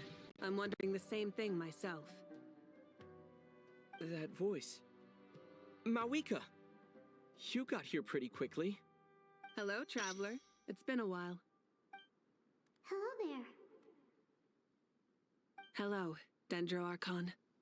Mawika, I apologize for asking you to meet at the border on such short notice. I also apologize for not being able to greet you in person. The form in which you see me now is one carried by the Traveler. The real me is inside the mausoleum of King Deshret, and I am reaching out to you with my mind from here. Irminsul has been infiltrated by the Doctor. We must be on our guard, as he can spy on information in the world from within the tree. Fortunately, there is no record of the Traveler in Irminsul, and you are still within Natlan's borders. My records will be preserved in the Night Kingdom, rather than the ley lines. As long as the Night Kingdom remains disconnected from the ley line cycle, the Doctor has no way of knowing my movements. Exactly. So by meeting each other in this way, the meeting essentially never happened. No wonder Paimon didn't come. You were concerned that her activity would be recorded by Irminsul. The Natlanese have heard about the situation in Sumeru. With the borders sealed off, merchants have been forced to stop their shipments. It's pretty serious, and you're the ones bearing the brunt of it. I'd like to address the question you raised at the beginning. I can offer a brief explanation, although it will sound rather cruel. I don't reach this conclusion gladly, but Irminsul predates the Heavenly Principles. It existed long ago, when the dragons of Natlan were at the height of their power. So even when the people of Sumeru became ill because of pollution, it was not a critical issue from the perspective of Irminsul itself. As long as it continues to function normally, the barrier will not be activated. But this time, the Doctor's invasion has directly affected the tree. That is what caused the barrier to deploy. The Heavenly Principles established a rule that when Irminsul is plunged into grave danger, a portion of power will be reserved to isolate Sumeru. That way, even if Sumeru is destroyed, the outside world at least has some time to catch its breath. We'd certainly need it. The Heavenly Principles created almost everything that exists in Teyvat today. To them, preserving the existence of the world and its inhabitants takes priority over protecting Sumeru. Meaning, protecting Sumeru now falls to you. Yes. My own power may be limited, especially compared to yours. But that doesn't mean that we're just gonna sit around and wait for the end. If necessary, I will utilize any and every means at my disposal. Nicole of the Hexen Circle didn't say exactly what this meeting was about. But after hearing everything you've said so far, I think I can guess where this is going. That's right. Nahida and I discussed it at length. We both know how presumptuous this is, but... You need the Pyronosis, don't you?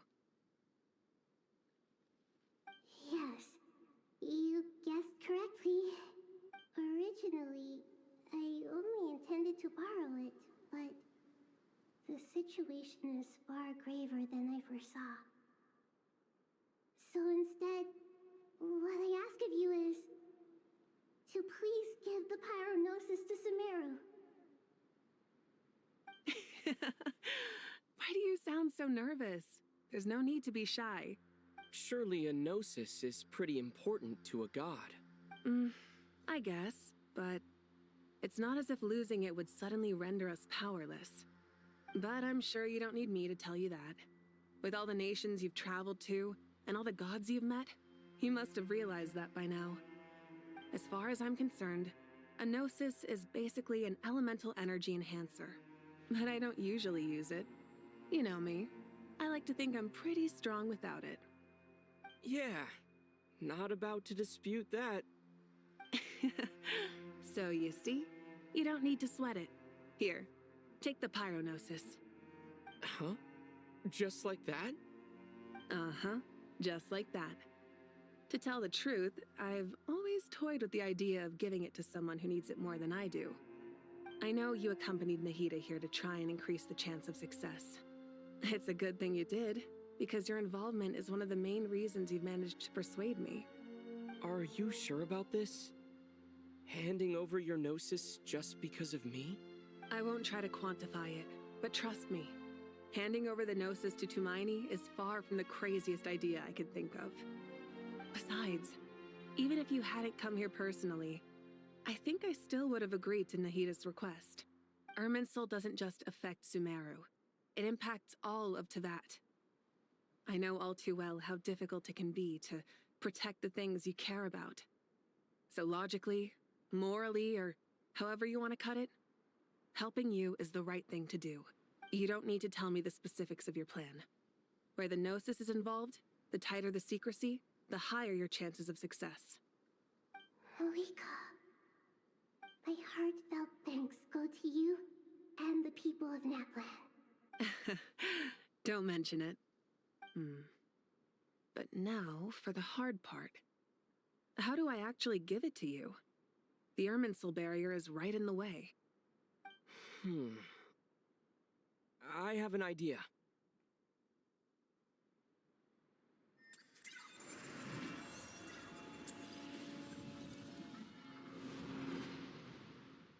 Just as I thought.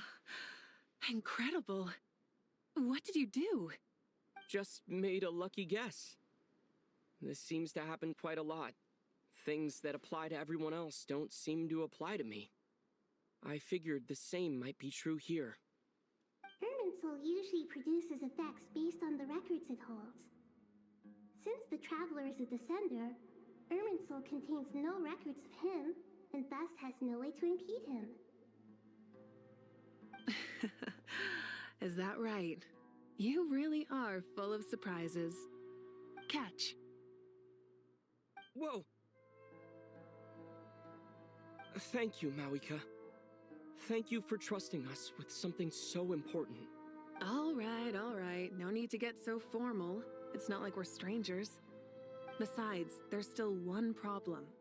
You might be able to pass through the barrier, but I don't know about the Gnosis. Any other surprises for us, Traveler? Let me try something. I have the Pyronosis in my hand. It feels strangely ordinary. Not particularly heavy, and yet This tiny thing symbolizes the mighty authority of a god. I need to think hard about my memories of Pyro. My memories of journeying through Natlan. All those important experiences I've had. The gnosis disappeared. Traveler, are you alright? I'm fine. The Pyronosis disappeared into my body. Just like phlogiston. Maybe it resonates with you because you've mastered the power of phlogiston. You might not be recorded in the ley lines, but you're still Artumini. Whew.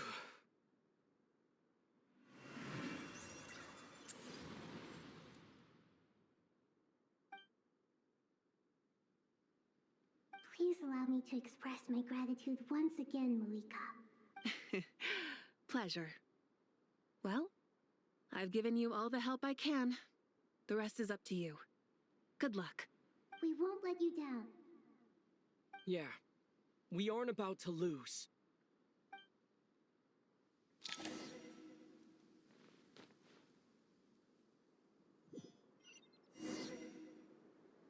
Scorch and burn! Traveler, Paimon, how are you feeling? Paimon's a teensy bit nervous, but only a teeny tiny bit. Seems like she's gotten way braver over the last few years, huh? Of course. After all the adventures you've had with the Traveler, I'm sure you've gained a lot of experience and grown as a person. I'm doing all right. What about you, Nahida? How are you holding up? With the negative effects of Irminsul, I'm a bit like a piece of fruit that's been burrowed into by hungry insects and left to rot. I'd be lying if I said it was nothing.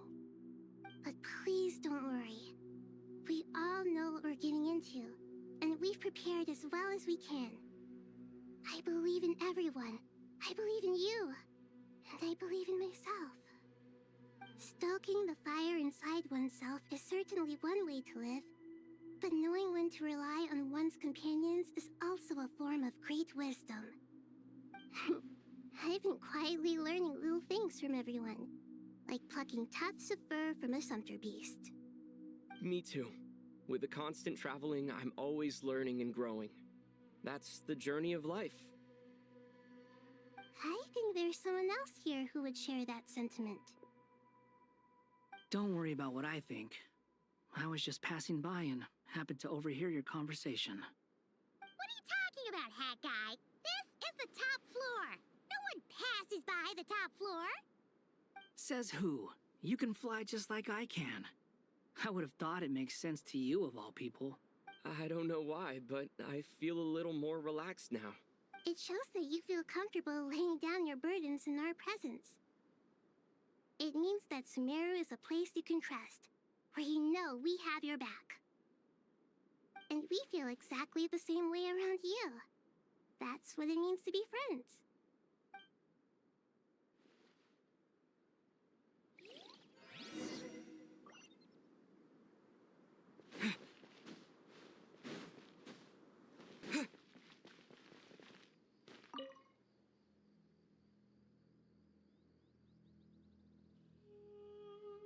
We'll make our move after sunrise tomorrow. Good. Is everything ready? As much as possible. That'll be enough. Don't let the pressure get to you. We'll take things one step at a time. That's how we've always done it. Master Tainari! Mr. Sino! So this is where you were. I brought some juice and some water. Would you like some? I know how easily you get dehydrated in the desert, so you should definitely have some water. In which case, I'll have the juice. I gotta ask, though. Who's on juice-making duty at a time like this? Madame Farazan said she was feeling a little nervous, so I told her about the automatic juicer my friend invented.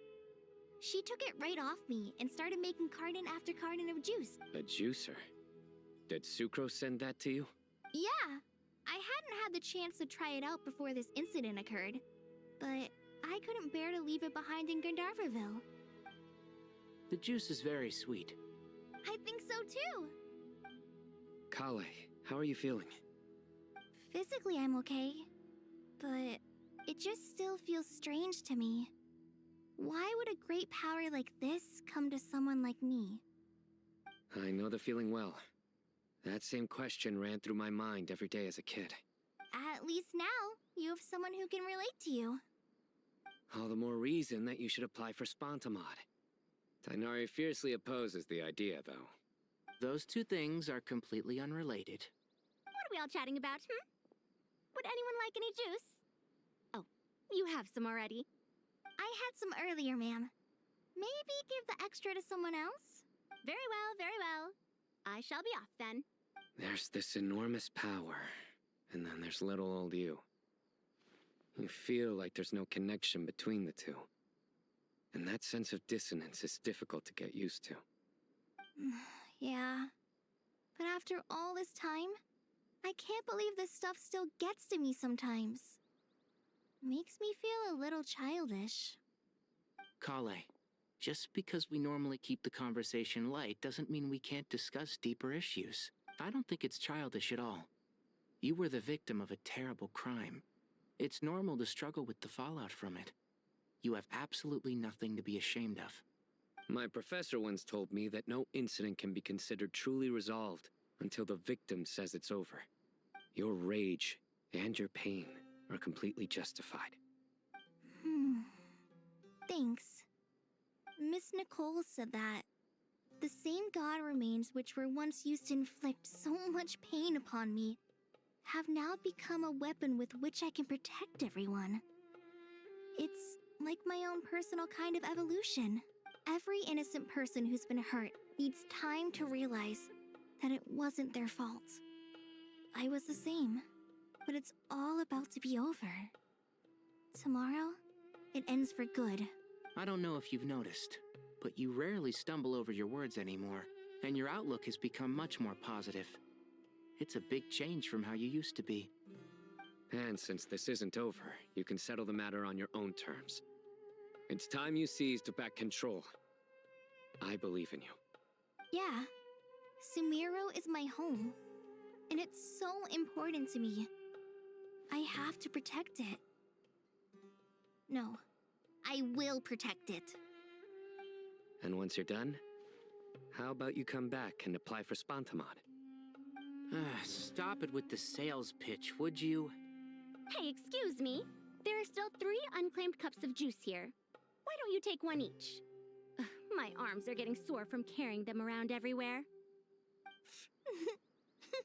Madame Farazan, why are you... Here, let me take them off your hands. Thank you, Madame Farazan. Drink up and enjoy my handiwork. I think I'm going to make something else now instead. Please, try to relax, Madame Farazan. Your nerves are starting to get the better of you. I know.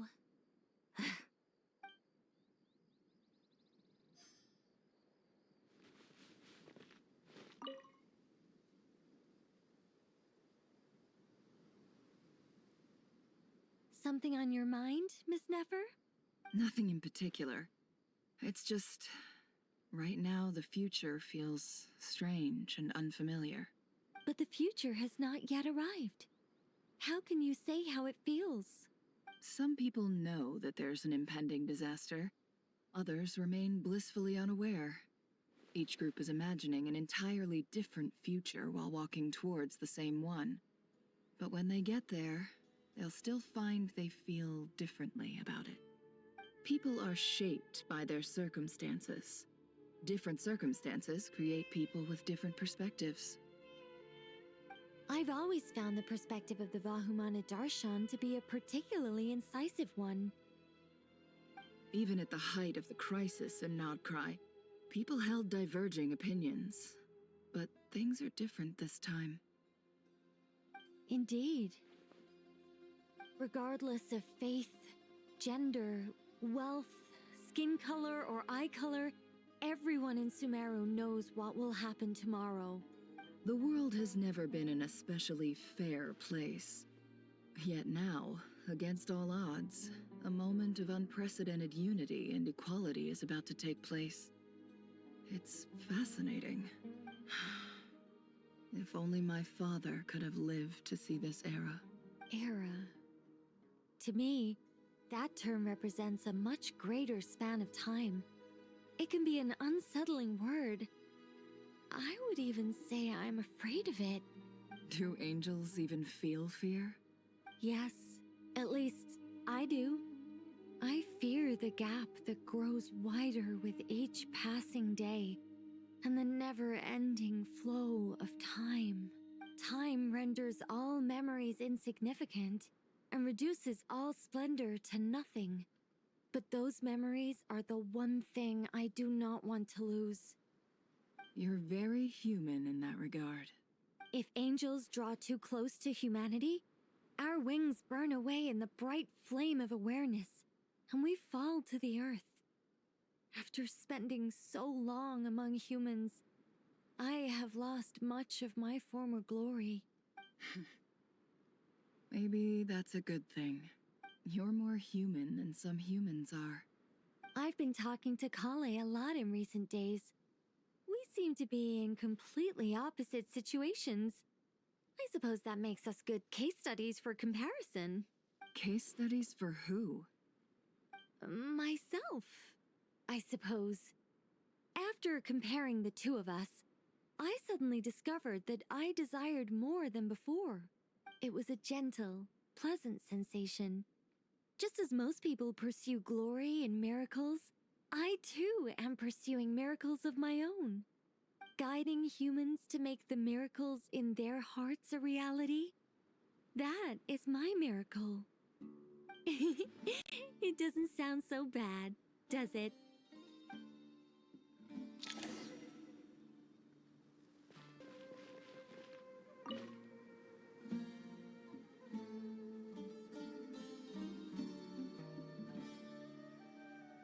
Look at the time. I should head back. I'm so sorry. I was in a hurry and didn't look where I was going. Are you all right? I'm fine. Wait. You're... Have we met? Not exactly. I think we may have crossed paths by the house of Dana before. Oh. You're Hat Guy! From Vahumana, right?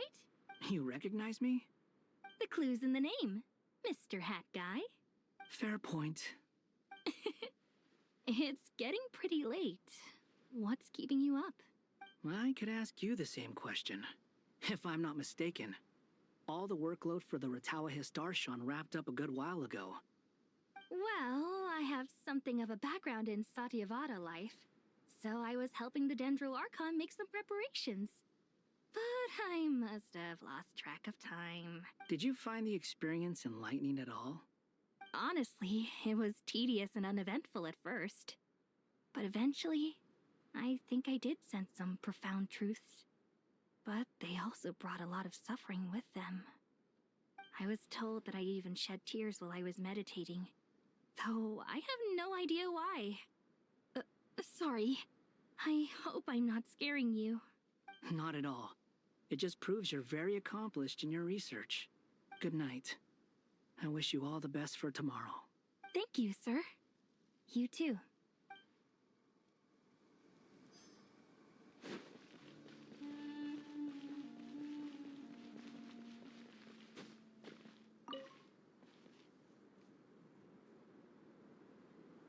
Too bad we've got a fight tomorrow. I could really do with a stiff drink. Let us pray instead. Prayer.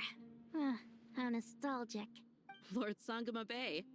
Came to get some fresh air too, did ya? That's right. Actually, I was hoping I might run into you, Dia. I wanted to let you know that I've stocked up on that perfume you said you were so fond of. No, really? I'll take two. Any chance of a friends and family discount? I knew you'd ask that. And I'm afraid to say that... Surprise! It's free of charge. That's very generous of you, Lord Sangama Bay. Does this mean you've made a fortune in Notcry? Nope. Turns out it's not that easy to turn a profit there. I some assorted losses. But anyway, that has nothing to do with why I wanted to give you and Dia a small gift. Remember that merchant caravan you two rescued in the desert last month? That was transporting my goods! No way! I had no idea that was your shipment. Explains the, eclectic mix of goods, though. Lord Sangama Bay's investment in the desert and generous stockpiling of goods has helped many people over the years. The shelters you funded especially have made life a little easier for the children and the elderly. Wait, how did you know about that? Oh, I see. Nefer told you, didn't she? Ugh, that pesky lady. Aren't intel brokers at least supposed to charge for divulging people's secrets? She and Candace go way back. It's normal for close friends to share things you wouldn't tell to everyone else. Sure, but why did they have to be things about me? That's how Nefer shows that she cares. She wishes for all of us to know what a generous person you truly are. It must be hard trying to make a living far away from home. Just because we can tell what kind of person you are doesn't mean everyone else can. Well, maybe her intentions were partly good, but I don't think that's the full story. I'm sure she enjoyed knowing how much it would annoy me. I'm telling you, Nefer's got a mean streak. Definitely with you on that. Does praying help you stay calm? Defending one's home is a just cause. My heart is filled with a mix of anger and hope. Anger. You know, being able to get angry is a good thing. It shows that you're in touch with the real world, and that you have the passion to pursue something you believe in. Oh, my lady? What are you doing out here? Just taking a walk to clear my head. And look where I ended up. Were you praying just now? Yes, Miss Dunyarzad. Would you like to join us? Come on, it's fine. She won't mind who you pray to. Oh, then sure. I remember you, Miss Dunyarzad. You visited my shop before. If I recall correctly, the god you worship is the Dendro Archon, correct? That's right. She is such a gentle and kind god. But to me, she's more than just a god I worship. I see her more as a friend. And so do many others. She's not some almighty god who reigns on high, but a genuine friend. Agreed. She's a wise teacher and a good friend. I spoke with several people during the evacuation. Everyone's aware that tomorrow's battle is one that ordinary people can join too. A battle to fight for our friends and our homeland. Oh, it makes me glad. I can finally do something for those who protected me. You've grown so much since we first met. Oh, a compliment? Ooh, more please. Thank you. My lady, you've always been a remarkably strong and ambitious person. It's indisputable. And that's not just a compliment. It's a statement of fact. What are you praying for? Our beliefs may not be entirely the same, but we both wish for the same thing. I pray that everyone will rise to the challenges ahead and return safe and sound. I pray for the safe return of all my companions.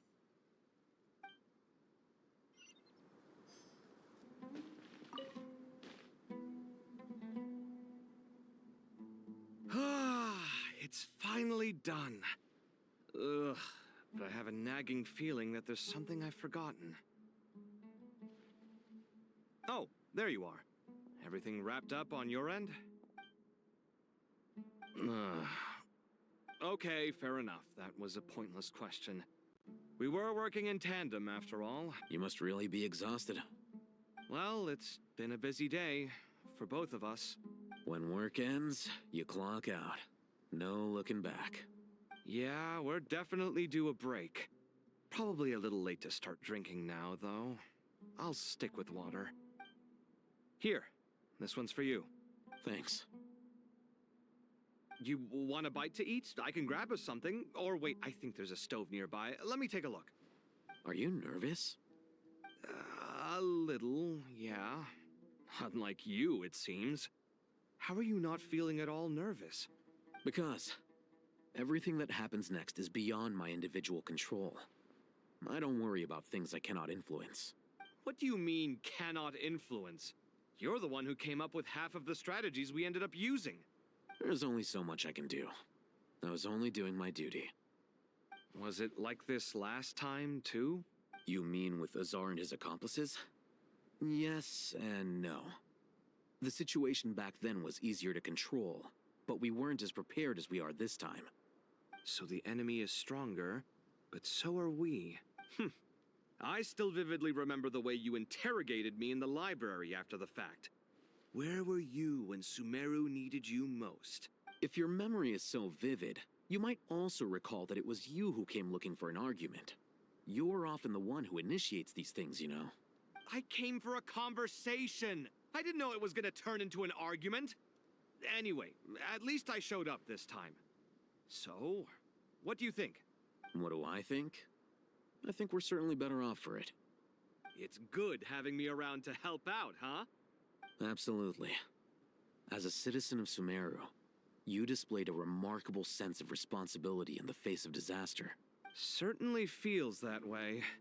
I just shudder to think how the world would have ended up if we hadn't gotten control of the situation. So, do you think this is what impending disaster looks like? The sky is so clear, and there isn't a whiff of decay or destruction in the air. It's hard to imagine that the fall of humanity could happen on an ordinary day like this. Awful things happen all the time. Sometimes people can stop them, and sometimes they can't. What you and I have done is increase our chances of stopping this one. Lofty ideals may provide no defense at all against nihilism, but perhaps little decisions can. Oh, nothing. It's nothing. I hope everything works out tomorrow. It will. As long as we stick to the plan, our chances of success are good. It's really strange. You're my junior, yet you always seem to act more like an upperclassman than I do. I think it's mostly a matter of temperament. Ugh. Walked right into that one, didn't I?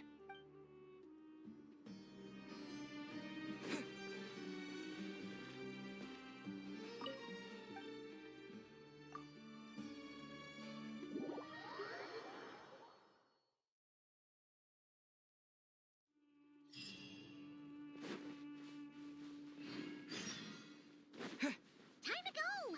Let's meet the others at the mausoleum of King Deshret.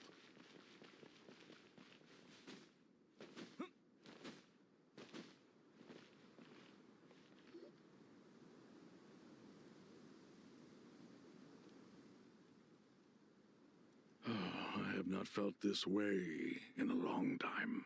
Standing up high, gazing out at the rolling dunes. One cannot know what freedom truly means without first losing it. The golden slumber truly lives up to its name as a dreamland. Though desert sands exist there too, no mirage, no matter how glorious, can compare to true beauty. Dendro Archon, what is on your mind? I was wondering whose counsel I should seek on the questions in my heart. What kind of questions? So many. More than can be put into words. As I once said to a friend, we look, we see, and we comprehend. But the question still troubles us. What are the many disasters that this world faces, but the sum of all irresolvable questions? The biggest question you should be asking is how to seize victory. Yes. Although, I would express it differently. I must not fail. And so the question I am most curious about now is whether the path to victory will be an arduous one. What we declare to be a young sapling, we may, in fact, find to be a towering tree, if we would only cast aside our ignorance and look beyond the veil of time to see her true form. Nahida! We're here! Just in time. The preparations are almost complete. Ready when you are. We're here too. Miss Nicole! Miss Nicole! You run so fast! I thought I'd get a lot of exercise as a forest ranger, but I can barely keep up with you. Sorry, I got a little carried away. Lesser Lord Kusanali, the equipment is ready, and the modifications to Aru are all complete. As discussed during our meeting. Accessing Irminsul via the Akasha is no longer feasible at this stage. There are other options, it's just... they're a little more extreme, and more technologically demanding to implement. Maybe you should take it from here. The architecture and functionality of the Akasha terminals overlap considerably with Aru.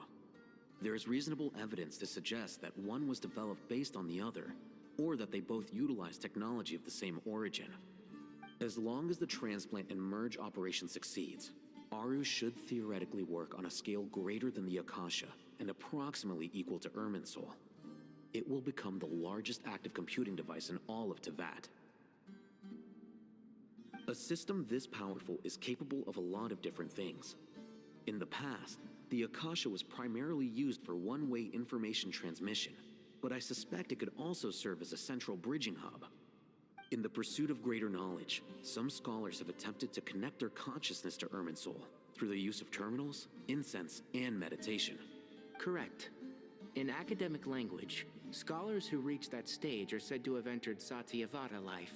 Hypatia has performed this practice many times in the past, and she was once under my care for a period of time. Right. And this at least proves that there is a zone within Irminsul that can be connected to. That's right. Providing wisdom to the people is one of the very reasons for Irminsul's existence. I think I understand where you're going. Please, continue. In that case, I'll skip to the conclusion then. We need to further modify Aru, merge it with the Akasha, manufacture terminals, and distribute them to every single person we can reach. Every person? Even the desert folk? Yes, everyone. I've already calculated the amount of raw materials we need. So you mean we're going to get new Akasha terminals?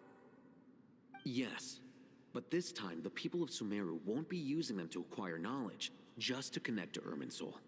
That's the key. When we evacuated the city, we brought all the important assets from the House of Dana, in case we ended up needing them. Fortunately, this included the Akasha system's main terminal. We've checked all the relevant records, and one thing is certain. Nothing like this has ever been done on this scale before, so... Everyone in Sumeru is part of the plan. Whoever controls the people controls the situation. Since this function of Irminsul was introduced, it has only ever been made available to scholars, who don't constitute a particularly large group of people. But by expanding the scale to include all the people of Sumeru, all the individual connections will stack up to create a significant load on the system. Under normal circumstances, Irminsul would be able to cope with the additional load. But with it already being under strain from other activities, its remaining capacity is limited. Thus, it might be possible to shut it down completely by overloading it.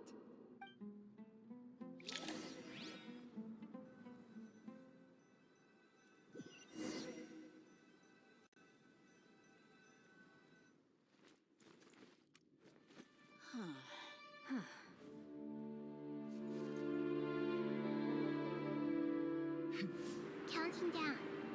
3, 2, 1. Are you ready? Ready.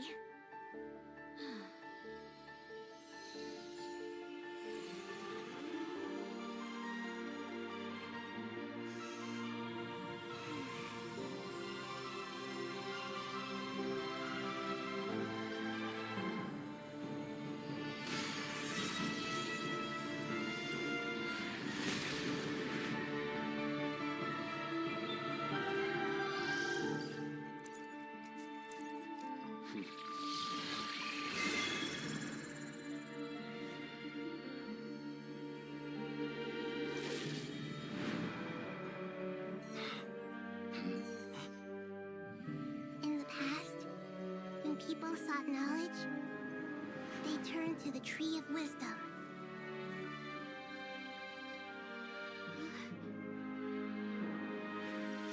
Today, we use it to save Sumeru and the whole world. These boughs that nurtured learning must not become tools for destroying the world.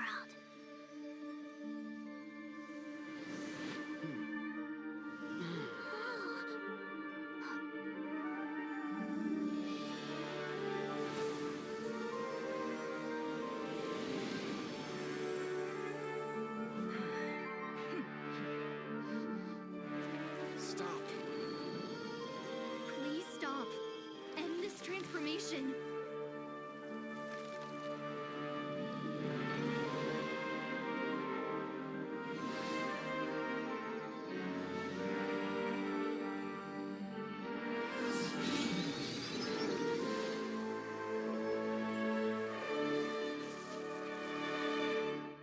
You would shut down Irminsul just to stop me?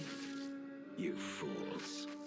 I have all the time in the world.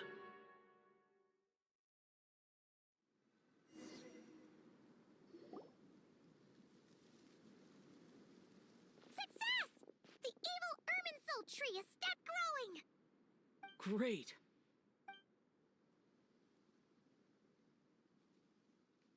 What a display of true courage. The courage to think and the courage to act. I never thought I would witness the shutdown of Irminsul with my own eyes. Perhaps this is human wisdom in action? Indeed, only humans could do such a thing. Gods are few and far between. What was once created for spreading knowledge is now used for another purpose. A rather ingenious plan. I am grateful to you three for your help. Only thanks to you were we able to extend Aru's interference capabilities to cover all terminals. Now, nobody who wears a terminal will have their activity accurately tracked by Irminsul. No matter how many eyes Dottore possesses, he will not be able to see us clearly. Now for the next step. I will need the help of your supreme powers once again. How might we be of service, Lord of Dendro? I need to reach the Eternal Oasis immediately. Right now? In that case, Ibis King, would you agree that this is a fine opportunity to dust off our old tricks? Never. I assume you have that chess set with you? You mean the one you gave to me as a gift? Asking for it back, are you? How could I? You misjudge me. I just wanted to show you another way you can use it. Connect to Safei Shatranj. Safei Shatranj? You mean that place in the desert? Thoth's chess set gains its power from the chessboard laid out in the desert by King Deshret and ourselves.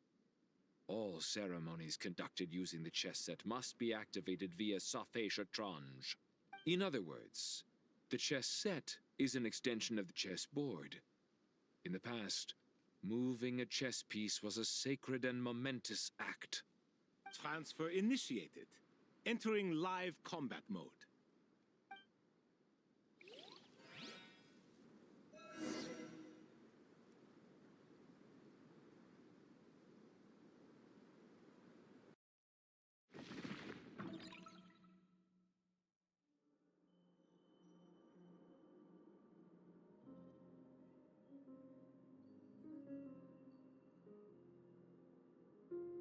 We haven't heard a single word from our spy in the desert.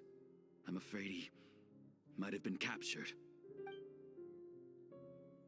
Never mind. But we spent years turning him. And a lot of Mora. Nothing comes for free in this world, but the loss is not without its purpose. For a small price, we have wasted a precious amount of the limited time they have.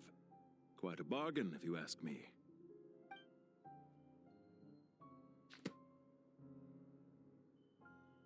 Understood. Weighing profit against loss is a necessary part of life. But to tell the truth, I have been operating at a loss since this all began. Since many centuries ago, in fact. For instance, why would a banker act as the executor of a will? If you hadn't deposited your personal belongings at Northland Bank, I would have no reason to be here right now.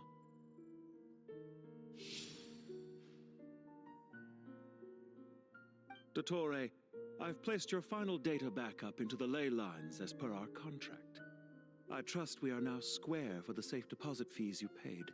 Is it not a little petty to split hairs like this, given our amicable relationship? I consider sound bookkeeping a matter of principle. Do not forget that you only live to see this day thanks to me. In fact, every day of your life since you met me, you've been living on borrowed time. Why, that's hardly a fair assessment. I will concede that my survival was perhaps at your whim, but I became a harbinger on my own merits. Managing money is not like other professions. Mine is not a role I could have acquired based on your recommendation alone, and certainly not one I could have lasted so long in without genuine ability. The information stored in the ley lines is quite comprehensive. Rest assured, I have not forgotten how strong your pride is. Well, I presume you have no sense of fragmentation while talking with me? How could anything possibly go wrong with such strict measures in place? The remainder of your soul was split in two, with one half sent to Nodcry and the other stored in the most secure vault of the Northland Bank. Though I must say, your disdain for the other segments is quite amusing.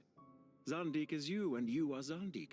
Zandik created the segments, yet you, a segment yourself, reject him.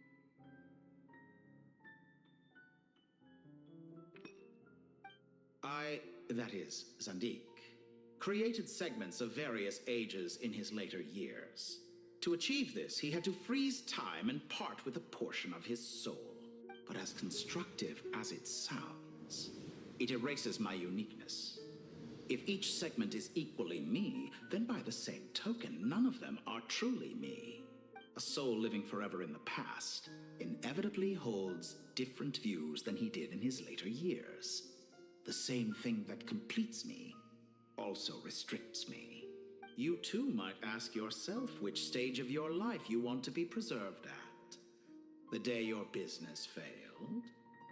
Or the day you were framed by a gang and sold off to a medical lab as a test subject?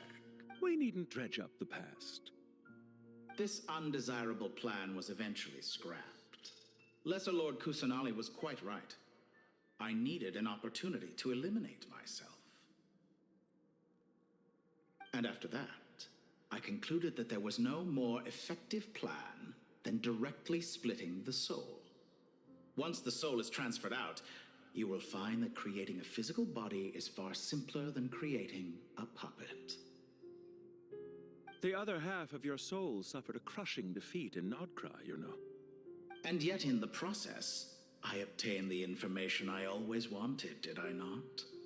Because now we finally know where the best testing ground truly lies. I once thought your ultimate goal was to ascend to godhood.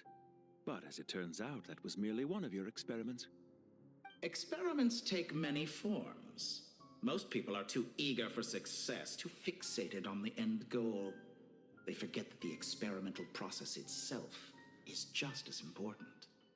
A suspiciously vacant seat, a new face. I trust you can put two and two together.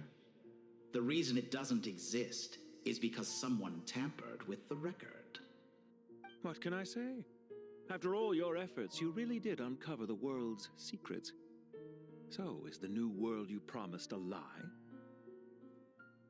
No, it never was.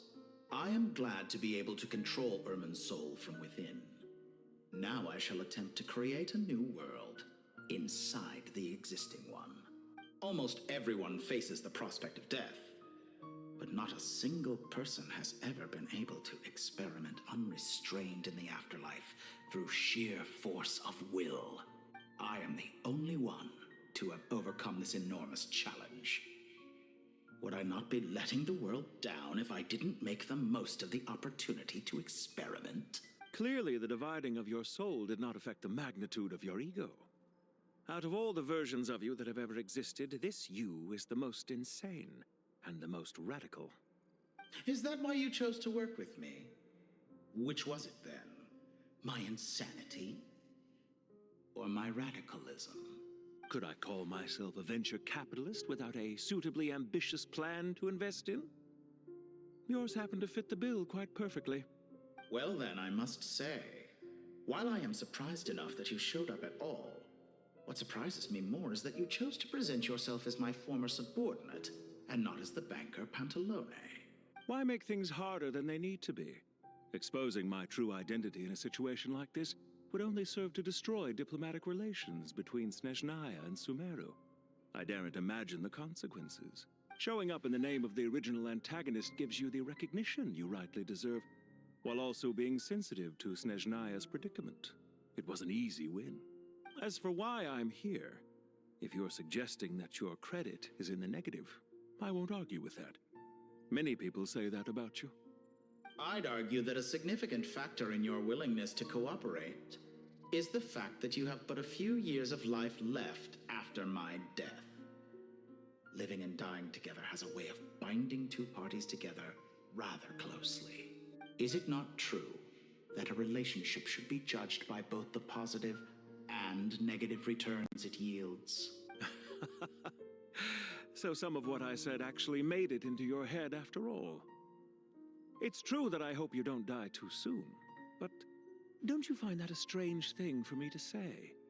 After all, you've already had quite a long life, especially for a human being.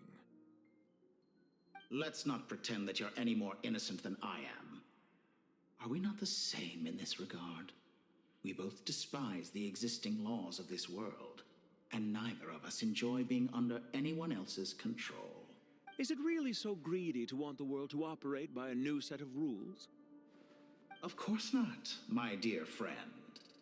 And as I've said before, mutual interest is the foundation for the most reliable of relationships. You can attest to that. I just hope there never comes a day when I have to work too hard to prove that. Read greater, sir. People have been spotted approaching Sumeru City. How strange. Despite your access to Irminsol's data, it appears the soldiers noticed before you did. They must have found a workaround. Well, Dottore, I trust you know what this means. The fact is... They're coming. They'll breach the city gates any moment now. But even so, I would say Irminsol is a wonderfully convenient thing on the whole. If you do manage to create a new world, perhaps you could plant one outside my office, too. I'll consider it. What do you need me to do? Stall them? The experiment will take time. Stall them for as long as possible. Very well. But you're really asking for the moon here. Have you heard this story? There was once a guilty man, kneeling in the center of a church while an angry mob outside waited to bring him to justice. He pleaded with the gods, begging them to grant him one final request, the chance to finish confessing his sins before he was sentenced. Many suns and moons passed, seasons changed, and still his confession continued, as if he intended to speak until the end of time. Are you suggesting I worship you as a god? Or were you hoping that I might confess my sins to you? Certainly not the latter. That would make my life miserable indeed. For someone who despises them so, you never seem to have any objections to me creating or becoming one. At first, I thought you'd be furious. Concerned I would terminate our partnership, were you? Not at all. You had reasons why our partnership must continue. Don't you find people's attitudes toward gods amusing? A god descends from the heavens and people worship it unreservedly, blindly following whatever rules are given to them. And yet, when they see an ordinary person gain godlike levels of power by virtue of their own hard work, they treat him with nothing but suspicion, even if he is a compatriot. Is that supposed to be a compliment? No. I was just thinking. I pity the man who would call you a compatriot. There's no need to be so self-critical.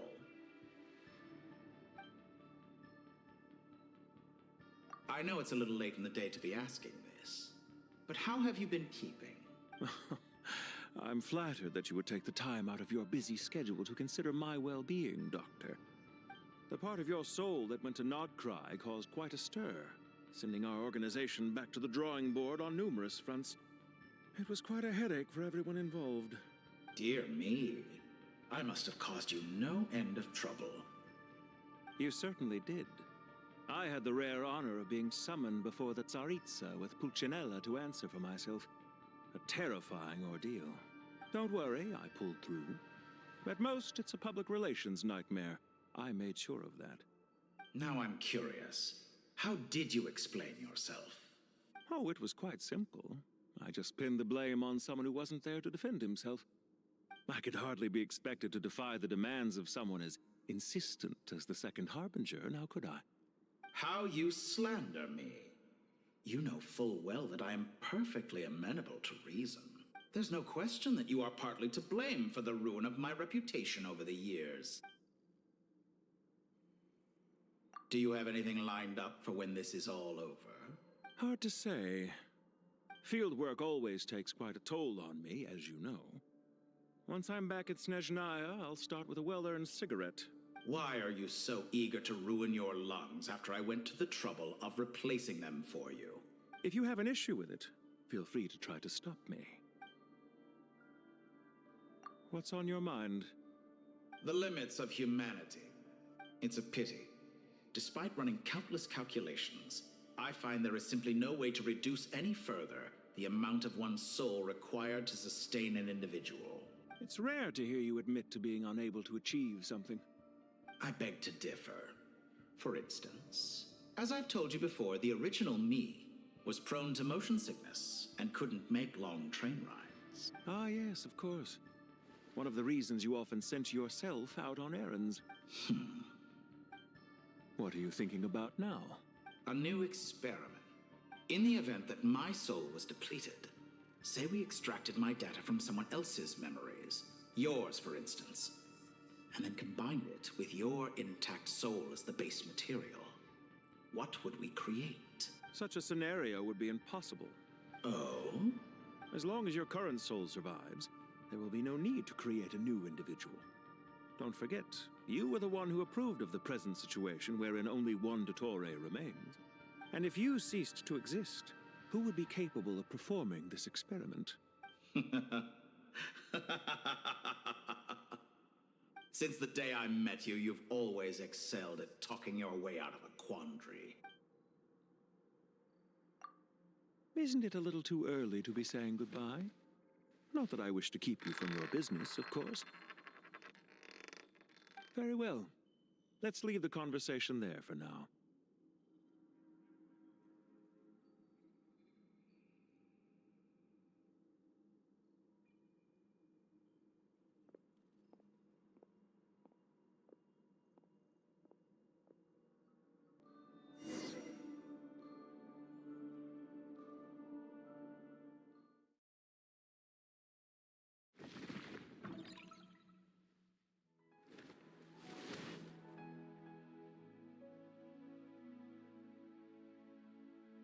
The power of King Deshret's 7 pillars is truly remarkable. With just a chessboard, you can move an entire unit across the material plane. Yeah, sets us up for a much easier fight. Really makes my day. The last time we stormed the city, it involved a lot more running around. I wonder how many people can say they stormed a city twice in their lifetime. I was just thinking that. I've definitely had more than my fair share of unusual experiences in my life. This is my first time here, actually. We never usually leave Gandharvaville. I hope this will be my last time. Does everyone have to chime in? Can't we just fight? What an amusing comment, my dear lady. Yet humans often alleviate tension via small talk, do they not? Whoa! Why is Candace's shield talking? Because the image on her shield is one of me. And I, of course, can appear wherever I wish to. Huh. Well, la-dee-da. Isn't that fancy? Could I get in on this? You wish for your gauntlet to speak? Why, certainly. I think you'll find that it is I whose image is carved hereupon. Thanks. Definitely feel stronger now. You're welcome, my lady. I am glad to lend you my power. Sino, what's the situation? There are troops stationed at every entrance. As we expected. A frontal assault will suffice. Everyone, stick to the plan. We'll take the main entrance. You head for the House of Dana's side door. Move out.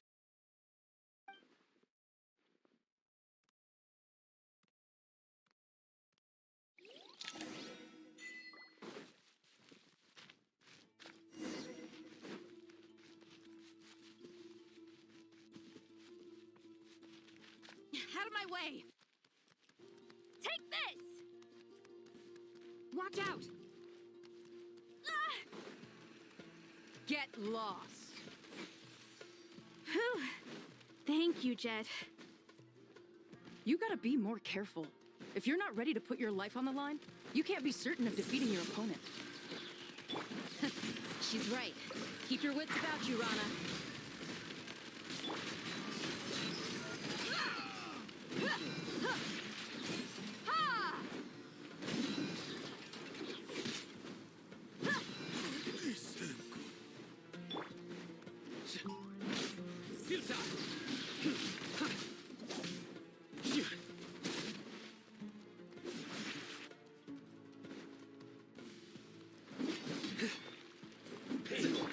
Please! You asked for it.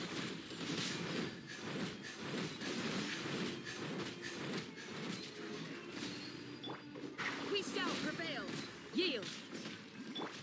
Nowhere to run. Can't run from death. Take them out and secure the harbor. Reinforcements will arrive by water. Consider it done. Show no mercy. Have a load of this.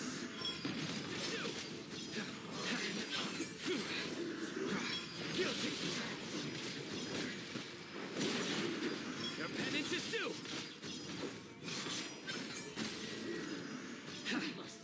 Surrender.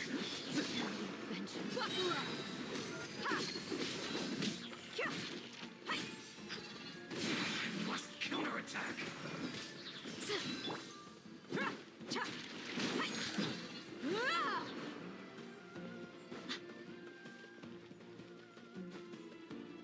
Kya! Your dues. Let's get it on! Grant us your blessing! Do your work! You're dead meat! So... quiet. Please! Judgment is upon you. Looks like we're a usable source of light. You stay condemned. Your penance is due. Save yourself.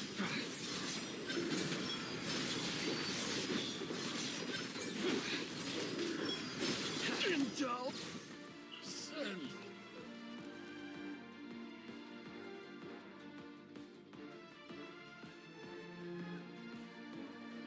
Waterway secured. Brothers! Sisters! Perfect. Just in time. Welcome. Once we've linked up, we'll continue the advance. The team has arrived at the north entrance, as planned. Good. Press on.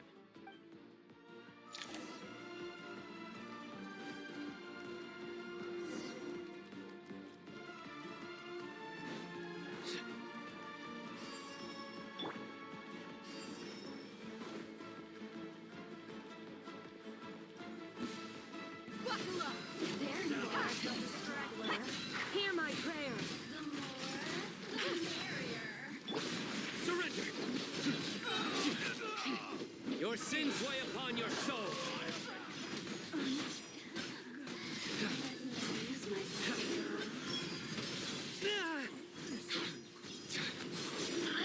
Guilty.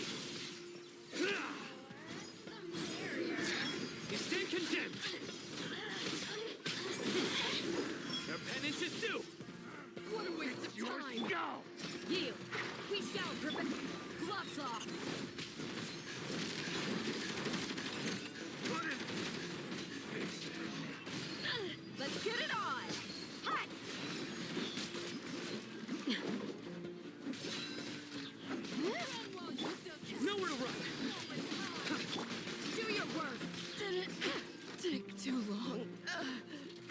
us your blessings! Wait!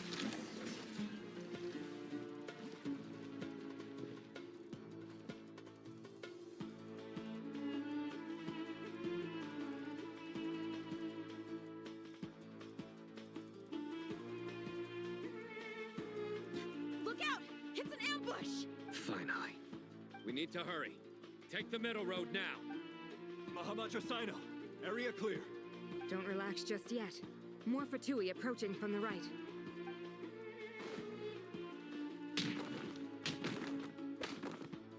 Irminsul cannot track our movements. If necessary, we could split up.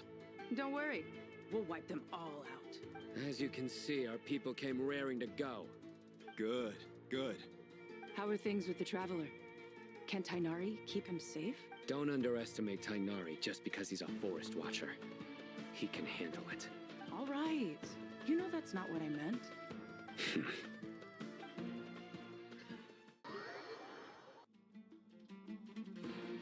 Sino and the reinforcements have drawn the Fatui's fire away. It's our turn. By using a cluster leaf of cultivation, we can pass through certain terrain silently. Good luck with that. We'll just fly up there. Huh? Oh, yeah. I forgot you could fly. Ready? Ready.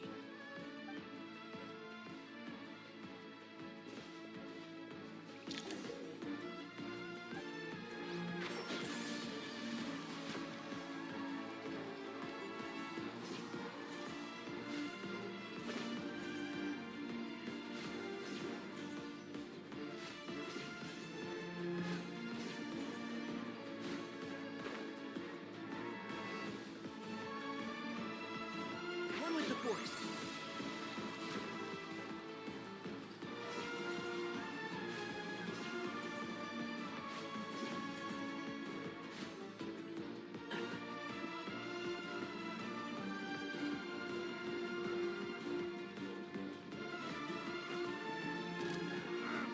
It's your skull! Can't see? I hear everything. This ought to do it. Time for the big one! Blazing light! Behold!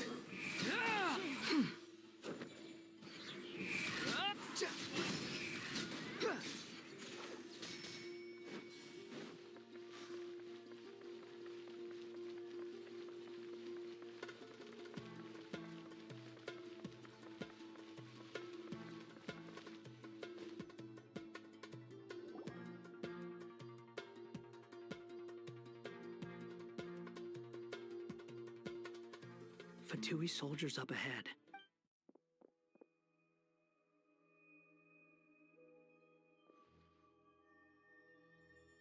Careful. Prepare for battle. Hey! There's people over there. You have some nerve showing your faces here in the center of Sumeru City.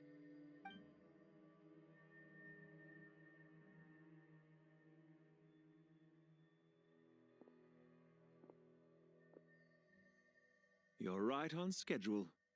Well, this guy sure as heck isn't your average Fatui sergeant.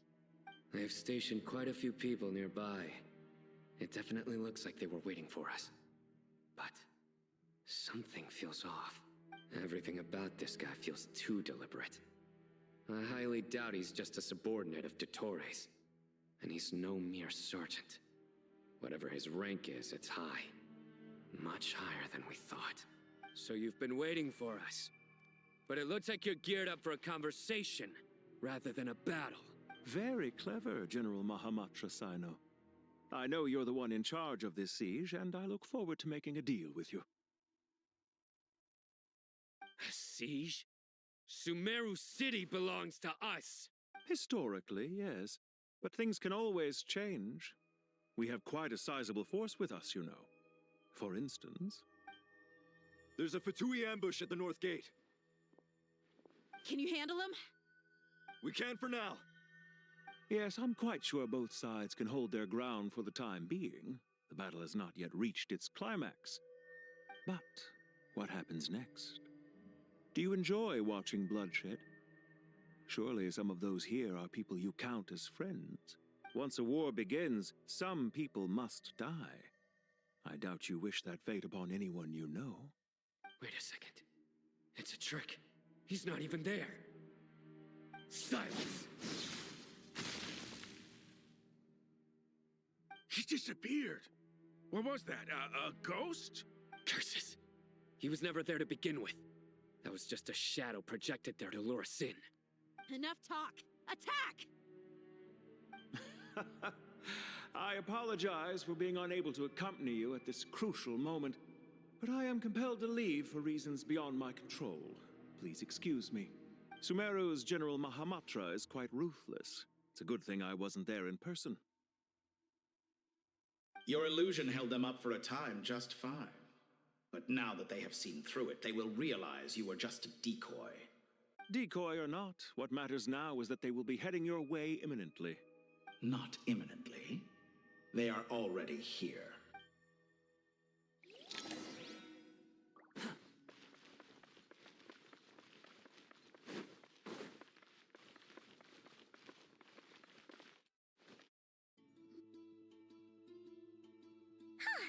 We made it! This is far enough. Tighnari, you go help Sino. Don't worry about us. We'll manage from here. Are you sure you don't need me to stand guard? No need. Once the connection is established, we'll disappear from the sanctuary of Surasthana. Go help the others. All right. Goodbye for now, then. Please tread carefully.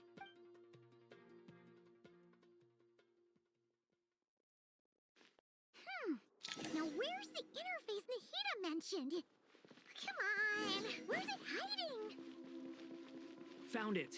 It's over here. We can connect to the inside of Irminsul through the Sanctuary of Surasthana's built-in security system. You should be pretty familiar with the process. Is it the same route as last time? For the most part. We don't need to adjust any of the parameters. Then I should be fine. And Paimon? Once you're both ready, we'll set off. Wait! The stakes are way higher this time, right? Maybe Paimon should stay outside and help the others. Then, you can focus on the fight without having to worry about Paimon. Huh? Why are you staring at me like that? It's nothing. I just suddenly realized how much you've grown. Hey, you've grown quite a lot yourself. Don't you two start getting into it again. Well, anyway, Paimon thinks she's pretty knowledgeable.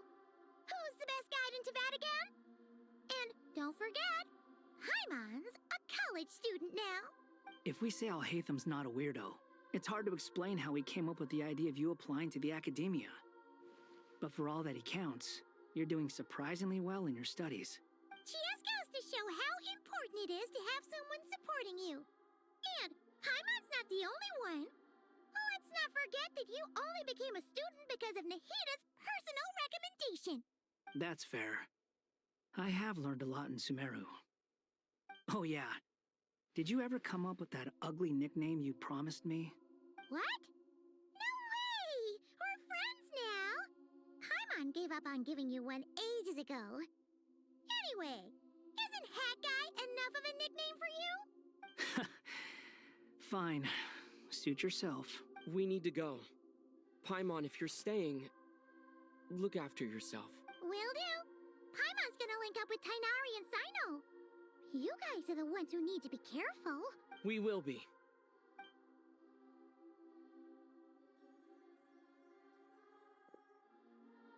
Initiating connection.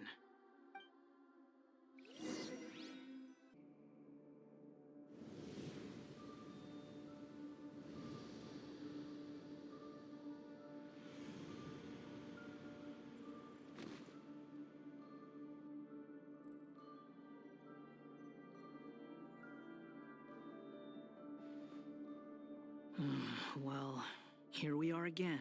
Come to think of it, I still don't even know where we're going. Thanks to our terminals, it should be impossible for Irminsul to read. I can... Don't tell me. Only you need to know. That way, whatever happens to me next, it won't affect your progress. Listen to me. Your safety is just as important as mine. Don't even think about sacrificing yourself for the greater good. We came here together, and we're leaving together. All right, if you insist. I won't argue with you.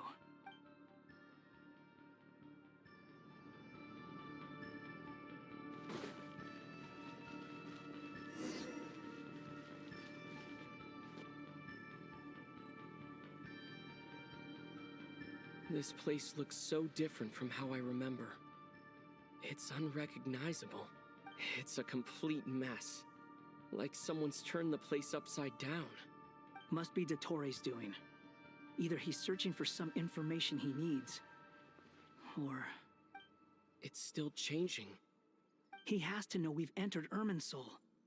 But luckily for us, he can't pinpoint our location. Be on your guard. Don't let him find us. The red parts have probably been corrupted by Dottore's power. Don't touch them, or you might alert him.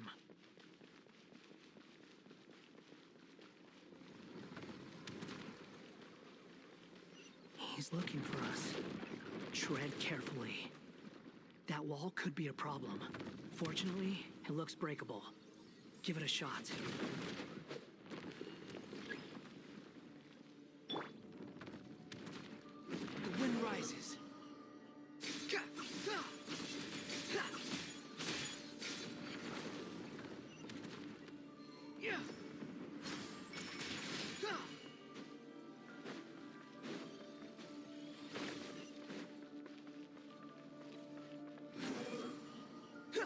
Upon the gale.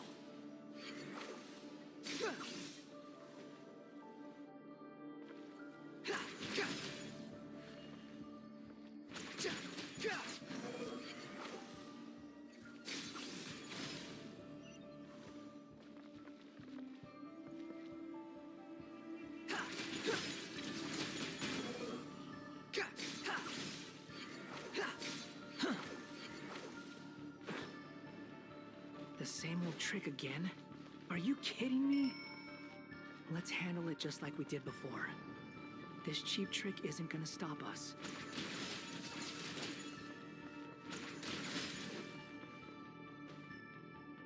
Oh no, it's a trap.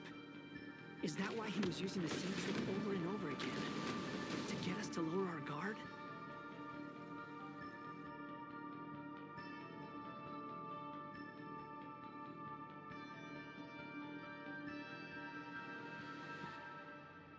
I'm trapped!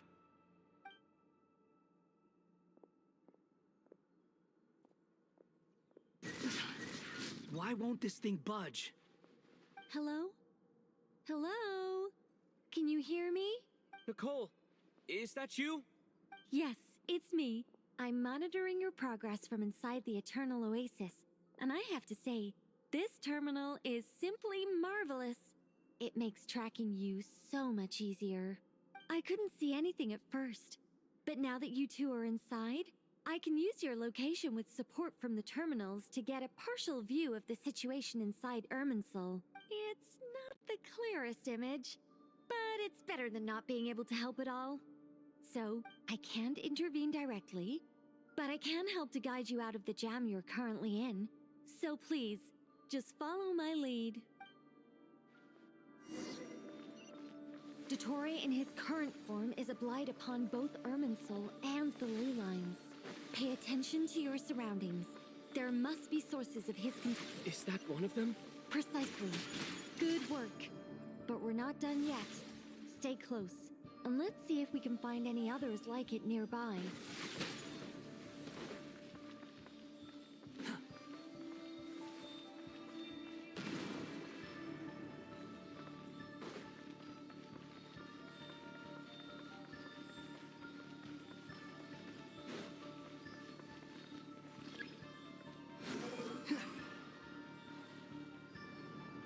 This must be another one. Agreed. Now... Wait! Watch out! It's Dottore.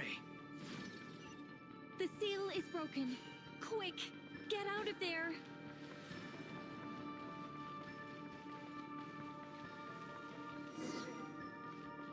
And where exactly do you think you can run to? Wait, what is that? Pursuers! That's gotta be it. Run! Don't let that thing touch you. Dodge that attack.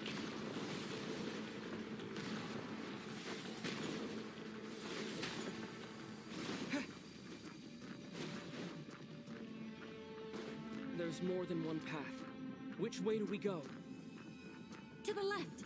Trust me.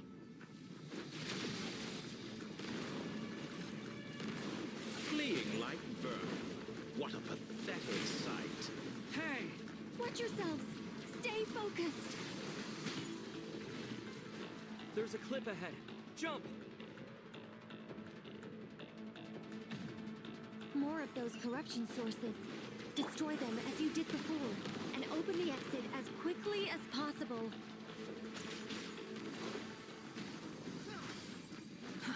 Too slow.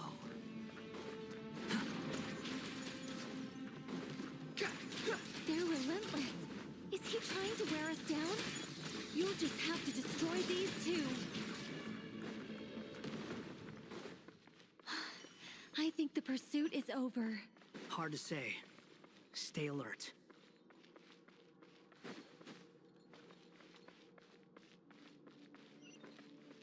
Quit following me. Squall and Fury.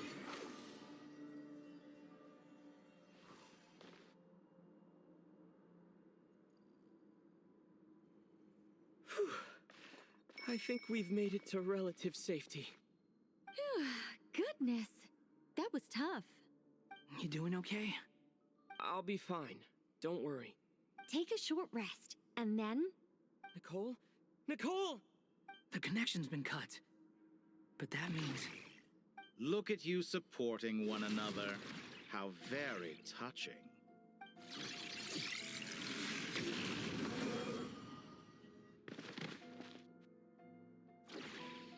Dottore! Took you long enough to find us. You're more useless than I thought. Oh, really? I think I deserve a little more credit for my methods than that.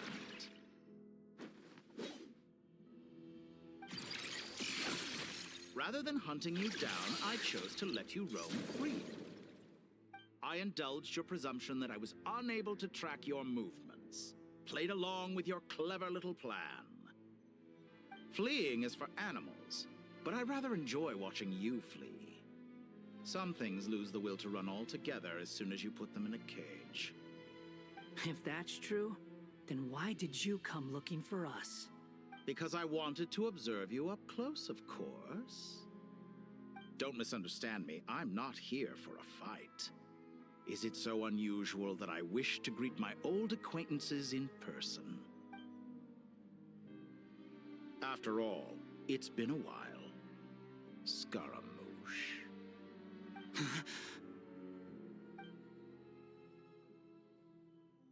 Why are you so afraid? I have done nothing unprecedented in discovering the truth. Nor did I go to any great lengths to uncover your story. You made a bold series of moves in deciding to erase yourself. And with the power of this great chronicling device called Ermin's Soul, you were able to achieve something quite remarkable. Once most people form an opinion about someone, it tends to imprison their mind. Yet you managed to erase every trace of your existence. A novel take on death indeed. However, this meant that you stood out to me all the more when I saw you in Nodcry.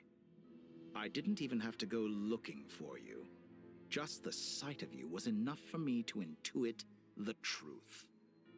For someone in my position, connecting the dots was a trivial affair. It would have been more surprising if I hadn't managed to piece it together.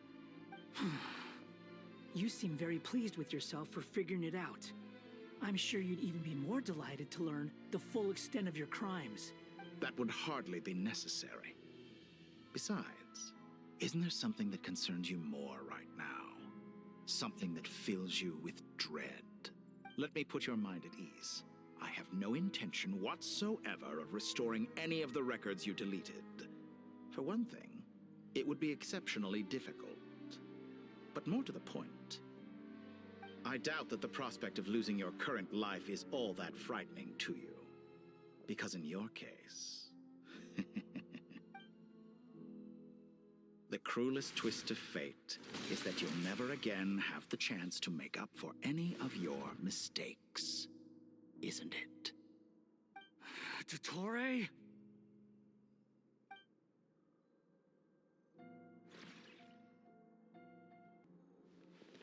All here shall bend to my will.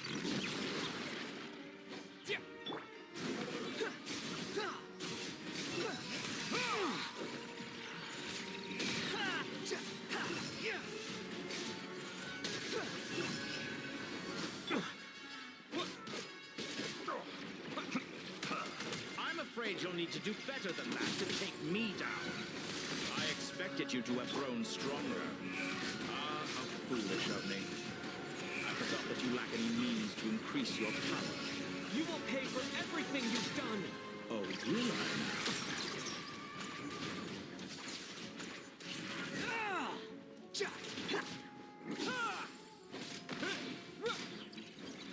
Behold!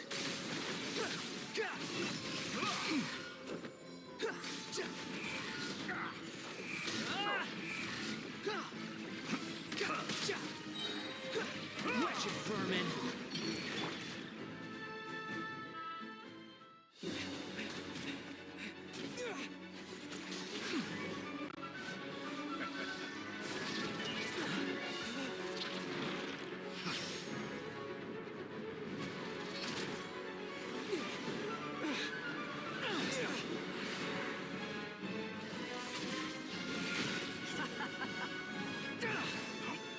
Does the prospect of death amuse you?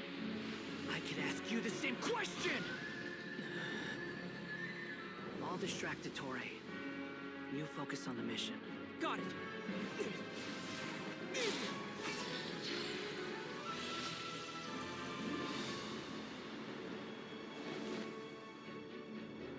For the hopes and dreams of the masses.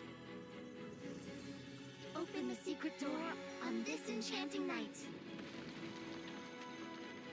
May wisdom's light eradicate ignorance and darkness, and hereby fulfill our ancient vow. Commence data extraction.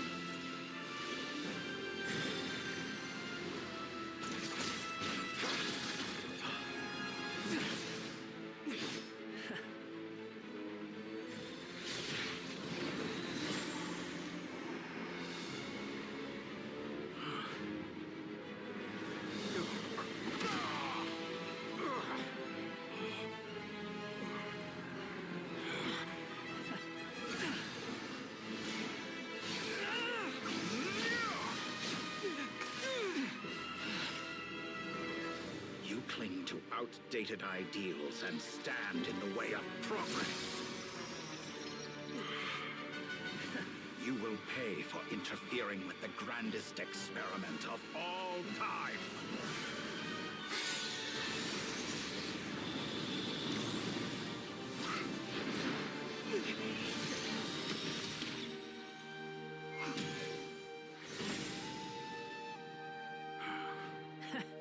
Good timing. Dottore, as clever as you are, you fail to understand wisdom. Wisdom takes many forms, but the path you have chosen eschews them all.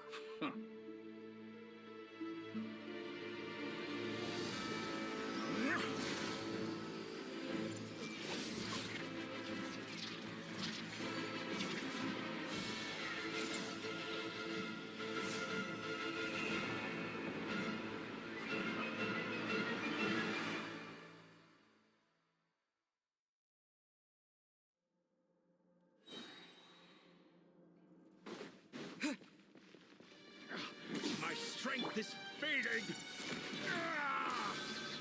Since you are within Irminsul, it stands to reason that any power you wield comes from it. Extracting the information from Irminsul just to strip me of my power. I will find his weakness.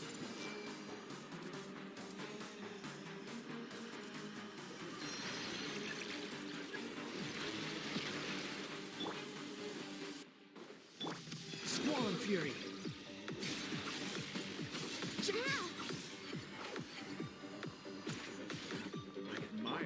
attempt to introduce a new variant, but it's nowhere near enough.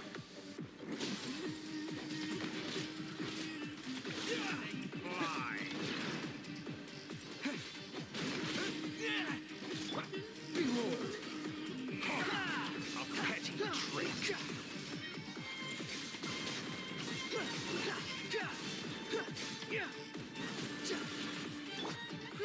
Grow!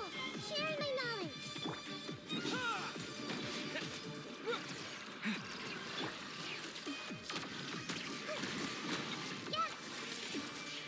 Squall Fury!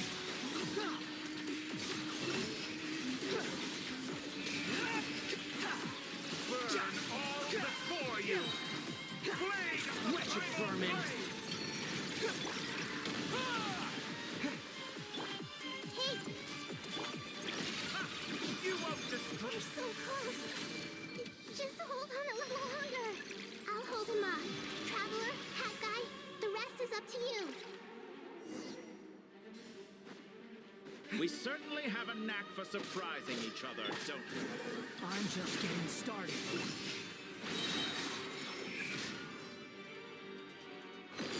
It's time. Say your prayers. Stay on your faces, but watch your back.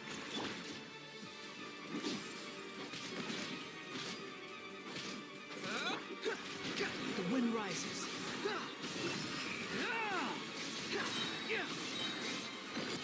It's time. Say your prayers.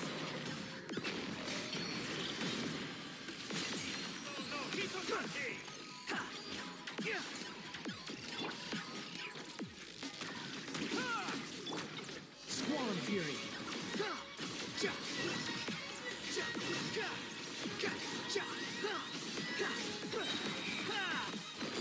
It's time. Say your prayers. Finally, time for you to die. Excited? Time for me to die? How could I have reached this place if death were something? It's time. Say your prayers.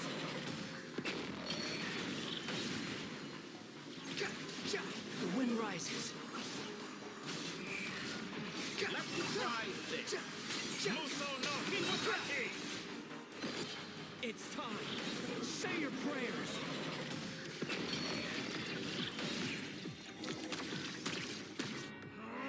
That's enough!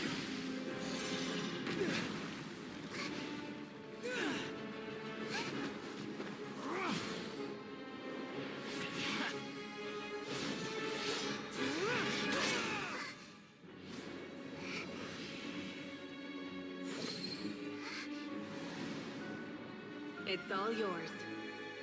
Do with it as you see fit.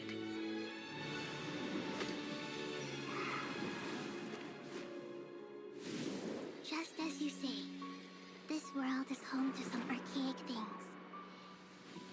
And as you suppose, you are a formidable opponent. You have long coveted the secrets of wisdom. So now, I will demonstrate true wisdom in action. I invoke my supreme authority as the keeper of Irminsul. Commend me or condemn me. But give your verdict now!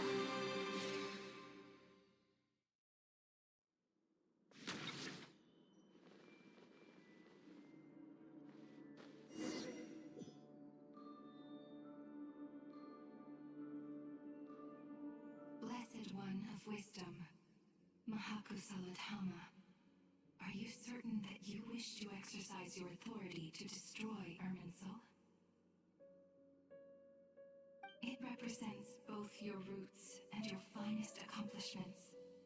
You truly intend to abandon the very thing you have always fought for? This is my decision. Irminsul has been corrupted beyond redemption. Irminsul is the original tree of Tevat. It is the means by which the heavenly principles maintains fate itself. The seven Archons should honor and revere it, for their authority was bestowed upon them by the heavenly principles. is precisely because I honor and revere it that I fight for the humanity it exists to protect. Wisdom is knowing how to weigh the options and make the right decision. If you truly care about the fortunes of this world, then it is me you should seek to preserve. Planting a seed begins the chain of cause and effect. Since you have become a great tree yourself, why should the loss of another tree be anything to fear? Till we meet again, Lord of Dendro.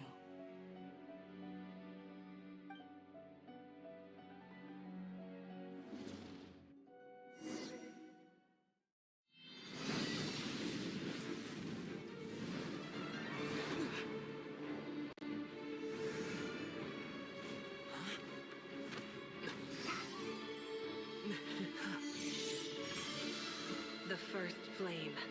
The pure, cleansing fire.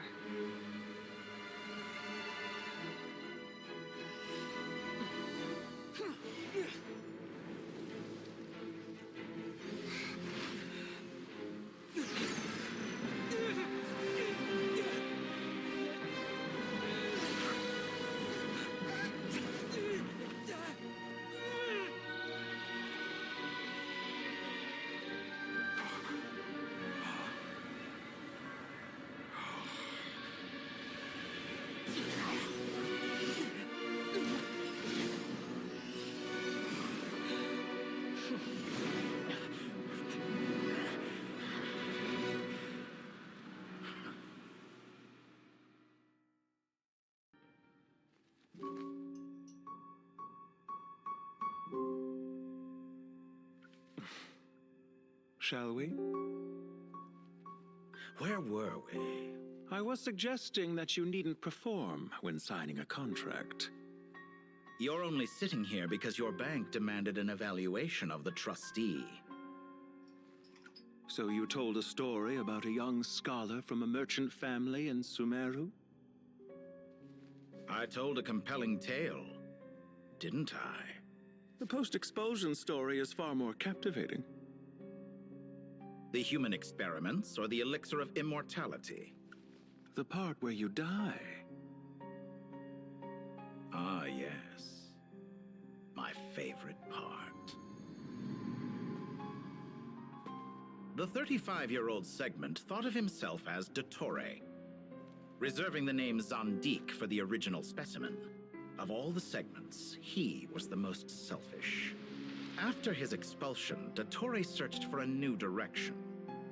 He joined the Fatui, studied Elazar in great depth, secured resources. He was rather fortunate in his career. Zandik turned to Conrian technology and successfully created his segments. But this was not immortality. Even with backup segments, his body would still age. Still, thanks to Snezhnaya, Zandik found the ideal base for his experiments. Then a perfect partnership materialized at a crucial moment. The year that both parties realized they needed more time. Fortunately, Zandik succeeded. In a miraculous turn of events, he gained the extra time he needed. I seem to recall it differently. All right, it's true. No matter how much elixir he took, Zandik remained human and continued to age. Then, on the morning he turned 85... Help me up! Call for help! Surely he would be rescued, Zandik thought. But to his surprise, no one helped him. Zandik was too selfish for that. Don't forget, you're one of us. Yes, and we're all waiting. Waiting for me to die.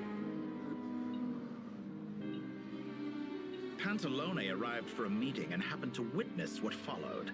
He found it unsettling. I never said that. But the Zandiks were unfazed.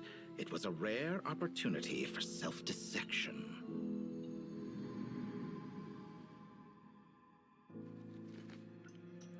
What does all that have to do with you depositing your data at Northland Bank? It has made me cherish my time in this world all the more. Fair enough. So you do have a sense of self-preservation.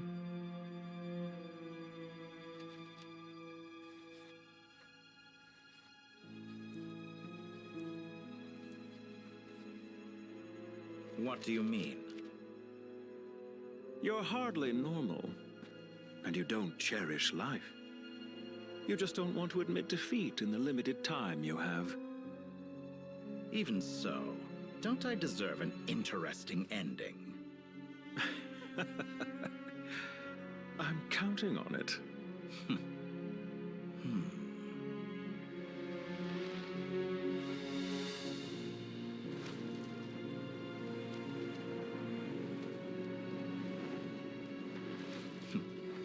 If nothing else, I expect my funeral will be a grand affair indeed.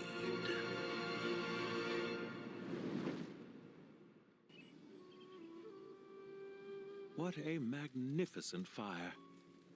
In Snezhnaya, we light fires to ward off the cold. Fire, it seems, is antithetical to ideas such as cold, frozen, and unchanging.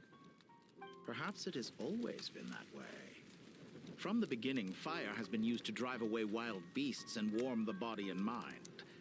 You could say it's a form of treatment. One that cures the human heart of mortal fear. Mortal fear? Something you haven't been acquainted with in a long time, by the sounds of it. Whereas you, I'm sure, must know the feeling quite well indeed. I remember when we first discussed the elixir of immortality. You claimed that extending your lifespan was about buying more time. But was that really the truth? You fear the prospect of dying a wretched end in this world, don't you? Of course I do. I'm only human, after all. And while you may have forgotten it, you cannot deny that you too were once human, Dottore. I do not believe that there is no such fear in your heart. Perhaps you are right. But I abandoned it long ago and devoted myself to my experiments. I have felt no fear since. From the very beginning, I never thought you could win this game. But still you came, contract in hand, to honor our agreement. Because I am a reputable partner. And as we have discussed, experiments are about more than results alone. The process is equally important. I have come here and completed my creation, and I do not regret my decision. I'm afraid your journey ends here. After I die, there will be no one to make the elixir of immortality, and your remaining stock will only last a few more years. How then will you prove that you didn't perish in this incident alongside everyone else? When I feel optimistic about market environments, I never forcibly adjust them. They have their own direction, and I myself am one such environment. I have been quite particular about many things in my life, but where the manner of my death is concerned, I choose not to be. You make yourself sound so magnanimous. Oh, but I am, and I hope you will be too. It may have been a long time since anyone told you this, Dottore, but I recognize that you are a truly rare talent. Ha! I can see it. The experiment in blasphemy that I've been performing all this time. It has been a long process, and I do not care about the results as much as people might imagine. If the very goal of your experiment was to explore infinite possibilities, then there was never any reason for it to end. Indeed. Yet now, the experiment has officially drawn to a close. What should I call you? Zandik? Or do you prefer Dottore? Suit yourself. Goodbye, Feofan. This time, that's what it truly is. And don't I know it? Goodbye, Zandik.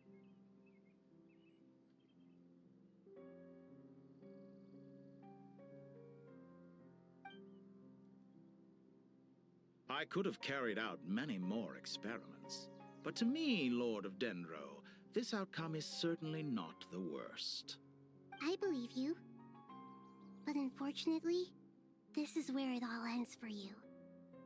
This experiment does not belong to you, nor do any of the results. Experiment? It sounds like you're trying to outdo me in my own field. Wisdom is conveying information in terms that people can clearly understand. You know exactly what I mean. Indeed. I can see no further outcomes. Ha. You have a formidable mind, and you are braver than I thought. Setting fire to the very thing your survival depends on. Your previous threat was empty, but this time, it is real. When necessary, wisdom can be as fierce as an inferno. Some of the flames that incinerate you come from within yourself. Perhaps you are right. You see what lies at the bottom of the human heart, and that is your wisdom. Here is where your journey comes to an end. All that is yet unknown belongs to those of us who will carry on living. It seems I have unwittingly been your arch-enemy all along. But now, it's all over.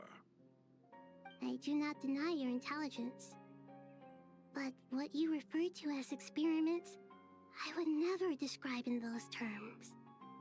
They are events that take place in the real world, and they are so much more than mere data. Goodbye. We will never meet again.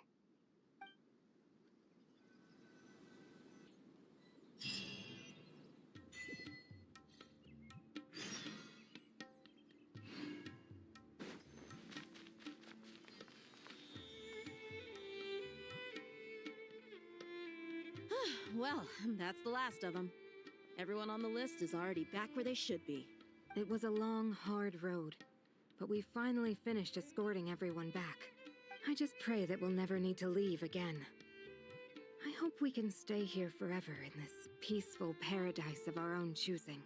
Paradise. In the annals of the Temple of Silence, that word carries great significance. It represents the hopes and desires of the gods. Their longing for a place to rest. I wouldn't think gods need such a place. People always think they're the only ones who can lose their homes. They forget that gods too need a place to reside. As the Goat King once said, "A god without his people shall cease to exist."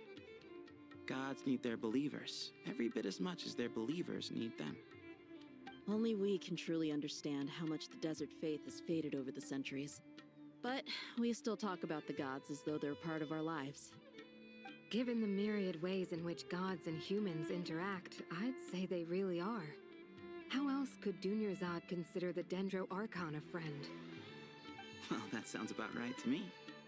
Describing them as friends sure makes us feel a whole lot closer. If you told me a few years back that I'd have this many friends, I'd have called you a liar. Belief is a choice, just like friendship. We've made our choices through battle. The right ones, wouldn't you say? I'll be heading back to the Temple of Silence. I heard the Goat King and the Ibis King decided to pay us a visit. How about you? It's back to Aru Village for us. Still plenty of supplies to distribute and people to help. Until next time, old friend. As long as you can find the time, you're always welcome to visit us in Aru Village. Right back at you. Make sure to drop by the Temple of Silence the next time you're free. Where it is that two of the other 7 pillars, Shezapang and Bennu, might also be dropping by. Since you're wearing the symbols of their power, it'd only be fitting if you came to see them for yourselves. Dropping by? That makes it sound like they're visiting a neighbor's home. Well, the temple was founded by Hermanubis, so I guess to them, that's exactly what it is. Guess that's true. All right. We'll make sure to find time to stop by. Stay safe on your journey home. I will.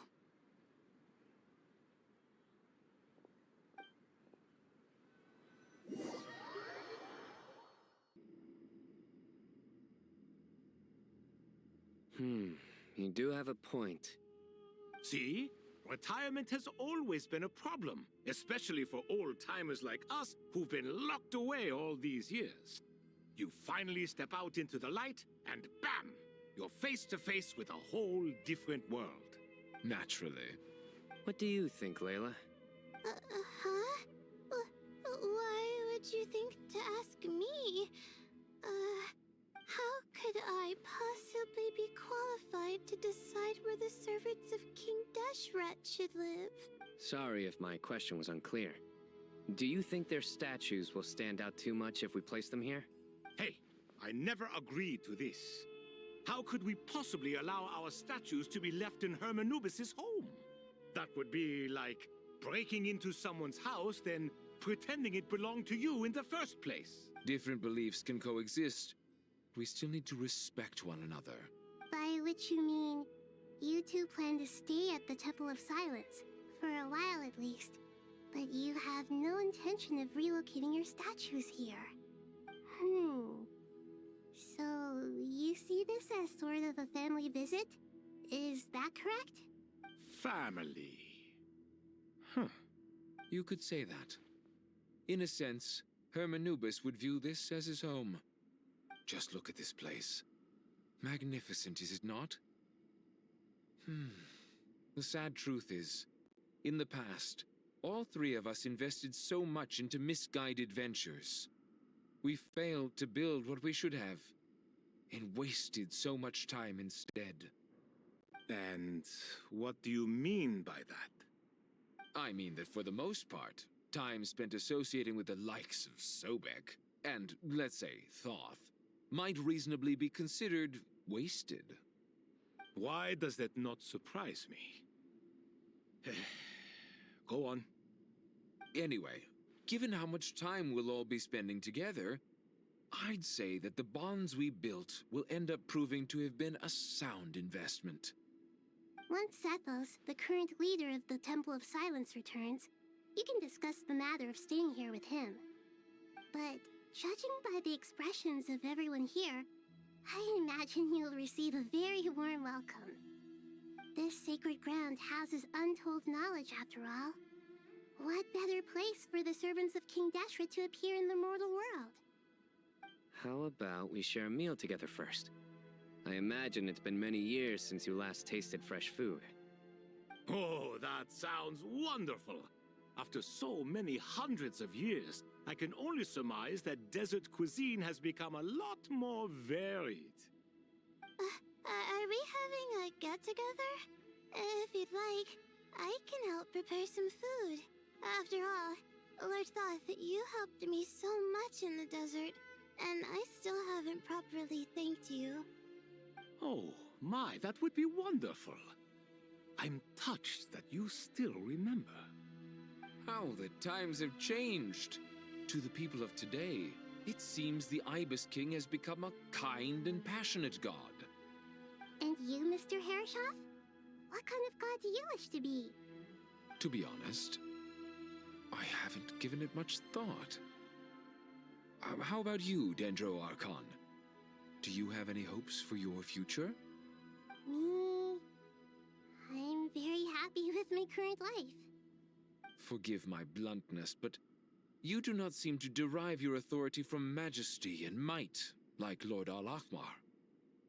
Clearly your approach has its advantages, but also its dangers, don't you think?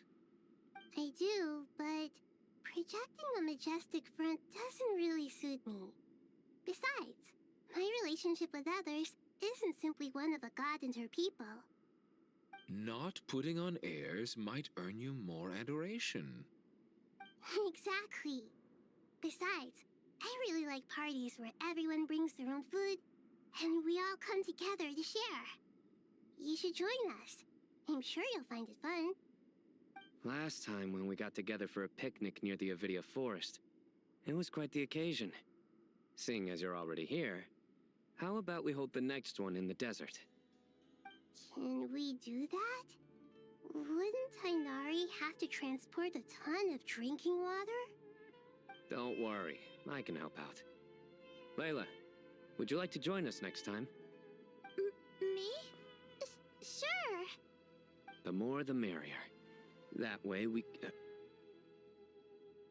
Don't take this the wrong way. I just think you should know. When it comes to passing the time, chess is more our thing. In that case, Dendro Archon, what do you say? If I were to compete against you, I can't say with certainty I'd win, but I certainly wouldn't mind giving it a shot. Where's Sobek? I'm sure he'd be good for a few rounds. Cards, cards, cards! I'll always prefer chess. I wonder what variant of chess we're talking here. Mr. Thoth, is there some sort of astrological significance to this game? Oh, I'm glad you brought that up. As long as the leader of the Temple of Silence agrees, we can search Hermanubis' place for books to teach you how to play.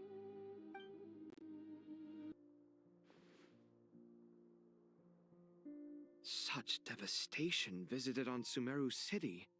So many houses destroyed or damaged in the fighting. Who could have foreseen this? Look at all of this. It's going to take me forever to tidy up. I suppose living below the academia doesn't always work out to your advantage. I would have thought a little appreciation of my sincerity and effort in helping to clean up this mess might be in order. Helping? Effort? This is your house! Of course you should be putting in the effort! If anything, I'm the one who's helping! So you see yourself as just a helper in this situation. I must admit, I'm rather shocked. If you're trying to say that since I live here too, I have an obligation to tidy up, fine. I suppose I do. Wait a second, stop changing the subject! Nevertheless, in the wake of a great storm, a missing roof is a predictable inconvenience. Can you stop making it seem like I care more about this house than you do? Doesn't it upset you at all to see your home in this state? I won't pretend it's ideal, but that's no reason to be upset. This is the roof over your head, your shelter from the cold. The furniture is scattered, the paintings have fallen off the walls, the windows are shattered. Don't you feel even a little disheartened? The way I see it, these problems are easily solved. Ugh, this is precisely why I hate talking to you about sentimental things. It's like banging my head against a wall. You simply don't understand just how much work goes into making a proper home. It sounds like this is causing you a lot of anguish. You mean the house or the paintings?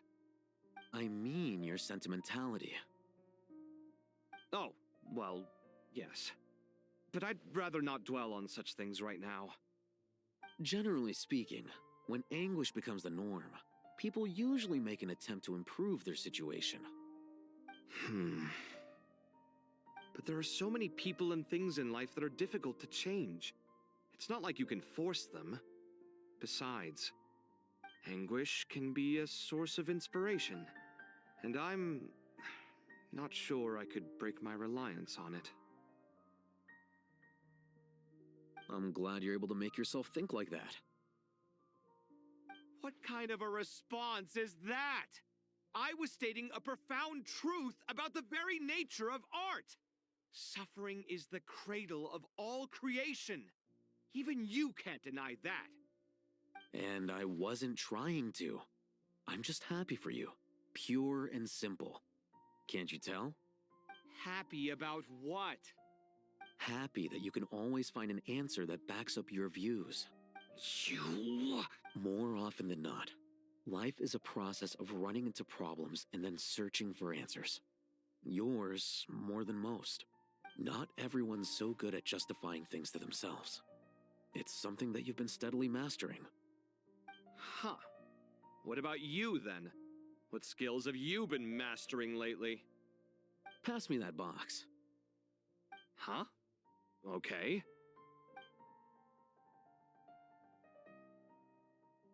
You may consider this my progress on the path to mastery. What? Wait a second. Isn't that box mine? Hey, it is! It must have fallen off that shelf. I'll hate them. Those are my paints and inks. Would you like me to put it in your bedroom for you? Huh? I mean, sure, if you don't mind. What kind of progress is this? Does he think he can bribe me? Not that giving me back my own things is much of a bribe. These books on the floor, they're a complete mess.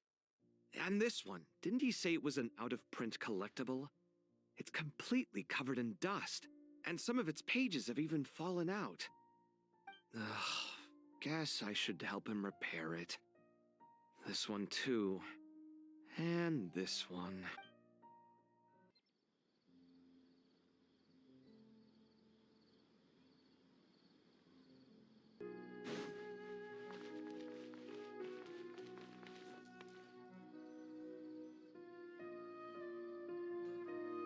Local subter beasts, imported goods, such a bright future ahead.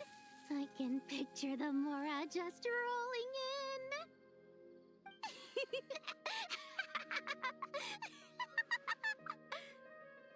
You do realize you sound like a choking cow?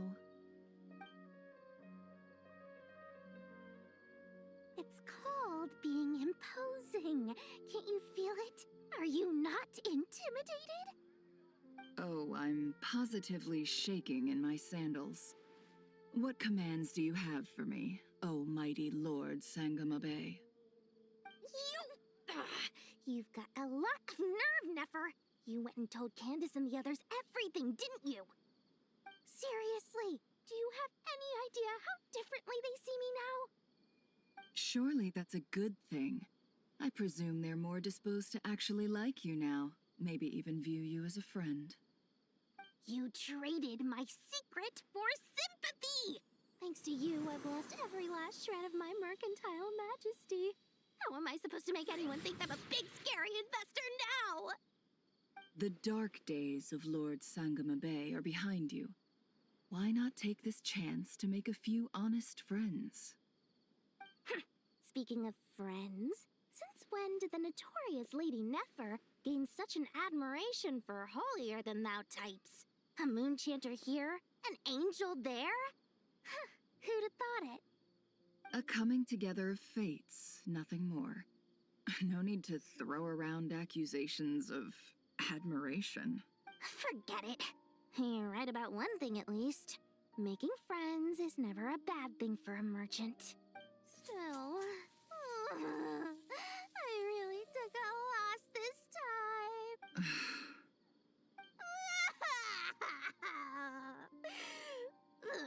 What are you looking at? I'm trying to see if you're really crying or if those are just crocodile tears.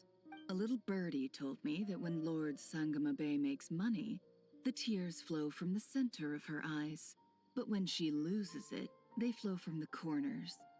Which is it this time? Ugh, you are so annoying. I'm not talking to you anymore. Nefer, thank goodness you're here. I've been looking everywhere for you. Huh? Oh, well. If it isn't the House of Dana's very own librarian. What can I offer you today, Miss Katayun? Oh, no. I'm not here to buy.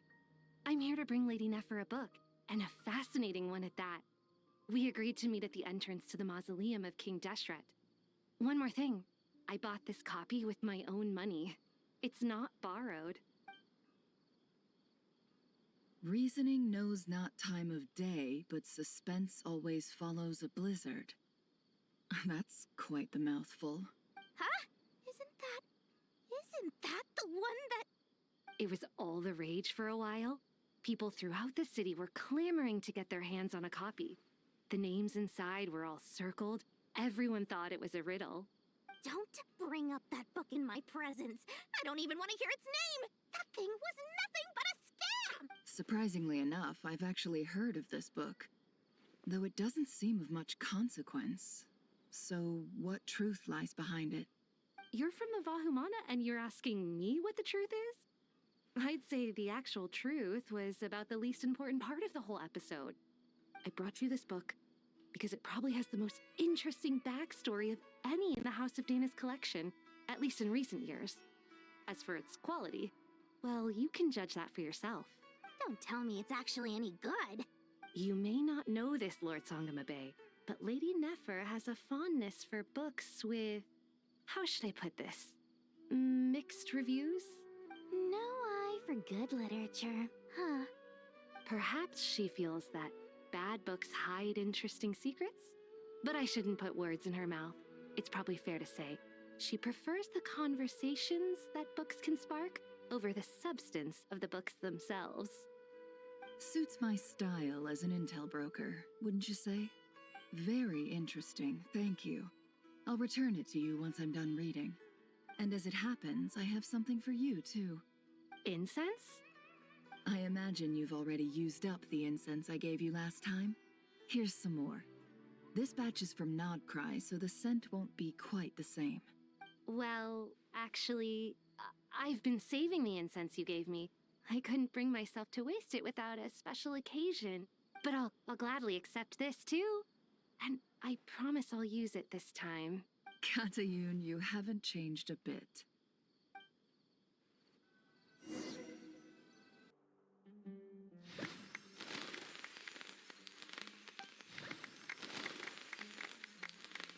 Congratulations, Collei.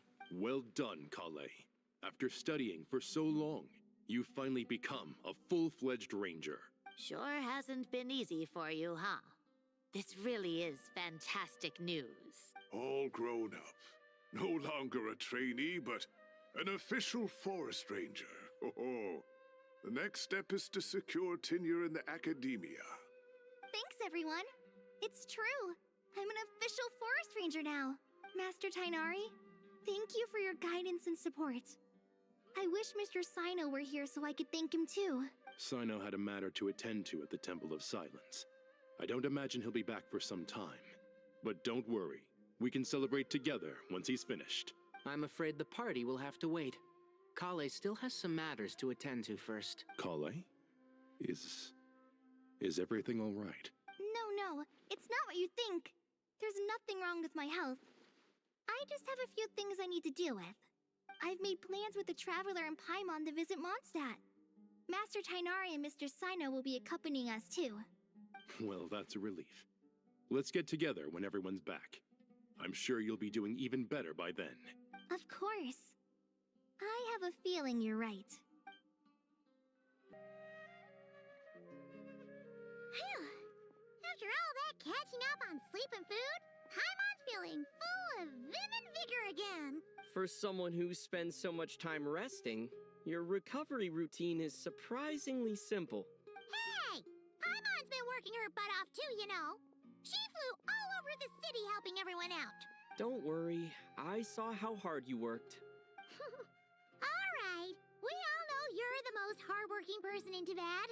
As long as you're rested and full, that's what really matters. Paimon's been looking around the place, and it seems like the city's already on the mend. But Paimon's been wondering how Nahida's doing. We should check in on her.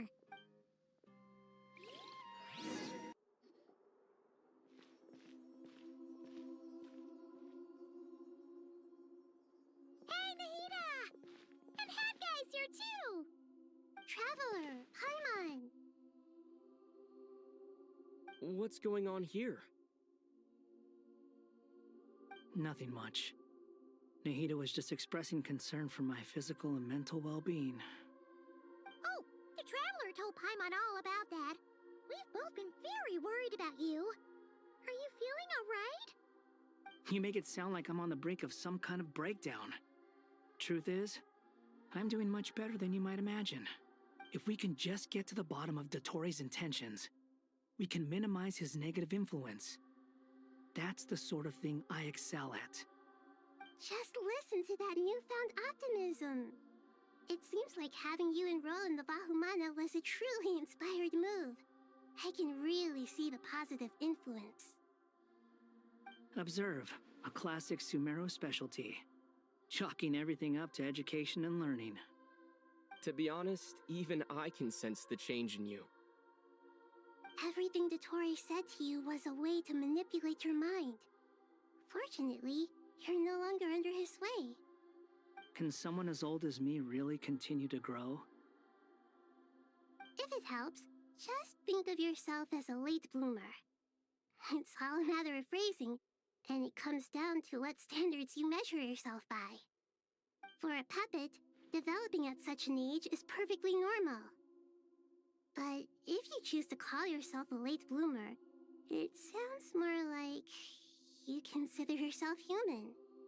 However you see yourself, well done.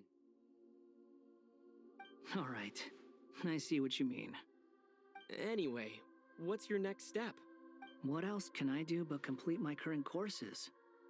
Everything else can wait. Anyway, that's enough chit-chat. There are still things in the city I need to help out with. I'll be heading there now.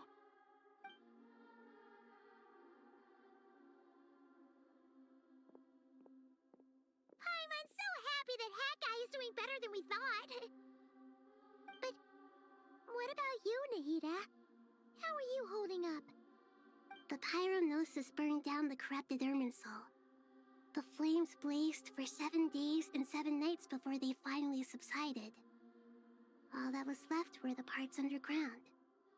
Now, Aru shoulders the responsibilities that once belonged to Irminsul. The situation... Irminsul has a strong influence over you, doesn't it? How will you cope now that it's gone? There's no need to worry. Thanks to Nicole's extraordinary talents, my connection to Irminsul has been severed and transposed onto Aru. Angels can do things like that? They can.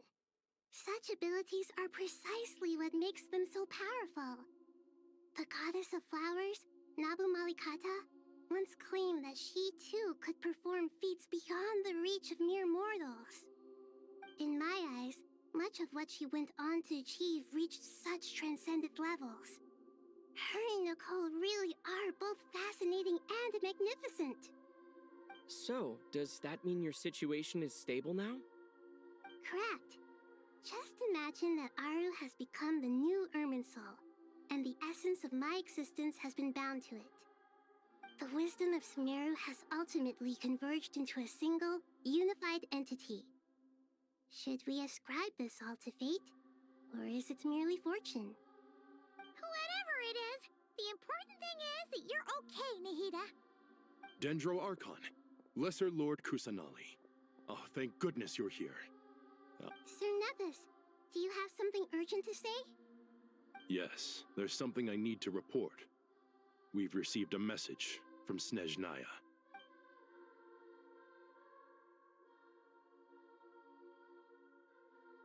The Fatui Harbinger, the Rooster, sends us his sympathies, along with all the usual pleasantries.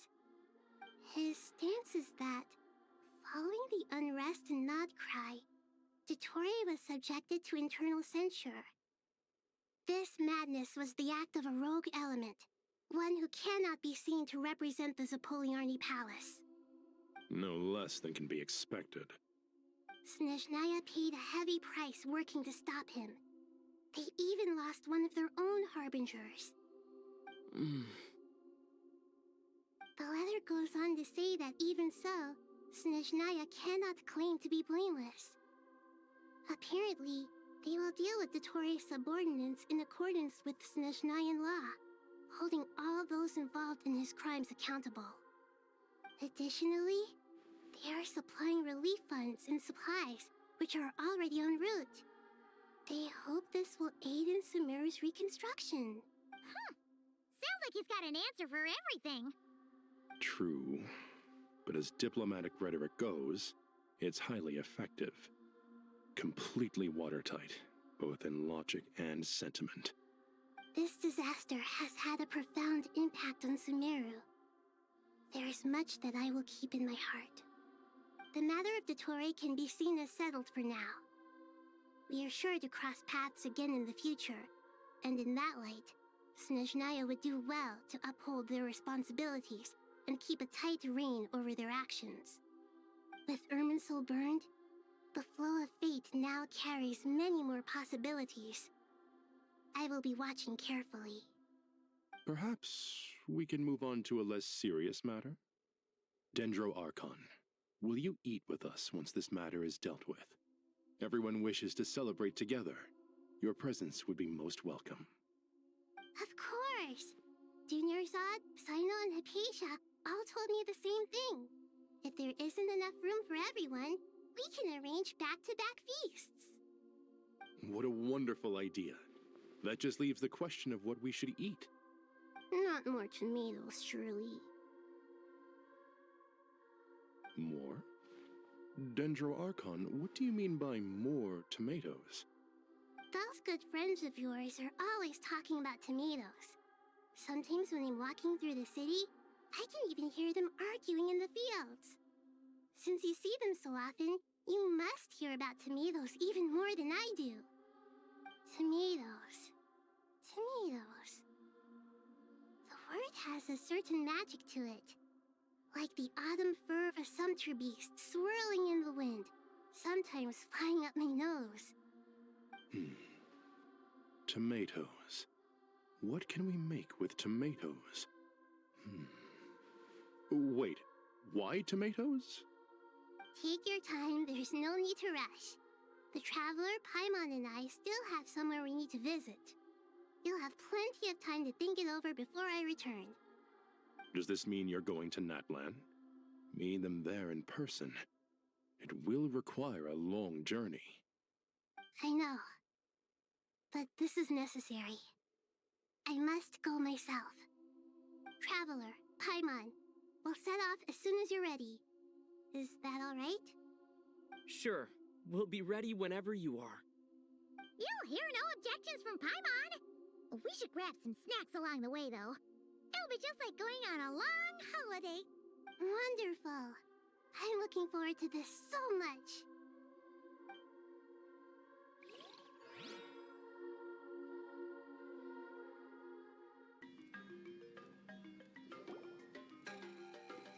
Natlan is such a lively place. It's super cheerful and positive, too. I can see that. There are people outside exercising at all hours. Such a healthy way of life. You came. Welcome, welcome. You must be hungry from your journey. Would you like something to eat? Oh, thanks, but no thanks. We've been eating the whole way here. We had a mushroom platter, Sab's meat stew, butter braised chicken, hot asara pudding. Paimon's positively stuffed. All right. No need for all that detail. I'm starting to get hungry myself. Maybe later then. We can wait till everyone's got an appetite, then I'll head out for a meal together. Sounds like a plan. Let's find somewhere to sit down.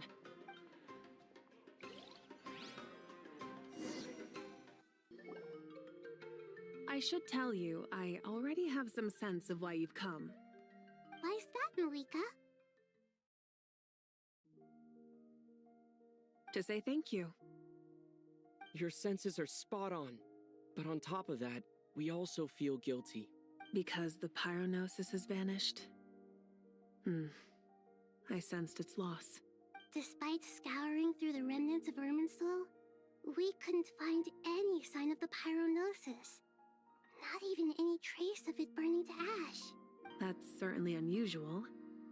Still, the potential fallout from Irminsul's loss is significant, to say the least. Perhaps the pyronosis's disappearance is simply a knock-on effect of the impact it's had on a certain strand of fate. There's no need to feel guilty. We were clear that this time, there was to be no returning, only giving. Pure and simple. Thank you really is a fascinating phrase. We use it to express gratitude for the smallest of things. Yet, when faced with a kindness too immense to describe, we use exactly the same words. It's not that we lack other means of expression. It's that when we truly need to express our feelings, the simplest and purest words are always the most powerful. You're right. In Natlan, we prefer simple expressions too. Companionship, friendship, support. They might not sound fancy, but the sentiment behind them is sincere. That's wonderful to hear. Sincere feelings are often a vehicle for the deepest wisdom of all. Irminsul's destruction doesn't seem to have done you much harm. I'm glad to see you're doing well. There's still a lot of work to do, but before we begin, we felt it was important to come here and speak with you. Partly to express our gratitude, but also because we felt that seeing you, in a sense, is like basking in warm sunlight. That's a nice way of putting it. I like that. To tell you the truth, though, I'm not a fan of somber meetings. So, since there's nothing more to say, why don't we go bask in some actual sunlight? The weather's beautiful today. What a great idea! Paimon's gonna lie back and soak up some rays.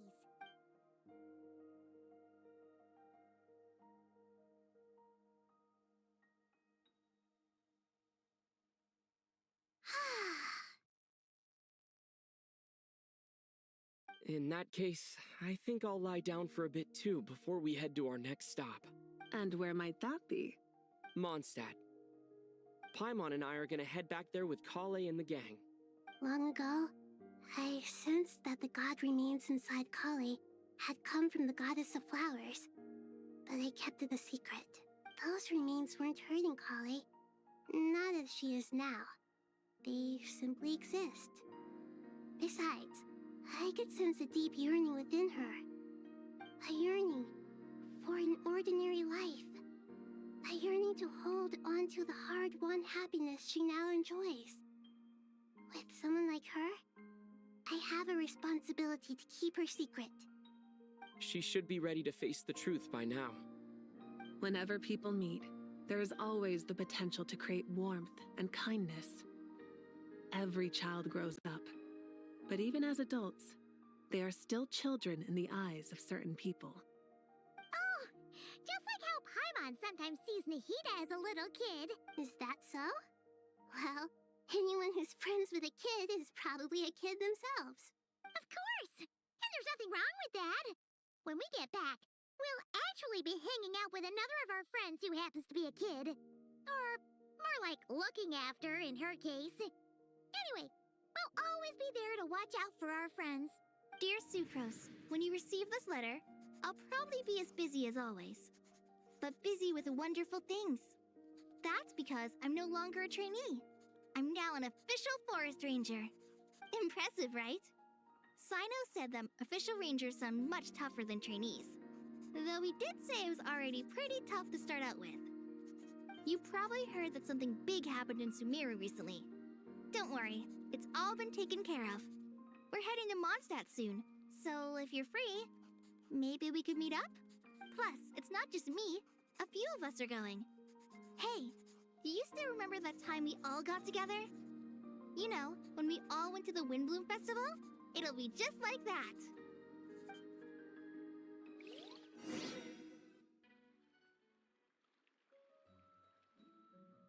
Dainari, is that... Don't you say it! Is that the great Vayu Vyastra? Behold, the great Vayu Vyastra, General Mahamatra. How times have changed. I wasn't expecting you to beat me to the punchline. You've changed. You've really upped the aggression in your battle against Sino's jokes. Collei, how did you know what I was going to say? For the love of... Hey! Traveler! Paimon! You're right on time! I hope we haven't kept you waiting. Collei! Sucrose! It's been so long! How have you been? I've been well. Everything's going great. What about you? Are you still busy? Not at the moment. Oh, right! That juicer you gave us works amazing! Farzan loves it! Seriously? That's wonderful. I don't suppose you drew up a detailed test report. Oh, what fruits did you use? How was the texture of the final product? Sucrose, you might want to try asking your questions one at a time. Albedo! Paimon didn't see you there! It's been a while since all of us were together like this. How about we follow the same plan as last time? Good idea, my friend. You never disappoint. So, what are your identities this time? Don't remind him. First things first. Allow me to introduce our very own official forest ranger Collei. The rest of us are simply her humble travel companions. This sounds like one of those mushy stories that gets people hooked on some corny, heartwarming premise. Oh, is our story not heartwarming? If I recall correctly, there was even a scene like this in King of Invocations. Besides being heartwarming, our story's also about tough, impressive-sounding job titles. At least that's what I think.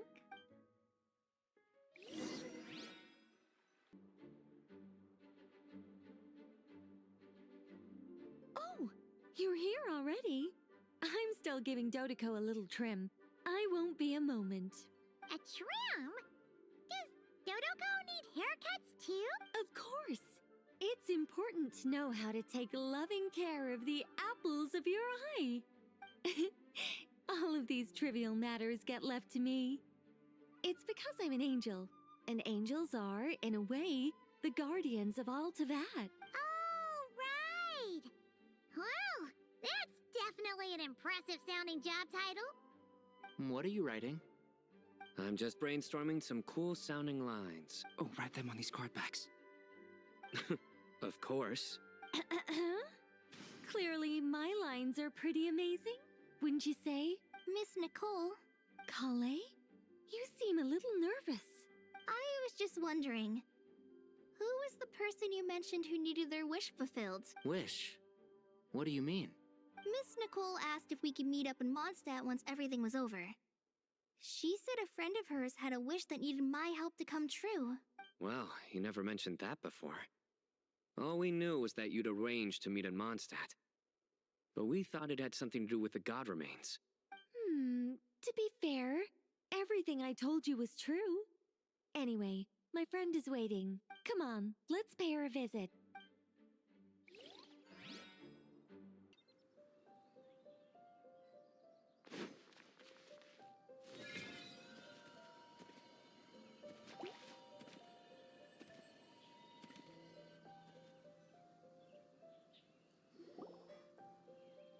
Huh? You're... Surprised? I bet you weren't expecting to meet a woman like me beneath this beautiful tree in a faraway land. An oasis will spring from the place where a djinn resides. That saying falls somewhat flat here in Mondstadt, given that everywhere is already so lush and green. Lilupar, what are you doing here? I made friends with Miss Nicole. I asked her to bring me here and then invite Collei to come. The prologue to this story is that I have a wish. It has stirred within my heart for centuries. Millennia, even. Originally, it was merely Al-Ahmar's lie, but now it has become reality. Could this be... related to the goddess of flowers? My dear young lady, my mistress left her final trace in this world upon you. I can't tell you how glad I am to see you here. And now I have seen you, and peered into your heart. You have experienced hardships and suffered setbacks. The torment an ordinary person might expect to face has befallen you threefold. This is the source of your resilience. But, beneath all this, I've witnessed the seeds of desire. You yearn to return to the simple life you once knew, do you not? I do. I want to throw away everything that isn't mine. But how do you decide what is yours? The scars that others carve into your flesh? The kindness and love they inscribe? Are these things not yours as well? They are. This is something I've talked about with Miss Nicole. Miss Nicole said I should learn how to adjust my standards. I just want to live as an ordinary human. Don't you want anything from the remains of the goddess of flowers? She gave me a revelation once. I think that's already more than enough. In the past, you would not have possessed such a rich heart. Your brief life has taught you to hold on to everything good, to home in on kindness. How fascinating. You're nothing like Nabu Malikata, and you're certainly not her. Of course not. I'm not some great and powerful being, Miss Lilopar. Yet I am a djinn. We exist because of the Lord of Flowers. We revere and love her. My wish is to see her one last time, to give everything for her. Collei, can you do this for me? But her remains won't be easy to remove. Are you sure this is what you want? That's beside the point. First, I need to know. Are you willing to do something for the soul of this lonely, wandering woman? I'm willing. But look, you know nothing about me. Even if you have heard the stories about me, all you would know is that I was rightly punished for the many evil deeds I committed. Ah, so you do know. Your lips are quivering, your eyes trembling, and still you're willing to do something for me. Life has been cruel to you, and yet you've learned to be kind. My dear young lady, to repay your kindness, I too must play my part. Are you sure about this, Lillipar? I yearn to see my mistress. For this moment, the world can burn to ashes, the universe be engulfed in flame. I care about nothing else. And you, Collei, I can give you a gift. You'll become just another ordinary human. But Miss Lillipar, what will happen to you? My wish will be fulfilled, and I can die happy. Why would you wish for that? A long, unending life might seem desirable for one who has never possessed it, yet it brings torment to one who has. My remains are scattered across the yellow sands, but my soul can find no peace. Since you've promised to grant my wish, give me that release. Allow the dying to die, and let the dead rest in peace. You have my thanks. Collei, there's no pressure on you. What she said, it's all true. A wish is a genuine desire, after all. It's as if you want to use the last of your life to give me a better future. Nothing so selfless. We'll be using our futures to fulfill... I understand. Miss Lillipar, I'm ready. Close your eyes, Collei. Then open your soul. From there, I will embrace my mistress. The downpour of flowers is your touch. Like returning to the very beginning. Like surrendering to your grace, my mistress. People say that devotion is beautiful, yet filled with pain. How foolish of them. For me, devotion is beautiful, pure and painless. Devotion is my love. Thank you.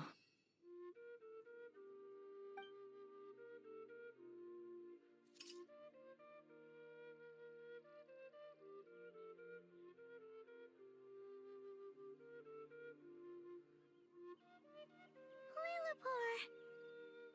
She disappeared? She left, carrying the blessing of flowers.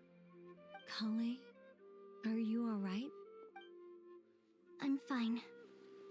Now that the remains are gone, I don't actually feel any different at all. Those remains weren't hurting Collei. Not as she is now. They simply exist. Besides, I could sense a deep yearning within her. Collei must have already received what she was yearning for. I'm doing fine. I feel relaxed. There's really no need to worry. Then my wish has come true, too. To become ordinary? That's just one of my wishes. Actually, I have a few more. For instance, I want to protect the people I meet and help them find happiness. That sort of thing. So between Miss Lillipar and me, you've fulfilled 2 wishes already. And protected 2 people. Wonderful, isn't it? I feel so fantastically happy. I guess that settles things here. So what's next? What do you want to do when we get back to town? Collei, look who I've brought to see you.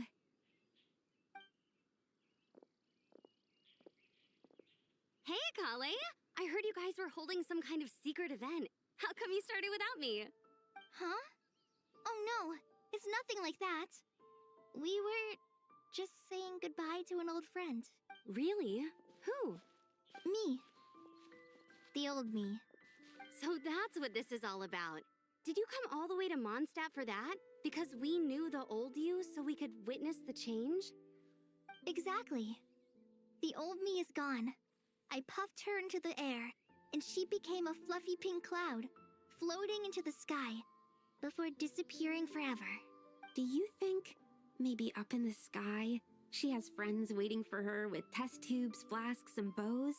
Oh, when you put it like that, it doesn't sound so bad after all. What do you think, Miss Nicole? I think maybe that's right. At least, if it were up to me, I'd consider that a happy ending. Dear Sucrose, even though my childhood ended long ago, these past few days have really felt like growing up again. I've become stronger, and I feel like I can finally accomplish things by myself. Surely someone as mysterious as you will find a friend like this fascinating? Always growing, always thriving like a plant. I came to say goodbye to my old self. I know that after this, she'll be gone. Thinking about it makes me feel a little lonely. I know the weakness that kept me company will one day leave me too. But somewhere in my heart, I feel a great sense of joy. It feels like I've always wanted to take this step. To walk towards the new me.